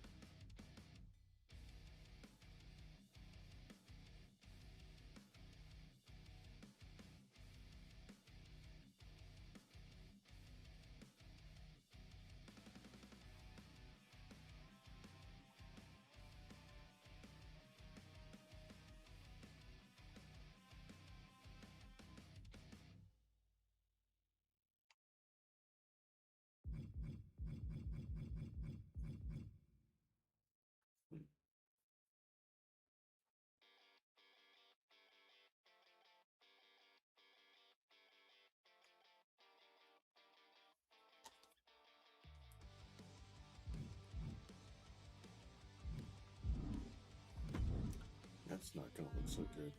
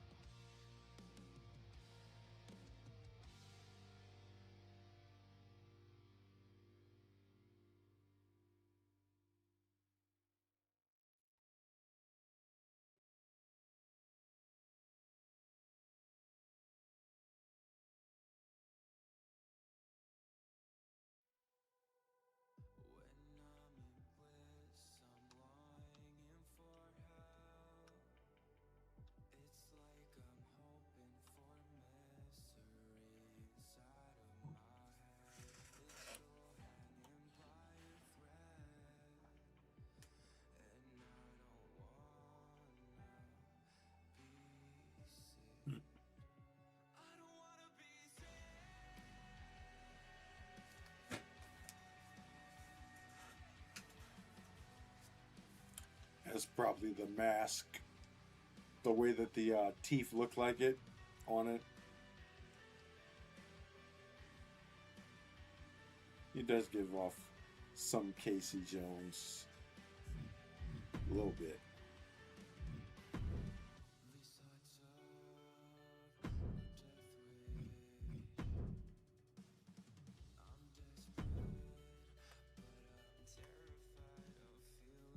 Oops.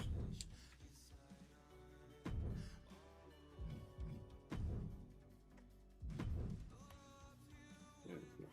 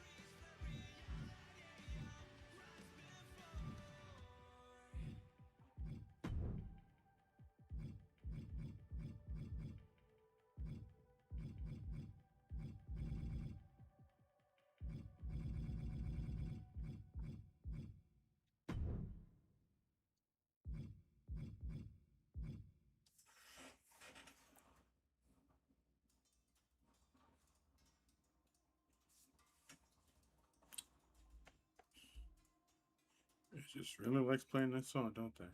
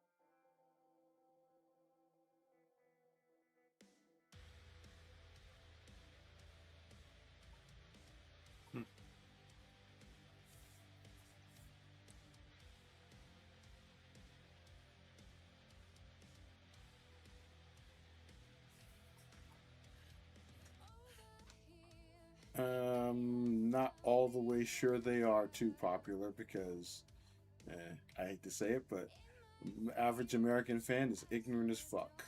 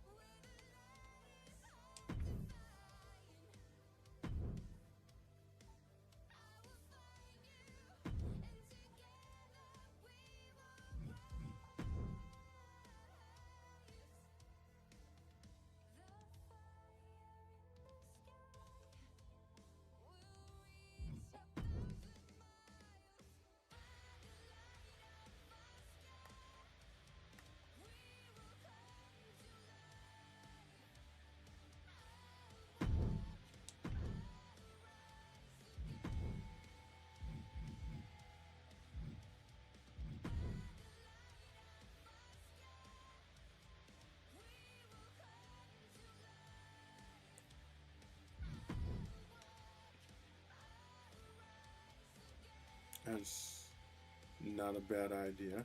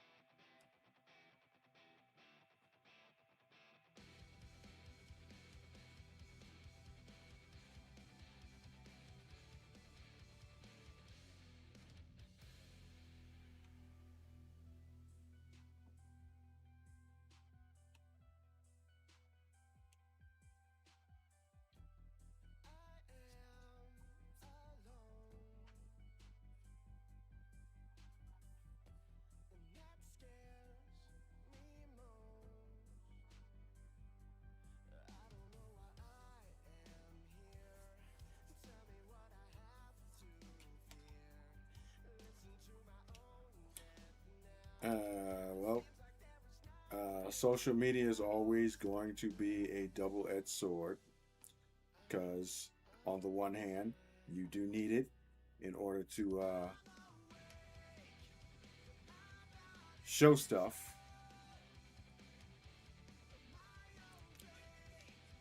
but then on the other hand, there's always the possibility that somebody on social media is going to steal your shit.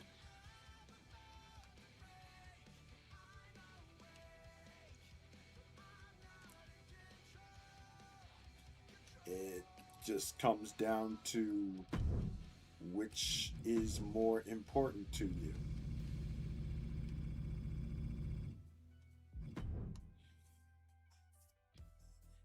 Oh boy, excuse me.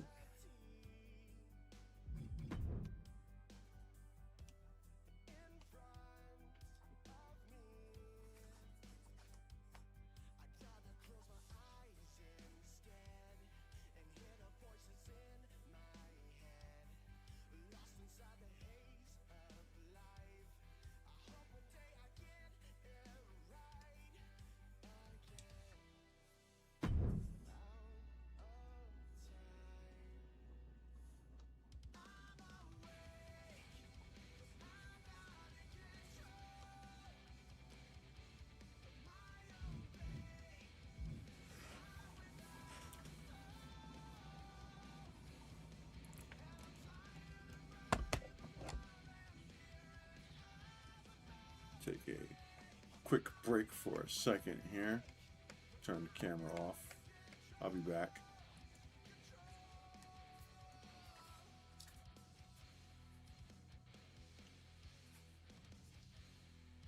Oh boy.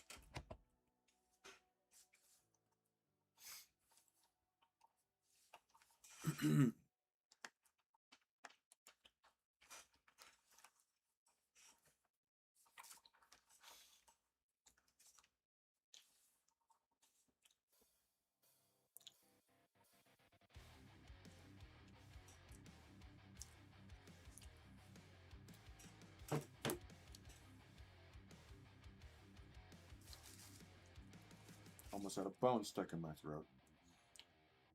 Yeah. Thank you, Perry. This is one of those situations of me trying to go off of memory here, because I don't remember the exact placement from last year.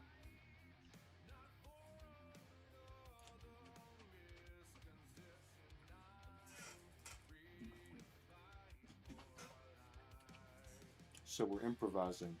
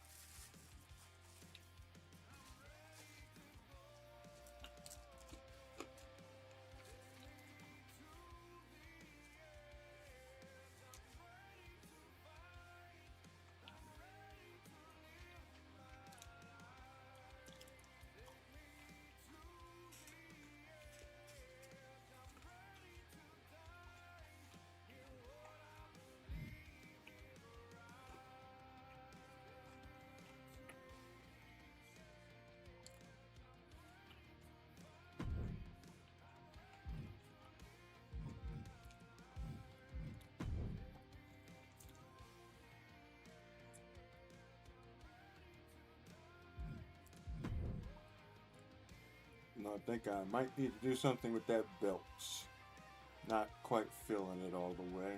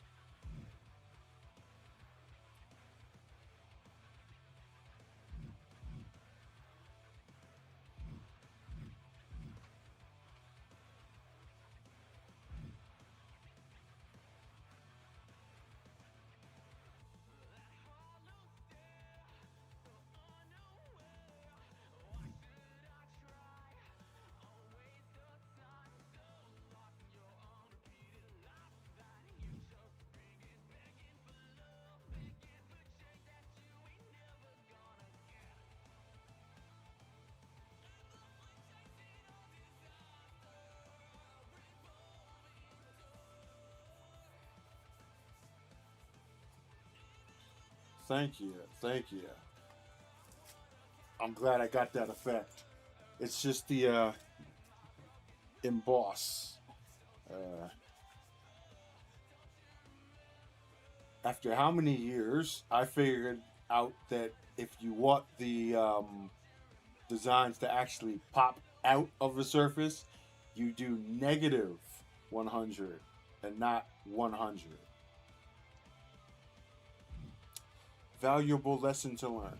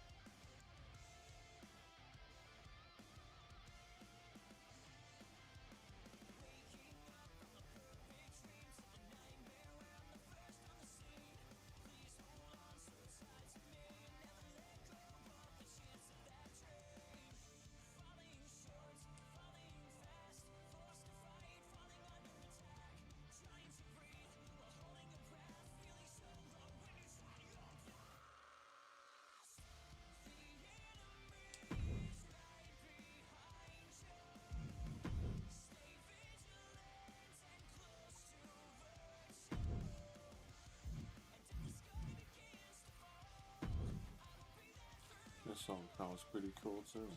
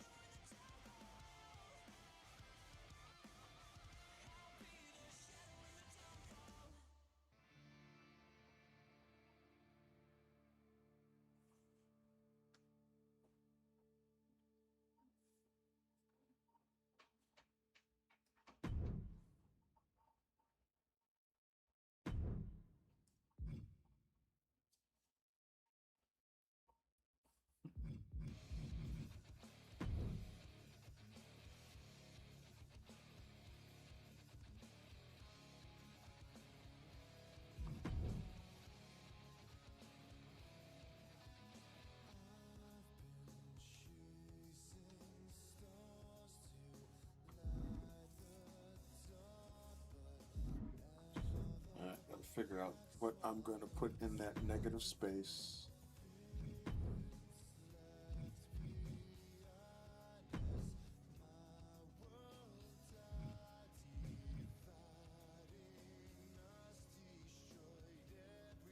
Oops.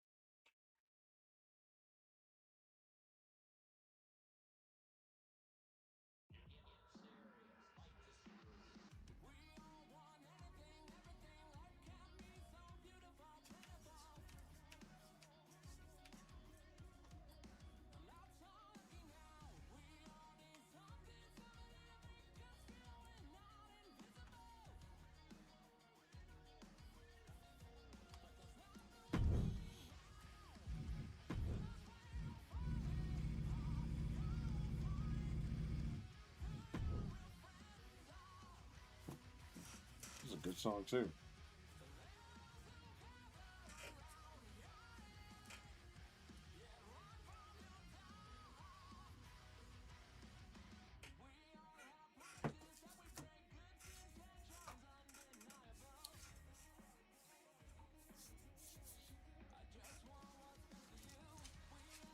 I don't know how you feel about this method, but for custom shaped plates,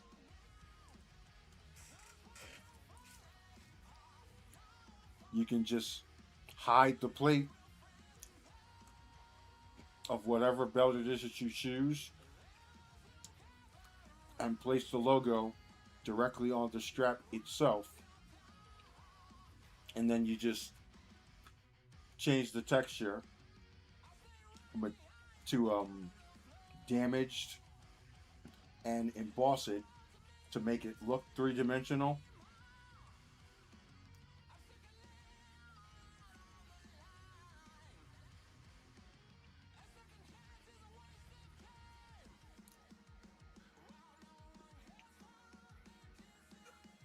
That's what I do with my belts.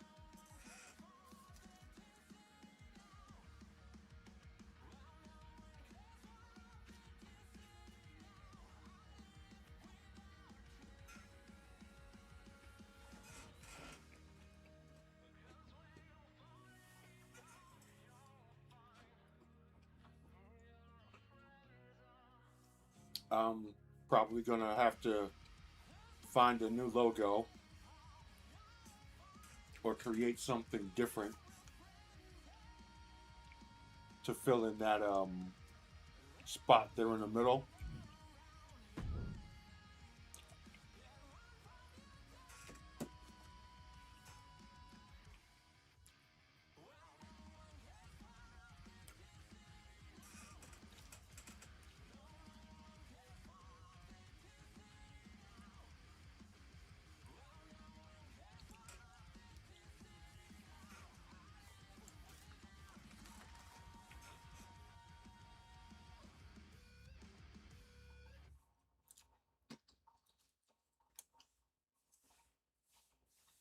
Something like a yin yang symbol.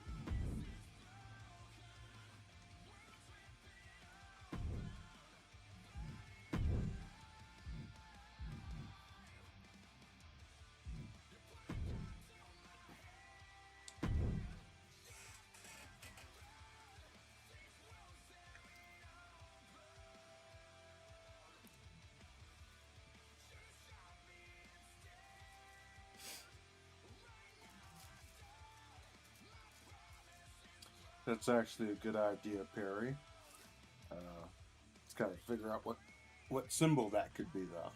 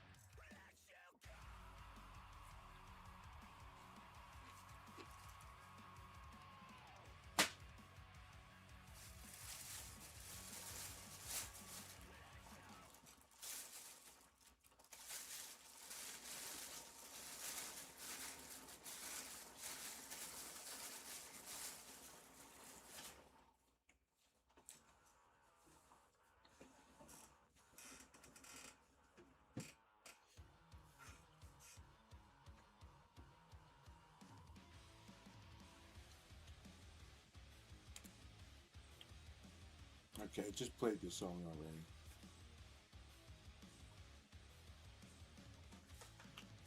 Anyway,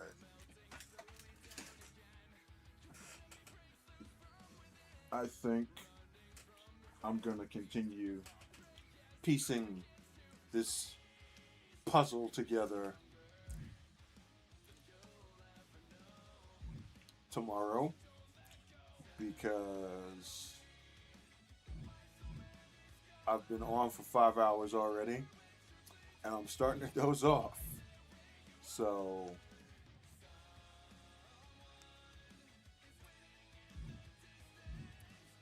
we're gonna get ourselves some sleep. And it's only 10:42. Jeez, I'm getting old.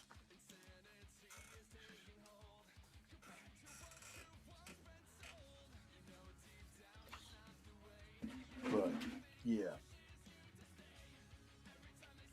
I'm gonna lay my ass down and get back into this when I have more energy. So we will end the stream from here, and I will give you my thanks as always for hanging out and chatting it up, asking questions and stuff like that. And we will do it again tomorrow. Have a good night, everybody.